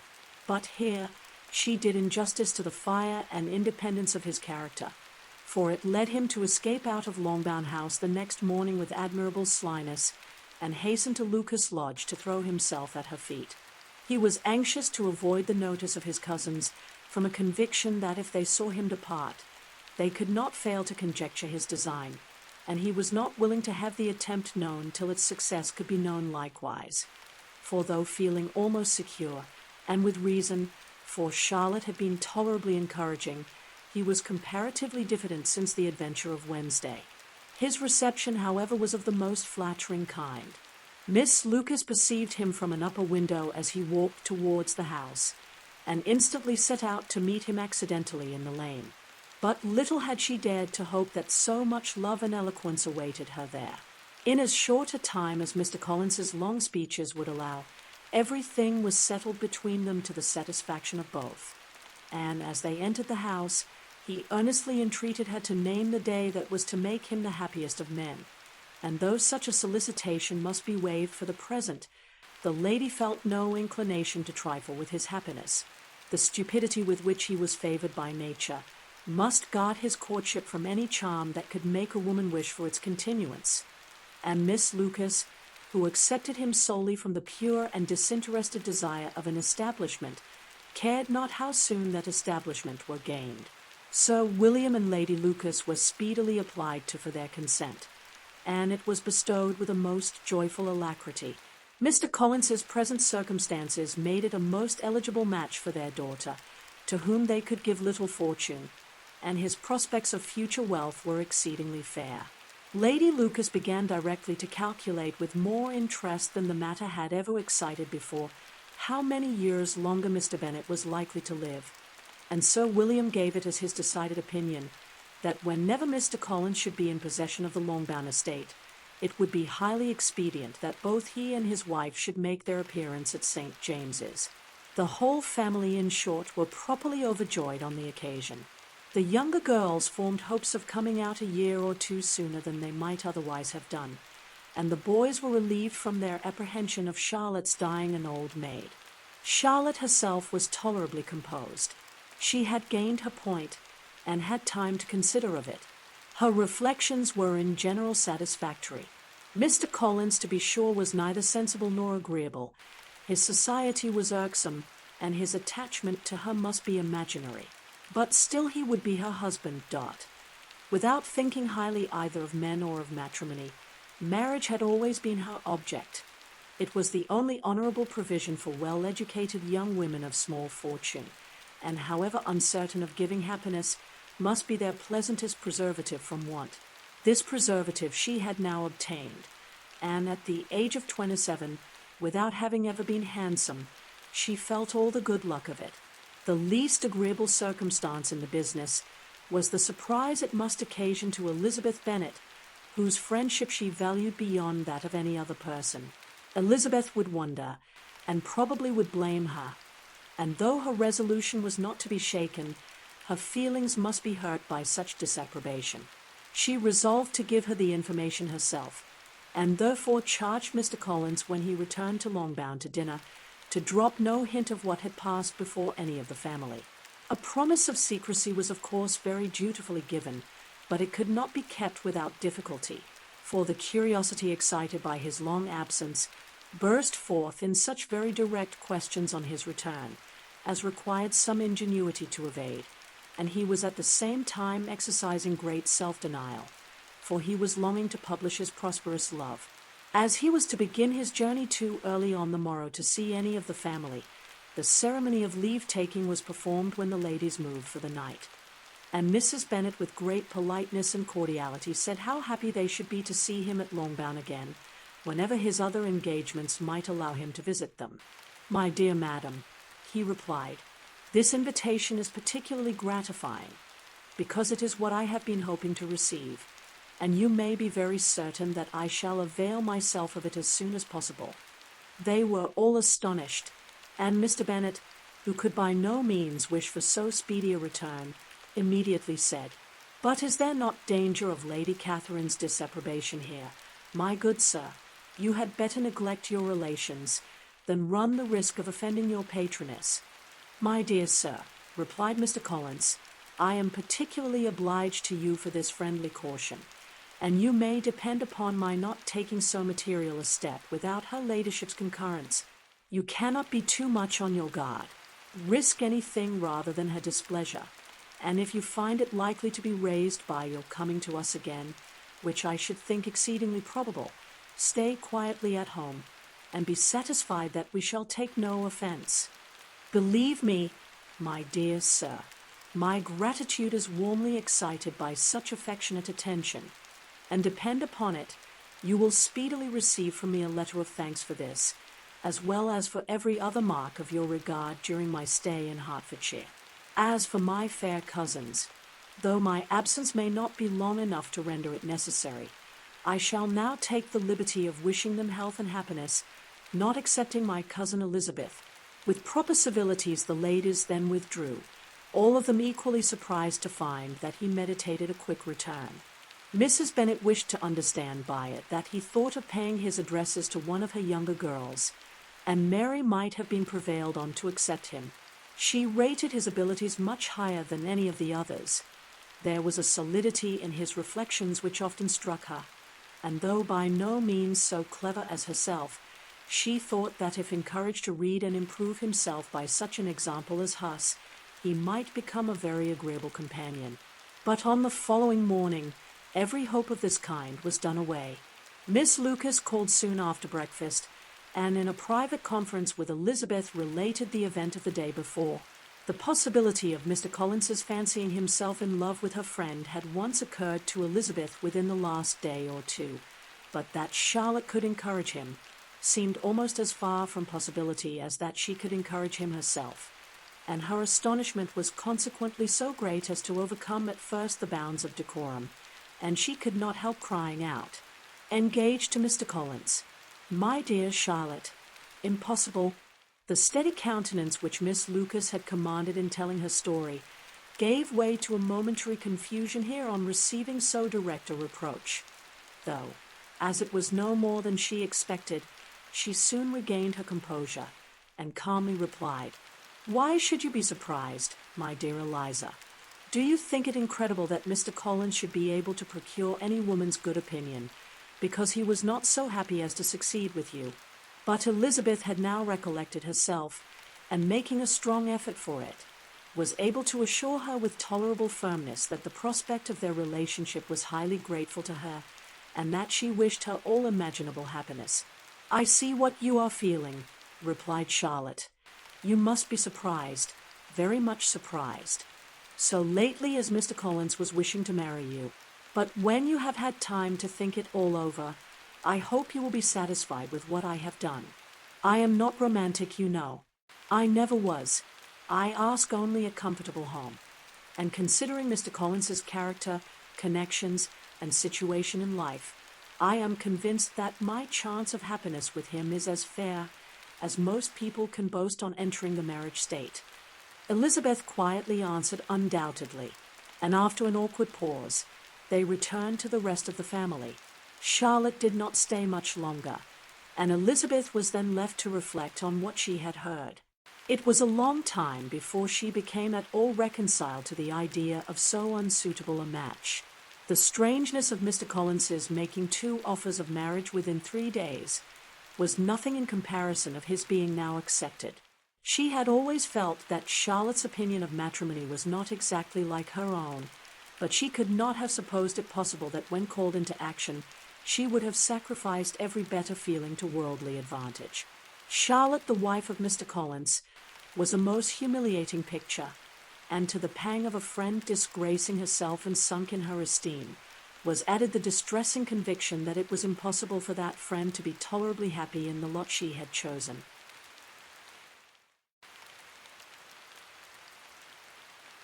Chapter 23. Elizabeth was sitting with her mother and sisters, reflecting on what she had heard, and doubting whether she were authorized to mention it, when Sir William Lucas himself appeared, sent by his daughter to announce her engagement to the family.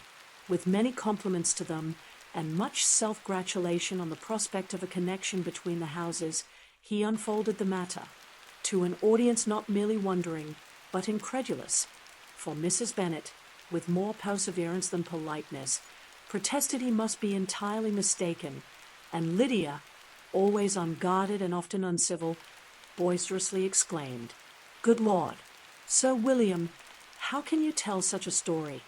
Do not you know that Mr. Collins wants to marry Lizzie?"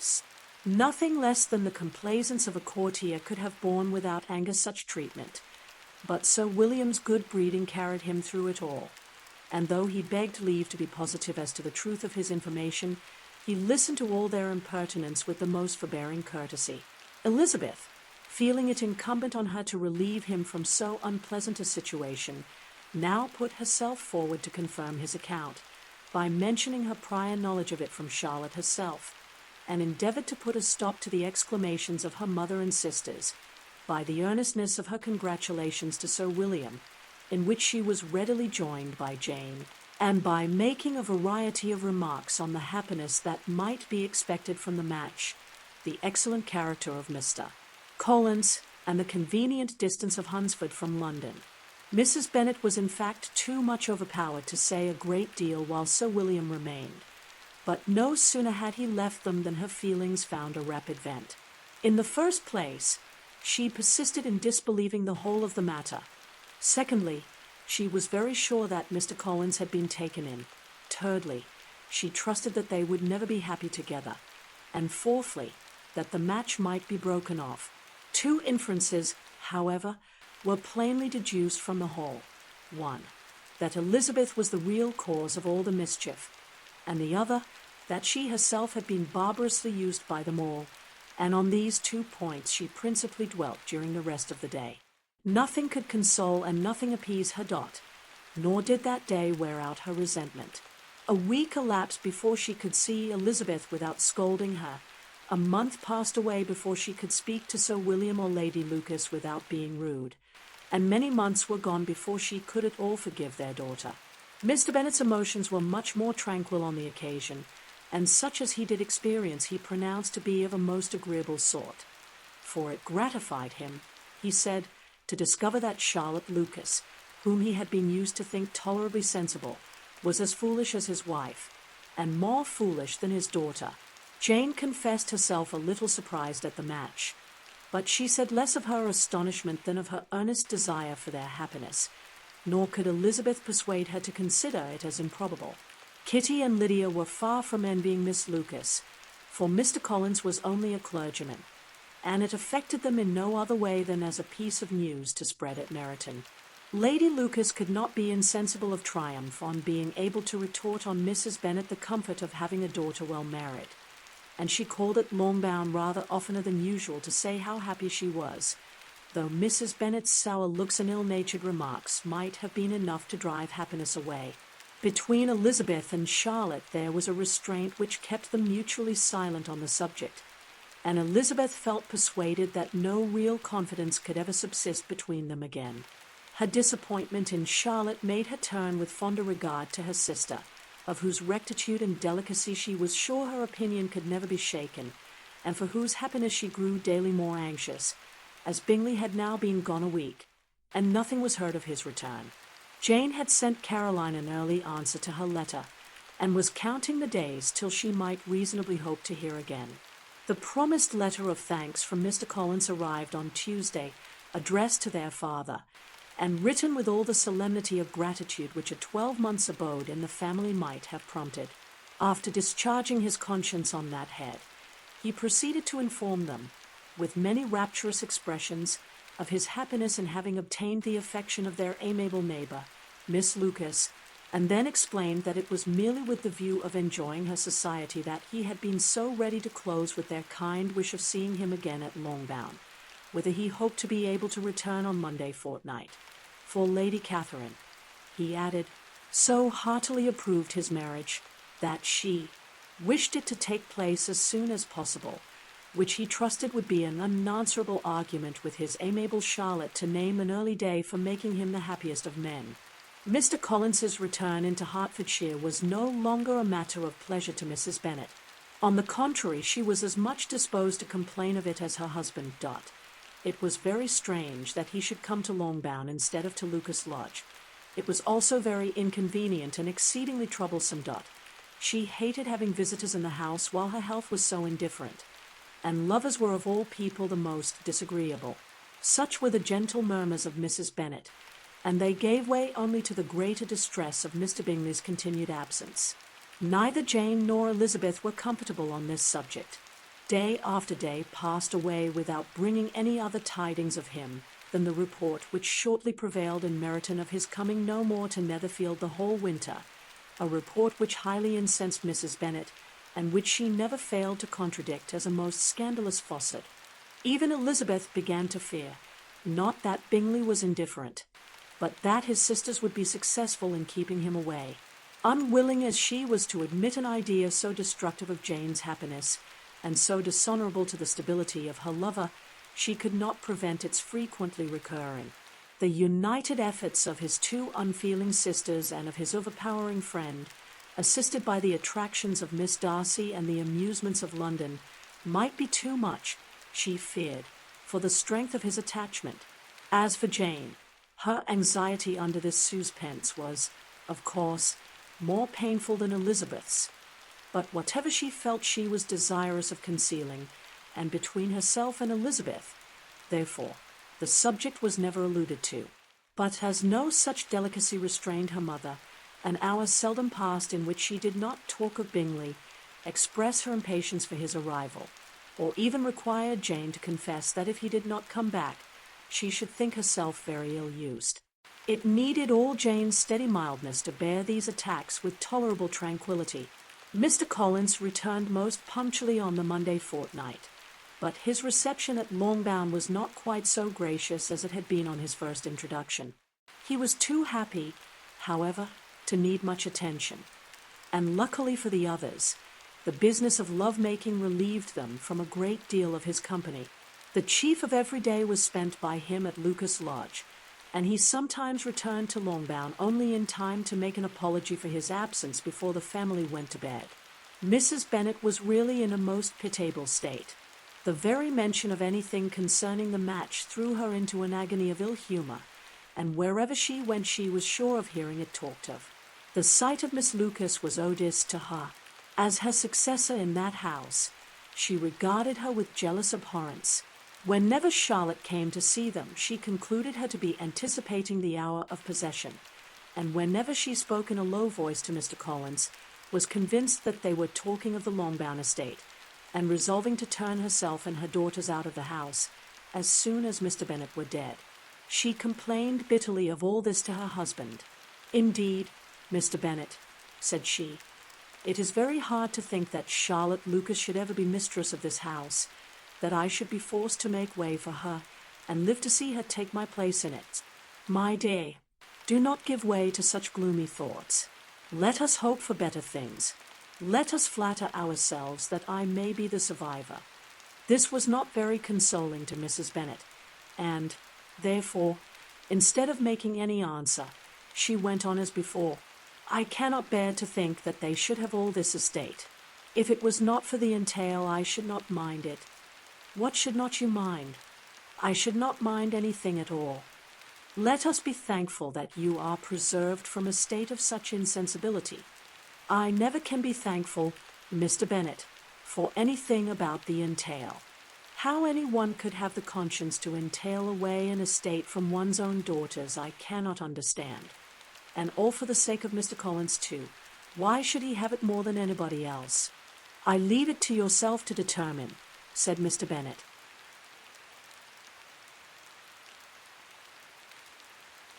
Chapter 24. Miss Bingley's letter arrived, and put an end to doubt. The very first sentence conveyed the assurance of their being all settled in London for the winter, and concluded with her brother's regret at not having had time to pay his respects to his friends in Hertfordshire before he left the country. Hope was over, entirely over, and when Jane could attend to the rest of the letter, she found little, except the professed affection of the writer, that could give her any comfort. Miss Darcy's praise occupied the chief of it. Her many attractions were again dwelt on, and Caroline boasted joyfully of their increasing intimacy, and ventured to predict the accomplishment of the wishes which had been unfolded in her former letter. She wrote also with great pleasure of her brother's being an inmate of Mr. Darcy's house, and mentioned with raptures some plans of the latter with regard to new furniture. Elizabeth, to whom Jane very soon communicated the chief of all this, heard it in silent indignation. Her heart was divided between concern for her sister and resentment against all the others. To Caroline's assertion of her brother's being partial to Miss Darcy she paid no credit. That he was really fond of Jane, she doubted no more than she had ever done, and much as she had always been disposed to like him, she could not think without anger, hardly without contempt, on that easiness of temper, that want of proper resolution which now made him the slave of his designing friends, and led him to sacrifice his own happiness to the caprice of their inclinations. Had his own happiness, however, been the only sacrifice, he might have been allowed to sport with it in whatever manner he thought best. But her sister's was involved in it, as she thought he must be sensible himself. It was a subject, in short, on which reflection would be long indulged, and must be unavailing. She could think of nothing else, and yet whether Bingley's regard had really died away, or were suppressed by his friend's interference, whether he had been aware of Jane's attachment, or whether it had escaped his observation, whichever were the case, though her opinion of him must be materially affected by the difference, her sister's situation remained the same, her peace equally wounded. A day or two passed before Jane had courage to speak of her feelings to Elizabeth, but at last on Mrs. Bennet's leaving them together, after a longer irritation than usual about Netherfield and its master, she could not help saying, "Oh, that my dear mother had more command over herself.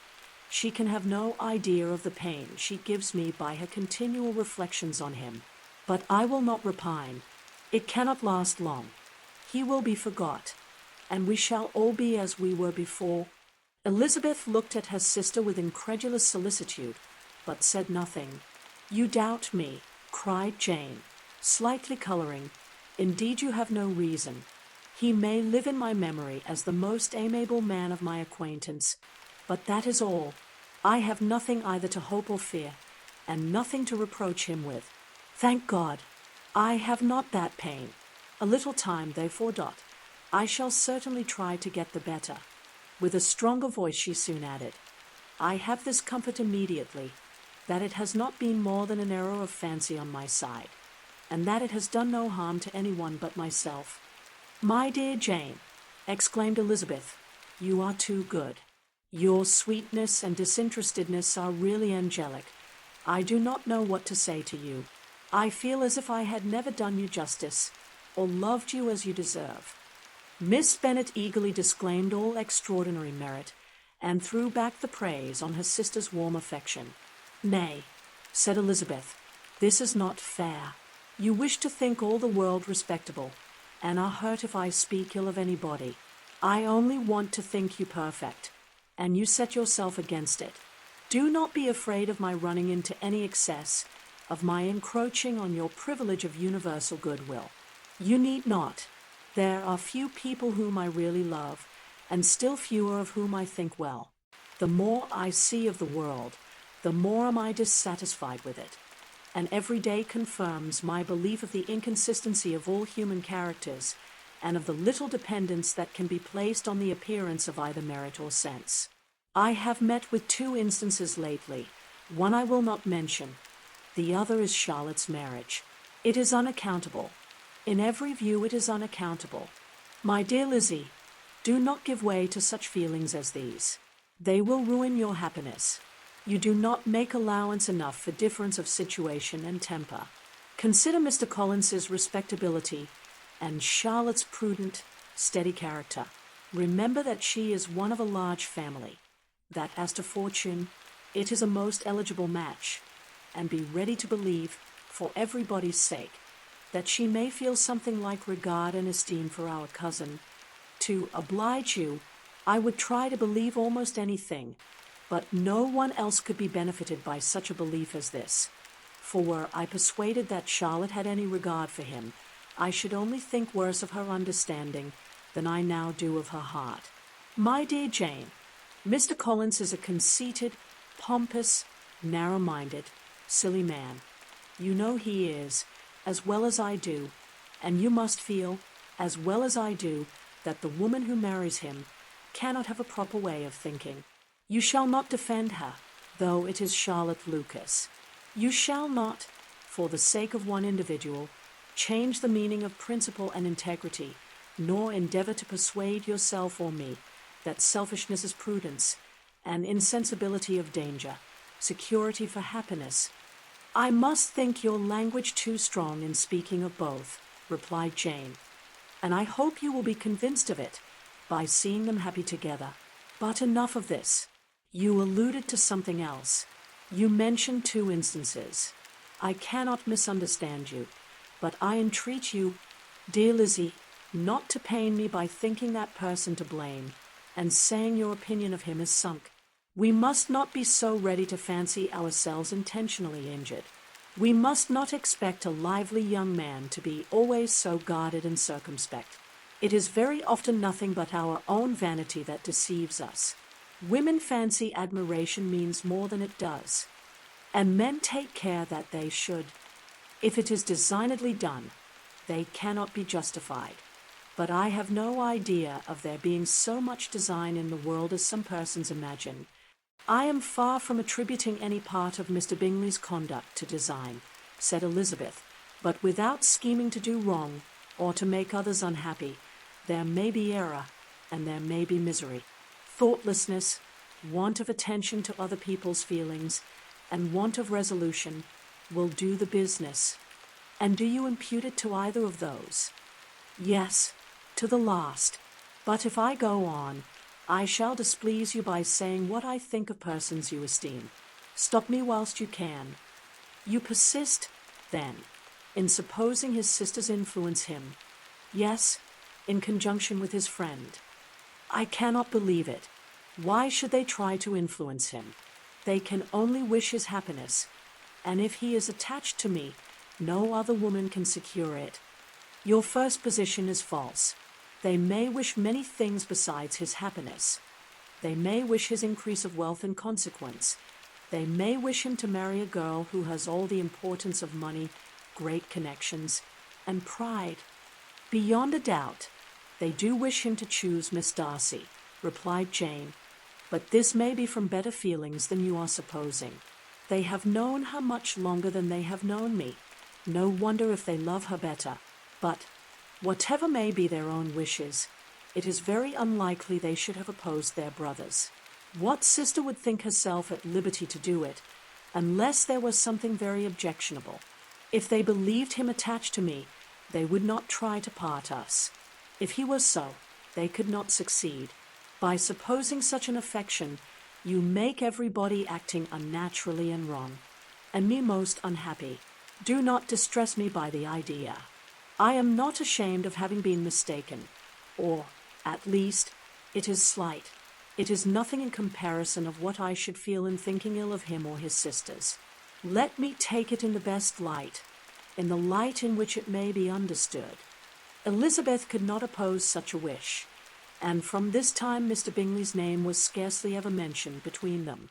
Mrs. Bennet still continued to wonder and repine at his returning no more, and though a day seldom passed in which Elizabeth did not account for it clearly, there seemed little chance of her ever considering it with less perplexity.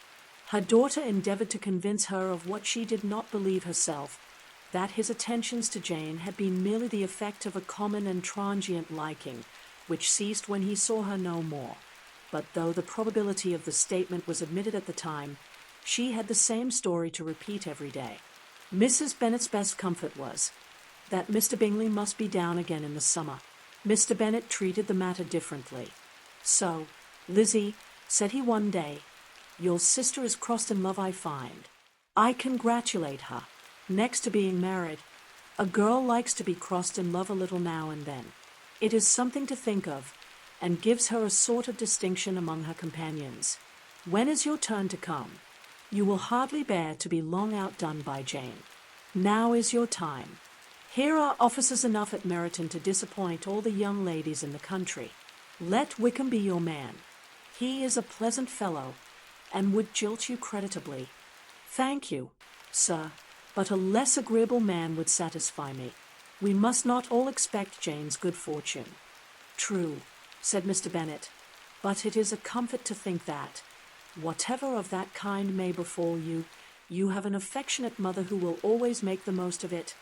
Mr. Wickham's society was of material service in dispelling the gloom which the late perverse occurrences had thrown on many of the Longbourn family. They saw him often, and to his other recommendations was now added that of general unreserve. The whole of what Elizabeth had already heard, his claims on Mr. Darcy, and all that he had suffered from him, was now openly acknowledged and publicly canvassed, and everybody was pleased to think how much they had always disliked Mr. Darcy before they had known anything of the matter. Miss Bennet was the only creature who could suppose there might be any extenuating circumstances in the case, unknown to the society of Hertfordshire. Her mild and steady candour always pleaded for allowances, and urged the possibility of mistakes, but by everybody else Mr. Darcy was condemned as the worst of men.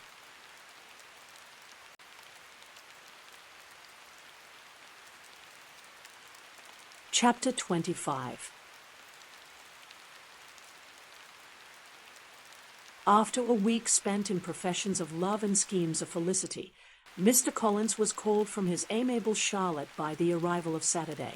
The pain of separation, however, might be alleviated on his side by preparations for the reception of his bride, as he had reason to hope that shortly after his next return into Hertfordshire, the day would be fixed that was to make him the happiest of men. He took leave of his relations at Longbourn with as much solemnity as before, wished his fair cousins health and happiness again, and promised their father another letter of thanks. On the following Monday, Mrs. Bennet had the pleasure of receiving her brother and his wife, who came as usual to spend the Christmas at Longbourn. Mr. Gardiner was a sensible, gentlemanlike man, greatly superior to his sister, as well by nature as education. The Netherfield ladies would have had difficulty in believing that a man who lived by trade, and within view of his own warehouses, could have been so well bred and agreeable. Mrs. Gardiner, who was several years younger than Mrs. Bennet and Mrs. Phillips, was an amiable, intelligent, elegant woman, and a great favourite with all her Longbourn nieces. Between the two eldest and herself especially, there subsisted a very particular regard. They had frequently been staying with her in town. The first part of Mrs. Gardiner's business on her arrival was to distribute her presents and describe the newest fashions. When this was done, she had a less active part to play. It became her turn to listen. Mrs. Bennet had many grievances to relate, and much to complain of. They had all been very ill-used since she last saw her sister. 2 of her girls had been on the point of marriage, and after all there was nothing in it. I do not blame Jane, she continued, for Jane would have got Mr. Bingley, if she could. But Lizzie, oh, sister, it is very hard to think that she might have been Mr. Collins's wife by this time, had not it been for her own perverseness. He made her an offer in this very room, and she refused him. The consequence of it is that Lady Lucas will have a daughter married before I have, and that Longbourn estate is just as much entailed as ever. The Lucases are very artful people indeed, sister. They are all for what they can get. I am sorry to say it of them, but so it is. It makes me very nervous and poorly to be thwarted so in my own family, and to have neighbours who think of themselves before anybody else. However, your coming just at this time is the greatest of comforts, and I am very glad to hear what you tell us of long sleeves. Mrs. Gardiner, to whom the chief of this news had been given before, in the course of Jane and Elizabeth's correspondence with her, made her sister a slight answer, and in compassion to her nieces turned the conversation. When alone with Elizabeth afterwards, she spoke more on the subject. "It seems likely to have been a desirable match for Jane," said she. "I am sorry it went off, but these things happen so often. A young man, such as you describe Mr. Bingley, so easily falls in love with a pretty girl for a few weeks, and when accident separates them, so easily forgets her, that these sort of inconstancies are very frequent. An excellent consolation in its way, said Elizabeth, but it will not do for us. We do not suffer by accident. It does not often happen that the interference of friends will persuade a young man of independent fortune to think no more of a girl whom he was violently in love with only a few days before. But that expression of violently in love is so hackneyed, so doubtful, so indefinite, that it gives me very little idea. It is as often applied to feelings which arise from an half-hour's acquaintance as to a real, strong attachment. Pray, how violent was Mr. Bingley's love? I never saw a more promising inclination. He was growing quite inattentive to other people, and wholly engrossed by her. Every time they met, it was more decided and remarkable. At his own ball he offended 2 or 3 young ladies by not asking them to dance, and I spoke to him twice myself, without receiving an answer. Could there be finer symptoms? Is not general incivility the very essence of love? Oh, yes, of that kind of love which I suppose him to have felt. Poor Jane! I am sorry for her, because, with her disposition, she may not get over it immediately. It had better have happened to you, Lizzie. You would have laughed yourself out of it sooner. But do you think she would be prevailed on to go back with us? Change of scene might be of service, and perhaps a little relief from home may be as useful as anything. Elizabeth was exceedingly pleased with this proposal, and felt persuaded of her sister's ready acquiescence. I hope, added Mrs. Gardiner, that no consideration with regard to this young man will influence her. We live in so different a part of town. All our connections are so different. And, as you well know, we go out so little that it is very improbable they should meet at all, unless he really comes to see her. And that is quite impossible, for he is now in the custody of his friend, and Mr. Darcy would no more suffer him to call on Jane in such a part of London. My dear aunt, how could you think of it? Mr. Darcy may perhaps have heard of such a place as Gracechurch Street, but he would hardly think a month's ablution enough to cleanse him from its impurities were he once to enter it. And depend upon it, Mr. Bingley never stirs without him. So much the better. I hope they will not meet at all. But does not Jane correspond with the sister? She will not be able to help calling. She will drop the acquaintance entirely.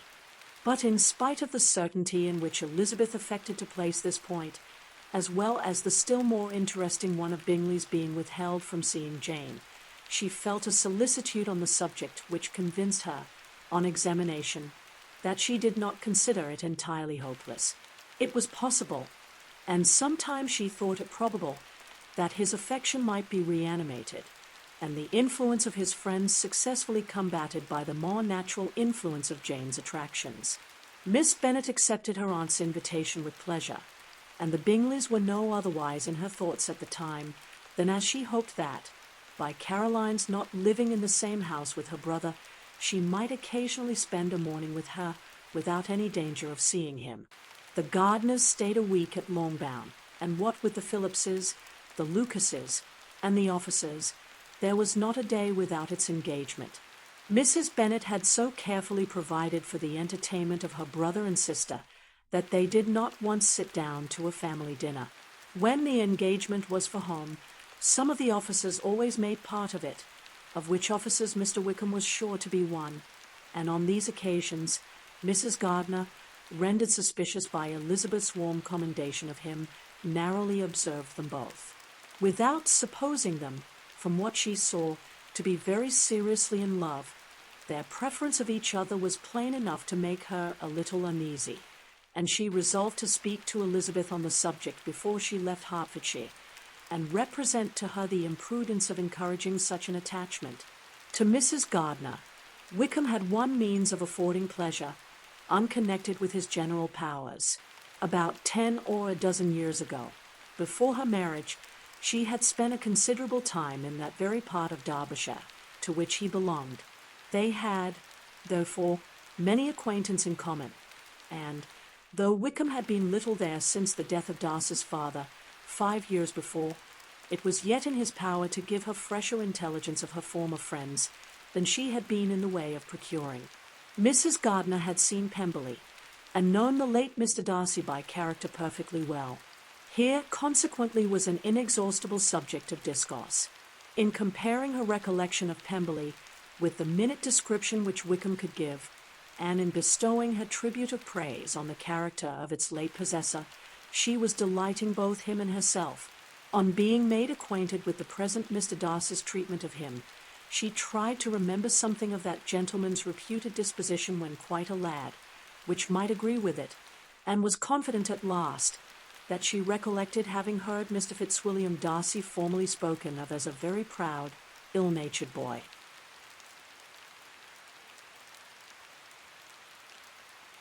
Chapter 26.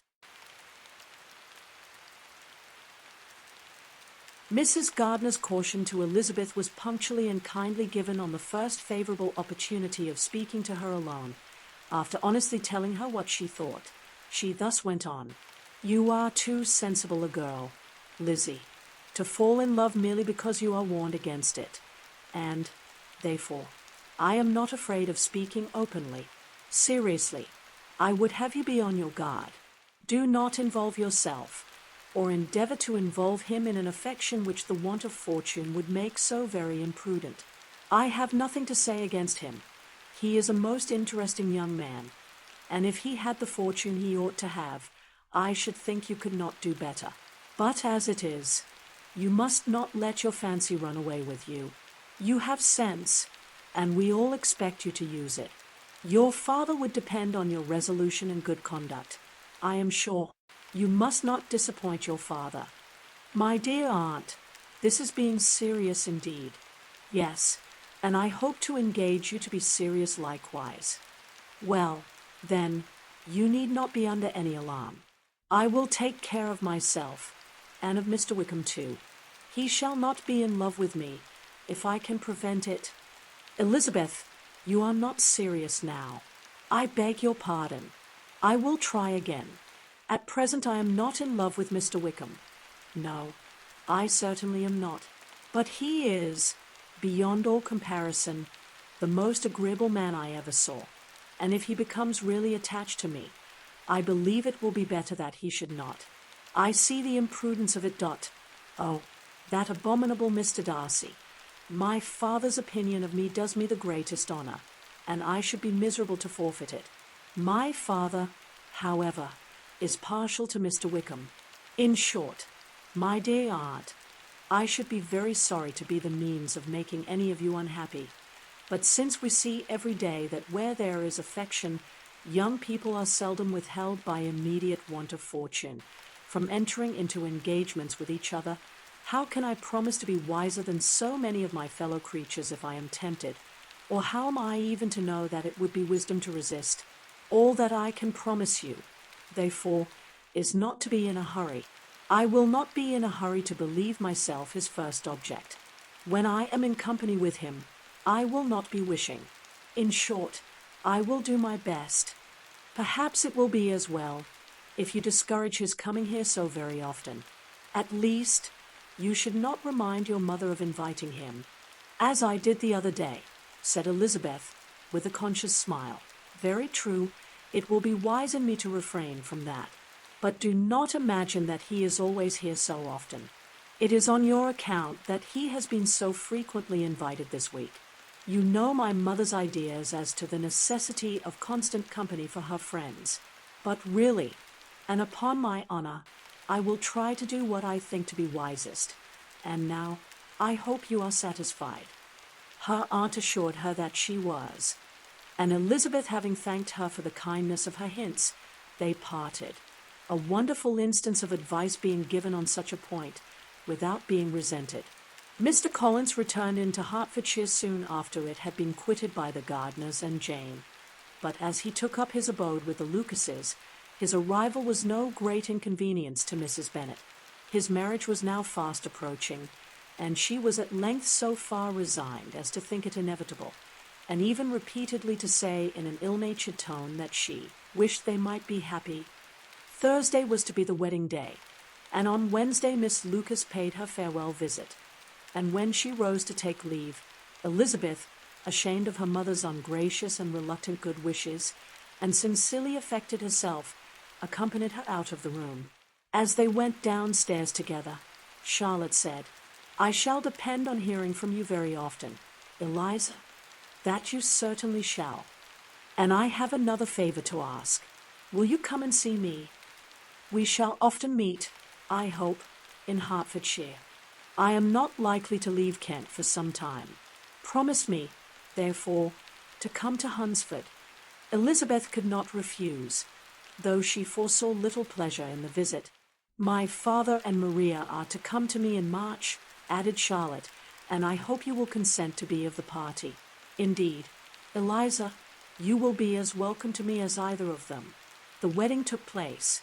The bride and bridegroom set off for Kent from the church door, and everybody had as much to say or to hear on the subject as usual. Elizabeth soon heard from her friend, and their correspondence was as regular and frequent as it had ever been. That it should be equally unreserved was impossible. Elizabeth could never address her without feeling that all the comfort of intimacy was over, and, though determined not to slacken as a correspondent, it was for the sake of what had been, rather than what was. Charlotte's first letters were received with a good deal of eagerness. There could not but be curiosity to know how she would speak of her new home, how she would like Lady Catherine, and how happy she would dare pronounce herself to be, though, when the letters were read, Elizabeth felt that Charlotte expressed herself on every point exactly as she might have foreseen. She wrote cheerfully, seemed surrounded with comforts, and mentioned nothing which she could not praise. The house, furniture, neighborhood, and roads were all to her taste, and Lady Catherine's behavior was most friendly and obliging. It was Mr. Collins's picture of Hunsford and Rosings rationally softened, and Elizabeth perceived that she must wait for her own visit there to know the rest. Jane had already written a few lines to her sister to announce their safe arrival in London, and when she wrote again, Elizabeth hoped it would be in her power to say something of the Bingleys. Her impatience for this second letter was as well rewarded as impatience generally is. Jane had been a week in town, without either seeing or hearing from Caroline. She accounted for it, however, by supposing that her last letter to her friend from Longbourn had by some accident been lost. "My aunt," she continued, "is going tomorrow into that part of the town, and I shall take the opportunity of calling in Grosvenor Street." She wrote again when the visit was paid, and she had seen Miss Bingley. "I did not think Caroline in spirits," were her words, "but she was very glad to see me, and reproached me for giving her no notice of my coming to London. I was right, therefore, my last letter had never reached her. I inquired after their brother, of course. He was well, but so much engaged with Mr. Darcy that they scarcely ever saw him. I found that Miss Darcy was expected to dinner. I wish I could see her. My visit was not long, as Caroline and Mrs. Hurst were going out. I dare say I shall soon see them here." Elizabeth shook her head over this letter. It convinced her that accident only could discover to Mr. Bingley her sister's being in town. 4 weeks passed away, and Jane saw nothing of him. She endeavored to persuade herself that she did not regret it, but she could no longer be blind to Miss Bingley's inattention. After waiting at home every morning for a fortnight, and inventing every evening a fresh excuse for her, the visitor did at last appear. But the shortness of her stay, and yet more, the alteration of her manner, would allow Jane to deceive herself no longer. The letter which she wrote on this occasion to her sister will prove what she felt. "My dearest Lizzie will, I am sure, be incapable of triumphing in her better judgment, at my expense, when I confess myself to have been entirely deceived in Miss Bingley's regard for me. But, my dear sister, though the event has proved you right, do not think me obstinate if I still assert that, considering what her behavior was, my confidence was as natural as your suspicion.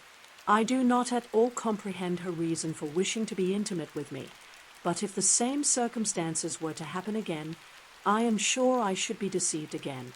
Caroline did not return my visit till yesterday, and not a note, not a line, did I receive in the meantime. When she did come, It was very evident that she had no pleasure in it. She made a slight, formal apology for not calling before, said not a word of wishing to see me again, and was in every respect so altered a creature that when she went away, I was perfectly resolved to continue the acquaintance no longer. I pity, though I cannot help blaming her. She was very wrong in singling me out as she did. I can safely say that every advance to intimacy began on her side. But I pity her, because she must feel that she has been acting wrong, and because I am very sure that anxiety for her brother is the cause of it.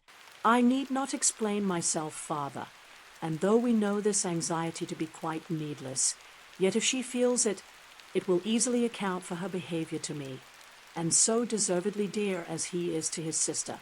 Whatever anxiety she may feel on his behalf is natural and amiable. I cannot but wonder, however, at her having any such fears now, because, if he had at all cared about me, we must have met long, long ago. He knows of my being in town, I am certain, from something she said herself, and yet it should seem by her manner of talking as if she wanted to persuade herself that he is really partial to Miss Darcy. I cannot understand it. If I were not afraid of judging harshly, I should be almost tempted to say that there is a strong appearance of duplicity in all this. But I will endeavor to banish every painful thought, and think only of what will make me happy, your affection, and the invariable kindness of my dear uncle and aunt. Let me hear from you very soon. Miss Bingley said something of his never returning to Netherfield again, of giving up the house, but not with any certainty. We had better not mention it. I am extremely glad that you have such pleasant accounts from our friends at Hunsford. Pray go to see them, with Sir William and Maria. I am sure you will be very comfortable there. Yours, etc. This letter gave Elizabeth some pain, but her spirits returned as she considered that Jane would no longer be duped, by the sister at least. All expectation from the brother was now absolutely over. She would not even wish for any renewal of his attentions. His character sunk on every review of it, and as a punishment for him, as well as a possible advantage to Jane, she seriously hoped he might really soon marry Mr. Darcy's sister, as, by Wickham's account, she would make him abundantly regret what he had thrown away. Mrs. Gardiner about this time reminded Elizabeth of her promise concerning that gentleman, and required information, and Elizabeth had such to send as might rather give contentment to her aunt than to herself. His apparent partiality had subsided. His attentions were over. He was the admirer of someone else. Elizabeth was watchful enough to see it all, but she could see it and write of it without material pain. Her heart had been but slightly touched, and her vanity was satisfied with believing that she would have been his only choice, had fortune permitted it. The sudden acquisition of £10,000 was the most remarkable charm of the young lady, to whom he was now rendering himself agreeable. But Elizabeth, less clear-sighted perhaps in his case than in Charlotte's, did not quarrel with him for his wish of independence. Nothing, on the contrary, could be more natural, and while able to suppose that it cost him a few struggles to relinquish her, she was ready to allow it a wise and desirable measure for both, and could very sincerely wish him happy. All this was acknowledged to Mrs. Gardiner, and after relating the circumstances, she thus went on: "I am now convinced, my dear aunt, that I have never been much in love, for had I really experienced that pure and elevating passion, I should at present detest his very name, and wish him all manner of evil. But my feelings are not only cordial towards him, they are even impartial towards Miss King. I cannot find out that I hate her at all, or that I am in the least unwilling to think her a very good sort of girl. There can be no love in all this. My watchfulness has been effectual, and though I should certainly be a more interesting object to all my acquaintance, were I distractedly in love with him, I cannot say that I regret my comparative insignificance. Importance may sometimes be purchased too dearly. Kitty and Lydia take his defection much more to heart than I do. They are young in the ways of the world, and not yet open to the mortifying conviction that handsome young men must have something to live on, as well as the plain.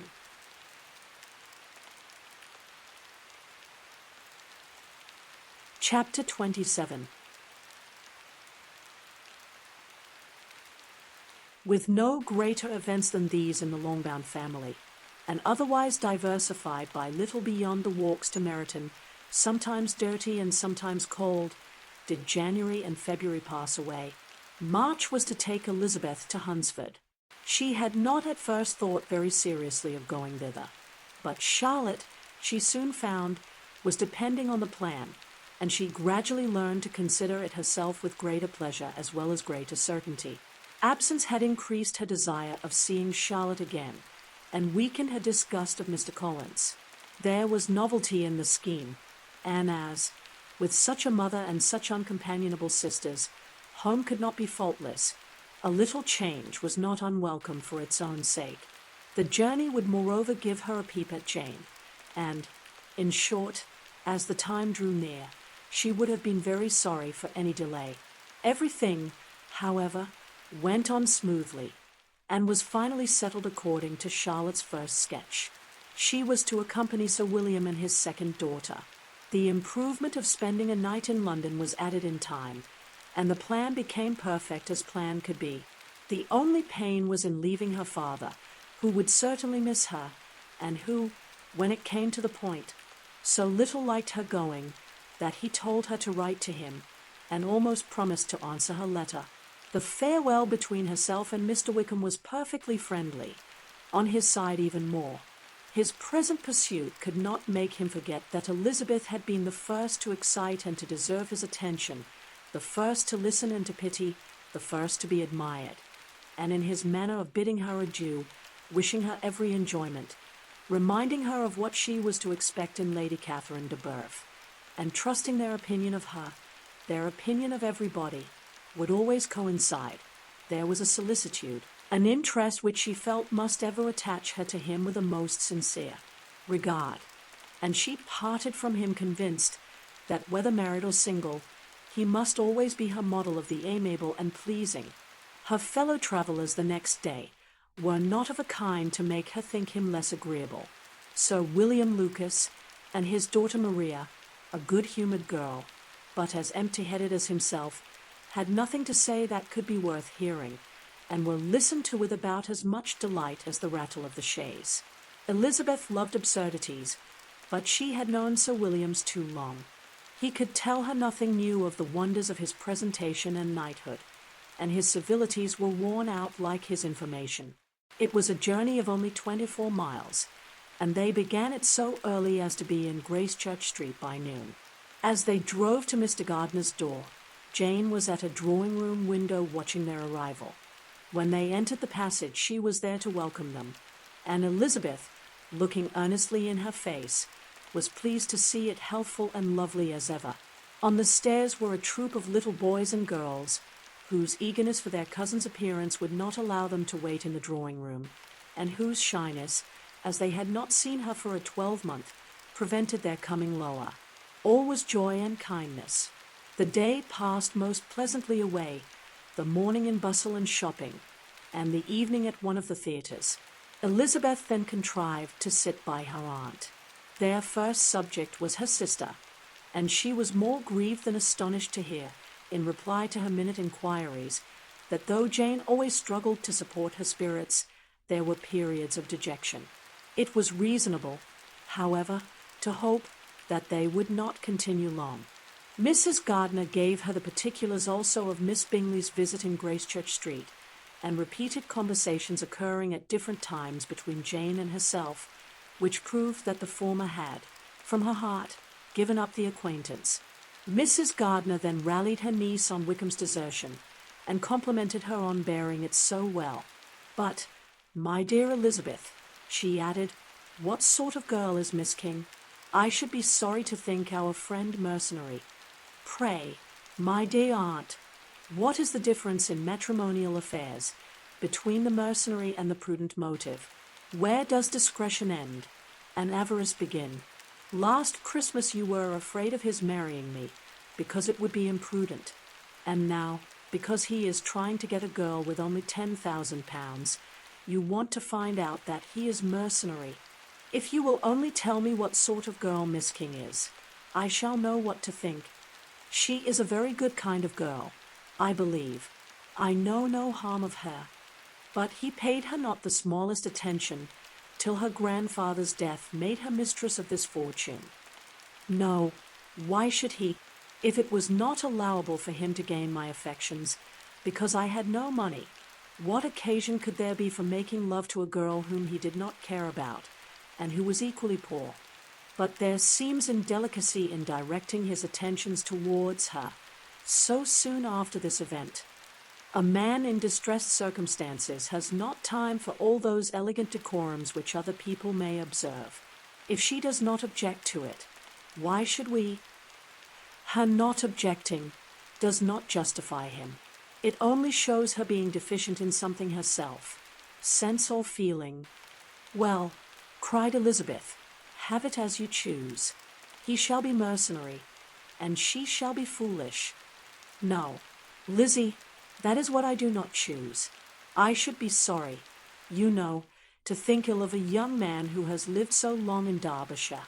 Oh, if that is all, I have a very poor opinion of young men who live in Derbyshire, and their intimate friends who live in Hertfordshire are not much better. I am sick of them all. Thank heaven, I am going tomorrow where I shall find a man who has not one agreeable quality, who has neither manner nor sense to recommend him. Stupid men are the only ones worth knowing. After all, take care. Lizzie, that speech savours strongly of disappointment. Before they were separated by the conclusion of the play, she had the unexpected happiness of an invitation to accompany her uncle and aunt in a tour of pleasure which they proposed taking in the summer. We have not quite determined how far it shall carry us, said Mrs. Gardiner, but perhaps to the lakes. No scheme could have been more agreeable to Elizabeth, and her acceptance of the invitation was most ready and grateful. My dear, dear aunt, she rapturously cried, what delight, what felicity! You give me fresh life and vigor. Adieu to disappointment and spleen. What are men to rocks and mountains? Oh, what hours of transport we shall spend! And when we do return, it shall not be like other travellers, without being able to give one accurate idea of anything. We will know where we have gone. We will recollect what we have seen. Lakes, mountains, and rivers shall not be jumbled together in our imaginations, nor, when we attempt to describe any particular scene, will we begin quarrelling about its relative situation. Let our first effusions be less insupportable than those of the generality of travellers.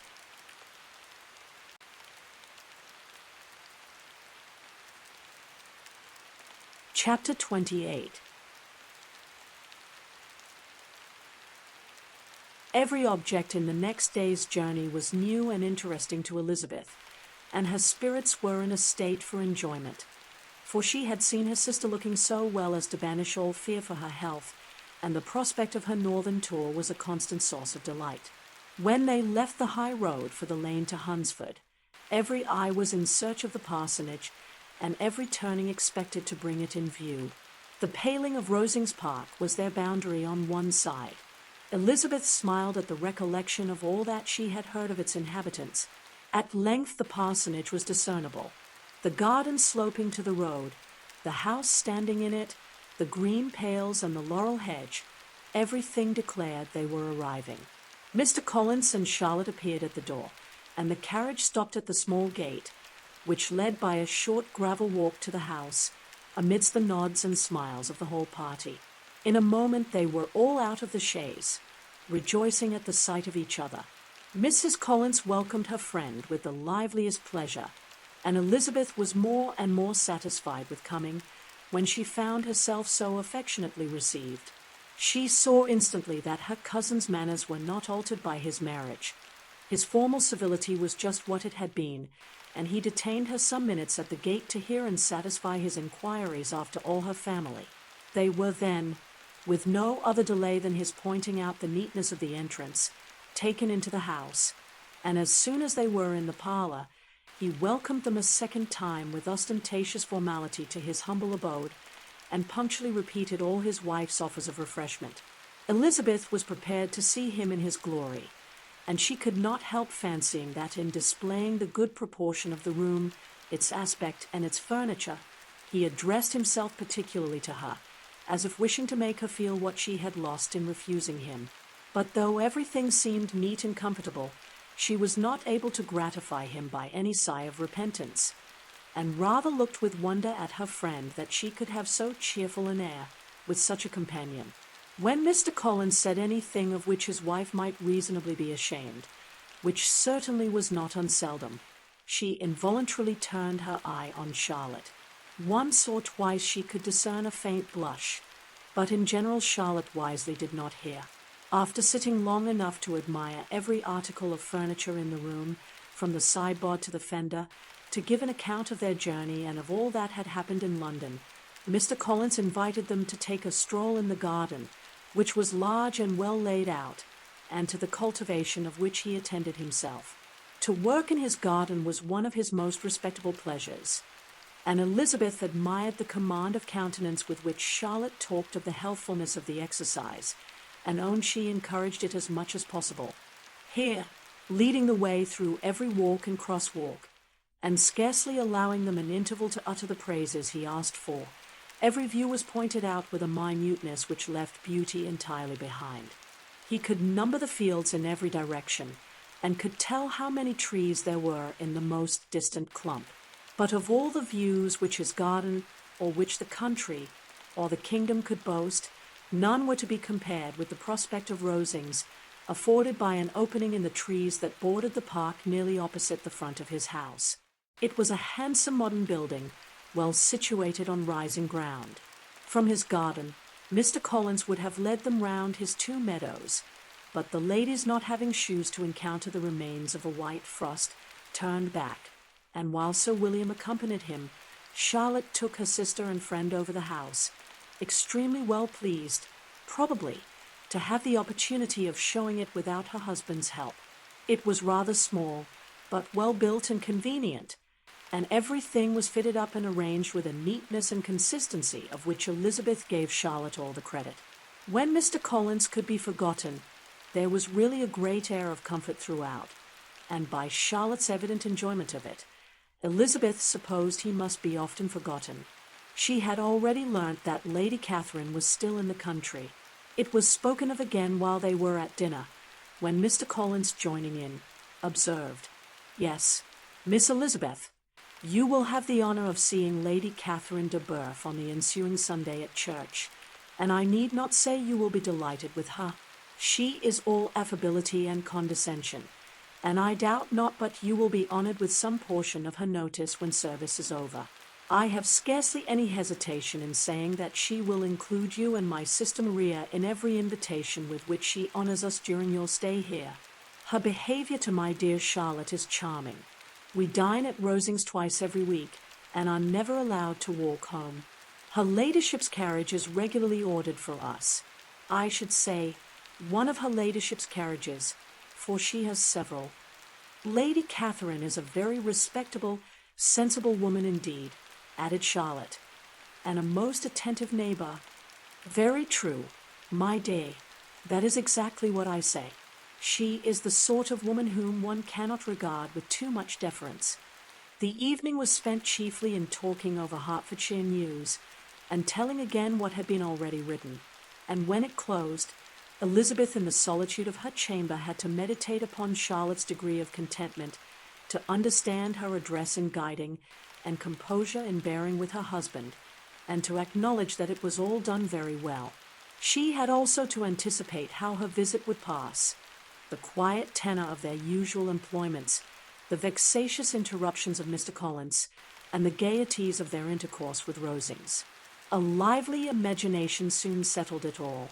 About the middle of the next day, as she was in her room getting ready for a walk, a sudden noise below seemed to speak the whole house in confusion, and after listening a moment, she heard somebody running upstairs in a violent hurry and calling loudly after her.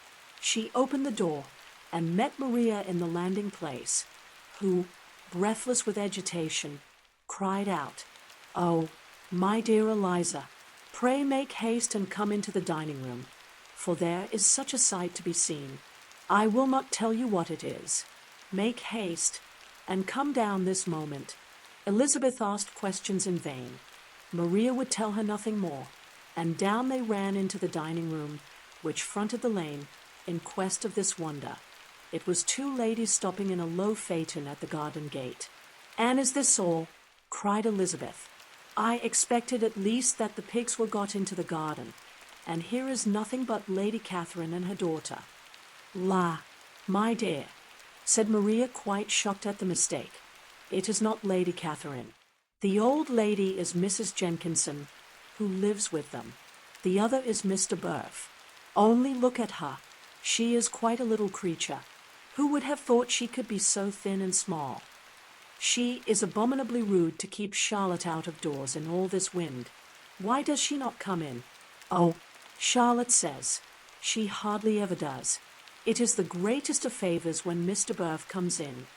"I like her appearance," said Elizabeth, struck with other ideas. "She looks sickly and cross. Yes, she will do for him very well. She will make him a very proper wife." Mr. Collins and Charlotte were both standing at the gate in conversation with the ladies, and Sir William, to Elizabeth's high diversion, was stationed in the doorway, in earnest contemplation of the greatness before him, and constantly bowing whenever Mr. Burf looked that way. At length there was nothing more to be said. The ladies drove on, and the others returned into the house. Mr. Collins no sooner saw the two girls than he began to congratulate them on their good fortune, which Charlotte explained by letting them know that the whole party was asked to dine at Rosings the next day.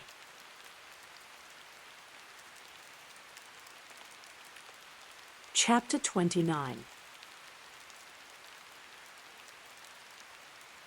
Mr. Collins's triumph in consequence of this invitation was complete. The power of displaying the grandeur of his patroness to his wondering visitors, and of letting them see her civility towards himself and his wife, was exactly what he had wished for, and that an opportunity of doing it should be given so soon was such an instance of Lady Catherine's condescension as he knew not how to admire enough. "I confess," said he, "that I should not have been at all surprised by her ladyship's asking us on Sunday to drink tea and spend the evening at Rosings. I rather expected, from my knowledge of her affability, that it would happen. But who could have foreseen such an attention as this? Who could have imagined that we should receive an invitation to dine there, an invitation, moreover, including the whole party, so immediately after your arrival?" "I am the less surprised at what has happened," replied Sir William, "from that knowledge of what the manners of the great really are, which my situation in life has allowed me to acquire. About the court, such instances of elegant breeding are not uncommon. Scarcely anything was talked of the whole day or next morning but their visit to Rosings.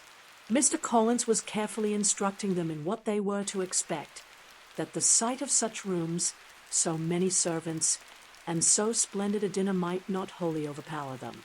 When the ladies were separating for the toilette, he said to Elizabeth, "Do not make yourself uneasy, my dear cousin, about your apparel. Lady Catherine is far from requiring that elegance of dress in us, which becomes herself and daughter. I would advise you merely to put on whatever of your clothes is superior to the rest. There is no occasion for anything more. Lady Catherine will not think the worse of you for being simply dressed. She likes to have the distinction of rank preserved." While they were dressing, he came 2 or 3 times to their different doors, to recommend their being quick, as Lady Catherine very much objected to be kept waiting for her dinner. Such formidable accounts of her ladyship and her manner of living quite frightened Maria Lucas, who had been little used to company, and she looked forward to her introduction at Rosings with as much apprehension as her father had done to his presentation at St. James's. As the weather was fine, they had a pleasant walk of about half a mile across the park. Every park has its beauty and its prospects, and Elizabeth saw much to be pleased with, though she could not be in such raptures as Mr. Collins expected the scene to inspire, and was but slightly affected by his enumeration of the windows in front of the house, and his relation of what the glazing altogether had originally cost Sir Louis de Burf. When they ascended the steps to the hall, Maria's alarm was every moment increasing, and even Sir William did not look perfectly calm. Elizabeth's courage did not fail her. She had heard nothing of Lady Catherine that spoke her awful from any extraordinary talents or miraculous virtue, and the mere stateliness of money and rank she thought she could witness without trepidation. From the entrance hall, of which Mr. Collins pointed out, with a rapturous air, the fine proportion and finished ornaments, they followed the servants through an antechamber to the room where Lady Catherine, her daughter, and Mrs. Jenkinson were sitting. Her ladyship, with great condescension, arose to receive them, and as Mrs. Collins had settled it with her husband that the office of introduction should be hers, it was performed in a proper manner, without any of those apologies and thanks which he would have thought necessary. In spite of having been at St. James's, Sir William was so completely awed by the grandeur surrounding him that he had but just courage enough to make a very low bow and take his seat without saying a word, and his daughter, frightened almost out of her senses, sat on the edge of her chair, not knowing which way to look. Elizabeth found herself quite equal to the scene, and could observe the three ladies before her composedly. Lady Catherine was a tall, large woman, with strongly marked features, which might once have been handsome. Her air was not conciliating, nor was her manner of receiving them such as to make her visitors forget their inferior rank. She was not rendered formidable by silence, but whatever she said was spoken in so authoritative a tone as marked her self-importance, and brought Mr. Wickham immediately to Elizabeth's mind, and from the observation of the day altogether, she believed Lady Catherine to be exactly what he had represented. When, after examining the mother, in whose countenance and deportment she soon found some resemblance of Mr. Darcy, she turned her eyes on the daughter, she could almost have joined in Maria's astonishment at her being so thin and so small. There was neither in figure nor face any likeness between the ladies. Miss de Bourgh was pale and sickly. Her features, though not plain, were insignificant, and she spoke very little, except in a low voice, to Mrs. Jenkinson, in whose appearance there was nothing remarkable, and who was entirely engaged in listening to what she said, and placing a screen in the proper direction before her eyes. After sitting a few minutes, they were all sent to one of the windows to admire the view, Mr. Collins attending them to point out its beauties, and Lady Catherine kindly informing them that it was much better worth looking at in the summer. The dinner was exceedingly handsome, and there were all the servants, and all the articles of plate which Mr. Collins had promised, and, as he had likewise foretold, he took his seat at the bottom of the table by her ladyship's desire, and looked as if he felt that life could furnish nothing greater. He carved, and ate, and praised with delighted alacrity, and every dish was commended, first by him, and then by Sir William, who was now enough recovered to echo whatever his son-in-law said, in a manner which Elizabeth wondered Lady Catherine could bear. But Lady Catherine seemed gratified by their excessive admiration, and gave most gracious smiles, especially when any dish on the table proved a novelty to them. The party did not supply much conversation. Elizabeth was ready to speak whenever there was an opening, but she was seated between Charlotte and Miss de Bourgh, the former of whom was engaged in listening to Lady Catherine, and the latter said not a word to her all dinner time. Mrs. Jenkinson was chiefly employed in watching how little Miss de Bourgh ate, pressing her to try some other dish, and fearing she were indisposed. Maria thought speaking out of the question, and the gentlemen did nothing but eat and admire. When the ladies returned to the drawing-room, there was little to be done but to hear Lady Catherine talk, which she did without any intermission till coffee came in, delivering her opinion on every subject in so decisive a manner as proved that she was not used to have her judgment controverted. She inquired into Charlotte's domestic concerns familiarly and minutely, and gave her a great deal of advice as to the management of them all, told her how everything ought to be regulated in so small a family as hers, and instructed her as to the care of her cows and her poultry. Elizabeth found that nothing was beneath this great lady's attention which could furnish her with an occasion of dictating to others. In the intervals of her discourse with Mrs. Collins, she addressed a variety of questions to Maria and Elizabeth, but especially to the latter, of whose connections she knew the least, and who she observed to Mrs. Collins was a very genteel, pretty kind of girl. She asked her at different times how many sisters she had, whether they were older or younger than herself, whether any of them were likely to be married, whether they were handsome, where they had been educated, what carriage her father kept, and what had been her mother's maiden name. Elizabeth felt all the impertinence of her questions, but answered them very composedly. Lady Catherine then observed, "Your father's estate is entailed on Mr. Collins, I think. For your sake," turning to Charlotte, "I am glad of it. But otherwise I see no occasion for entailing estates from the female line. It was not thought necessary in Sir Lewis de Burfa's family. Do you play and sing, Miss Bennet?" "A little." "Oh, then, some time or other we shall be happy to hear you. Our instrument is a capital one, probably superior to. You shall try it some day. Do your sisters play and sing?" "One of them does." "Why did not you all learn? You ought all to have learned. The Miss Webbs all play, and their father has not so good an income as yours. Do you draw?" "No, not at all." "What, none of you?" "Not one." "That is very strange. But I suppose you had no opportunity. Your mother should have taken you to town every spring for the benefit of masters." "My mother would have had no objection, but my father hates London." "Has your governess left you?" "We never had any governess." "No governess? How was that possible? 5 daughters brought up at home without a governess? I never heard of such a thing. Your mother must have been quite a slave to your education." Elizabeth could hardly help smiling, as she assured her that had not been the case. "Then, who taught you? Who attended to you? Without a governess you must have been neglected." "Compared with some families, I believe we were, but such of us as wished to learn never wanted the means. We were always encouraged to read, and had all the masters that were necessary. Those who chose to be idle certainly might." "No doubt. But that is what a governess will prevent, and if I had known your mother, I should have advised her most strenuously to engage one. I always say that nothing is to be done in education without steady and regular instruction, and nobody but a governess can give it.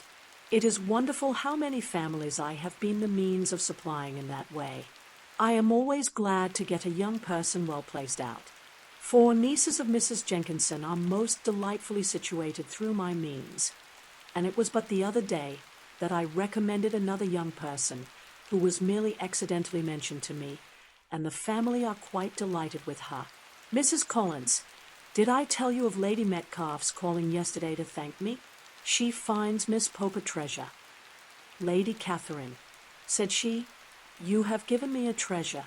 Are any of your younger sisters out?" "Miss Bennet."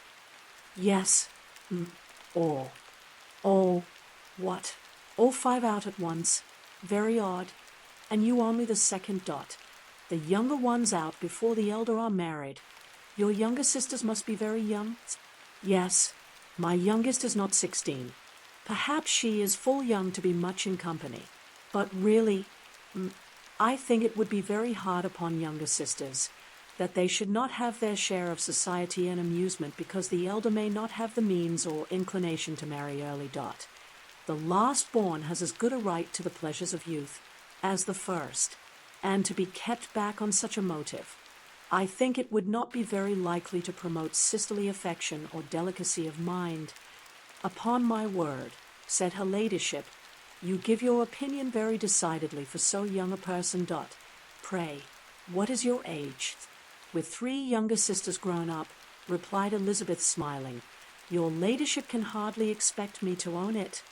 Lady Catherine seemed quite astonished at not receiving a direct answer, and Elizabeth suspected herself to be the first creature who had ever dared to trifle with so much dignified impertinence. "You cannot be more than 20, I am sure, therefore you need not conceal your age." "I am not 21.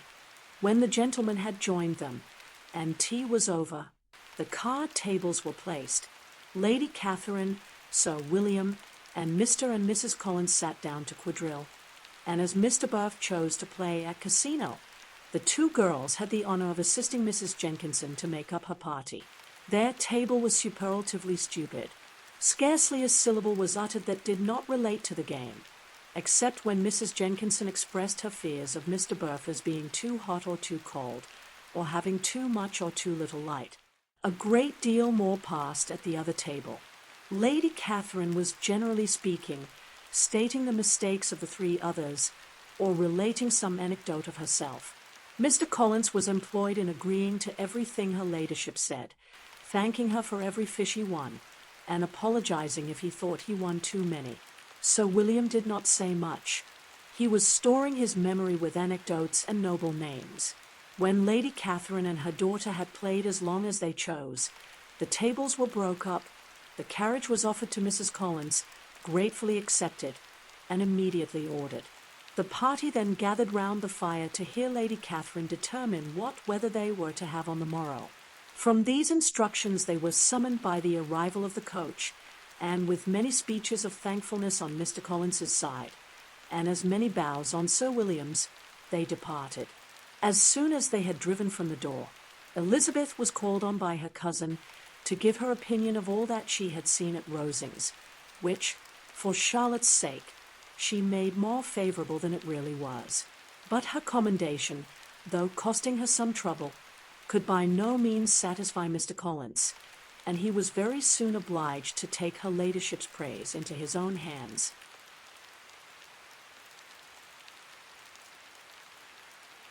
Chapter 30. Sir William stayed only a week at Hunsford, but his visit was long enough to convince him of his daughter's being most comfortably settled, and of her possessing such a husband and such a neighbour as were not often met with. While Sir William was with them, Mr. Collins devoted his mornings to driving him out in his gig and showing him the country, but when he went away, the whole family returned to their usual employments, and Elizabeth was thankful to find that they did not see more of her cousin by the alteration, for the chief of the time between breakfast and dinner was now passed by him either at work in the garden, or in reading and writing, and looking out of window in his own book-room, which fronted the road. The room in which the ladies sat was backwards. Elizabeth at first had rather wondered that Charlotte should not prefer the dining parlour for common use. It was a better-sized room, and had a pleasanter aspect. But she soon saw that her friend had an excellent reason for what she did, for Mr. Collins would undoubtedly have been much less in his own apartment had they sat in one equally lively, and she gave Charlotte credit for the arrangement. From the drawing-room they could distinguish nothing in the lane, and were indebted to Mr. Collins for the knowledge of what carriages went along, and how often especially Mr. Burf drove by in her phaeton, which he never failed coming to inform them of, though it happened almost every day. She not infrequently stopped at the parsonage, and had a few minutes' conversation with Charlotte, but was scarcely ever prevailed on to get out. Very few days passed in which Mr. Collins did not walk to Rosings, and not many in which his wife did not think it necessary to go likewise, until Elizabeth recollected that there might be other family livings to be disposed of. She could not understand the sacrifice of so many hours. Now and then they were honoured with a call from her ladyship, and nothing escaped her observation that was passing in the room during these visits. She examined into their employments, looked at their work, and advised them to do it differently, found fault with the arrangement of the furniture, or detected the housemaid in negligence, and if she accepted any refreshment, seemed to do it only for the sake of finding out that Mrs. Collins's joints of meat were too large for her family. Elizabeth soon perceived that though this great lady was not in the commission of the peace for the county, she was a most active magistrate in her own parish, the minutest concerns of which were carried to her by Mr. Collins, and whenever any of the cottagers were disposed to be quarrelsome, discontented, or too poor, she sallied forth into the village to settle their differences, silence their complaints, and scold them into harmony and plenty.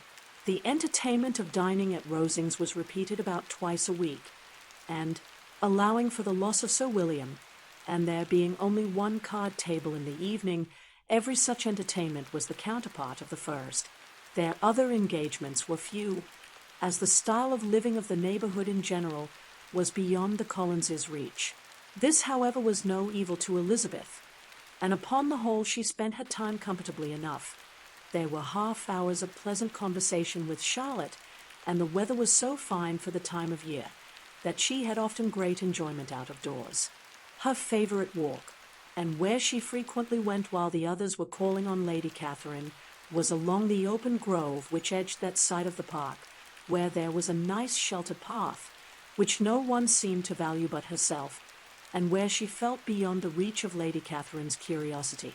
In this quiet way, the first fortnight of her visit soon passed away. Easter was approaching, and the week preceding it was to bring an addition to the family at Rosings, which in so small a circle must be important. Elizabeth had heard soon after her arrival that Mr. Darcy was expected there in the course of a few weeks, and though there were not many of her acquaintance whom she did not prefer, his coming would furnish one comparatively new to look at in their Rosings parties, and she might be amused in seeing how hopeless Miss Bingley's designs on him were, by his behaviour to his cousin, for whom he was evidently destined by Lady Catherine, who talked of his coming with the greatest satisfaction, spoke of him in terms of the highest admiration, and seemed almost angry to find that he had already been frequently seen by Miss Lucas and herself. His arrival was soon known at the parsonage, for Mr. Collins was walking the whole morning within view of the lodges opening into Hunsford Lane, in order to have the earliest assurance of it, and after making his bow as the carriage turned into the park, hurried home with the great intelligence. On the following morning he hastened to Rosings to pay his respects. There were 2 nephews of Lady Catherine to require them, for Mr. Darcy had brought with him a Colonel Fitzwilliam, the younger son of his uncle, Lord, and to the great surprise of all the party, when Mr. Collins returned, the gentleman accompanied him. Charlotte had seen them from her husband's room, crossing the road, and immediately running into the other, told the girls what an honour they might expect, adding, "I may thank you, Eliza, for this piece of civility. Mr. Darcy would never have come so soon to wait upon me." Elizabeth had scarcely time to disclaim all right to the compliment before their approach was announced by the doorbell, and shortly afterwards the 3 gentlemen entered the room. Colonel Fitzwilliam, who led the way, was about 30, not handsome, but in person and address most truly the gentleman. Mr. Darcy looked just as he had been used to look in Hertfordshire, paid his compliments, with his usual reserve, to Mrs. Collins, and whatever might be his feelings towards her friend, met her with every appearance of composure. Elizabeth merely curtsied to him, without saying a word. Colonel Fitzwilliam entered into conversation directly with the readiness and ease of a well-bred man, and talked very pleasantly, but his cousin, after having addressed a slight observation on the house and garden to Mrs. Collins, sat for some time without speaking to anybody. At length, however, his civility was so far awakened as to inquire of Elizabeth after the health of her family. She answered him in the usual way, and after a moment's pause, added, "My eldest sister has been in town these 3 months. Have you never happened to see her there?" She was perfectly sensible that he never had, but she wished to see whether he would betray any consciousness of what had passed between the Bingleys and Jane, and she thought he looked a little confused as he answered that he had never been so fortunate as to meet Miss Bennet. The subject was pursued no farther, and the gentlemen soon afterwards went away.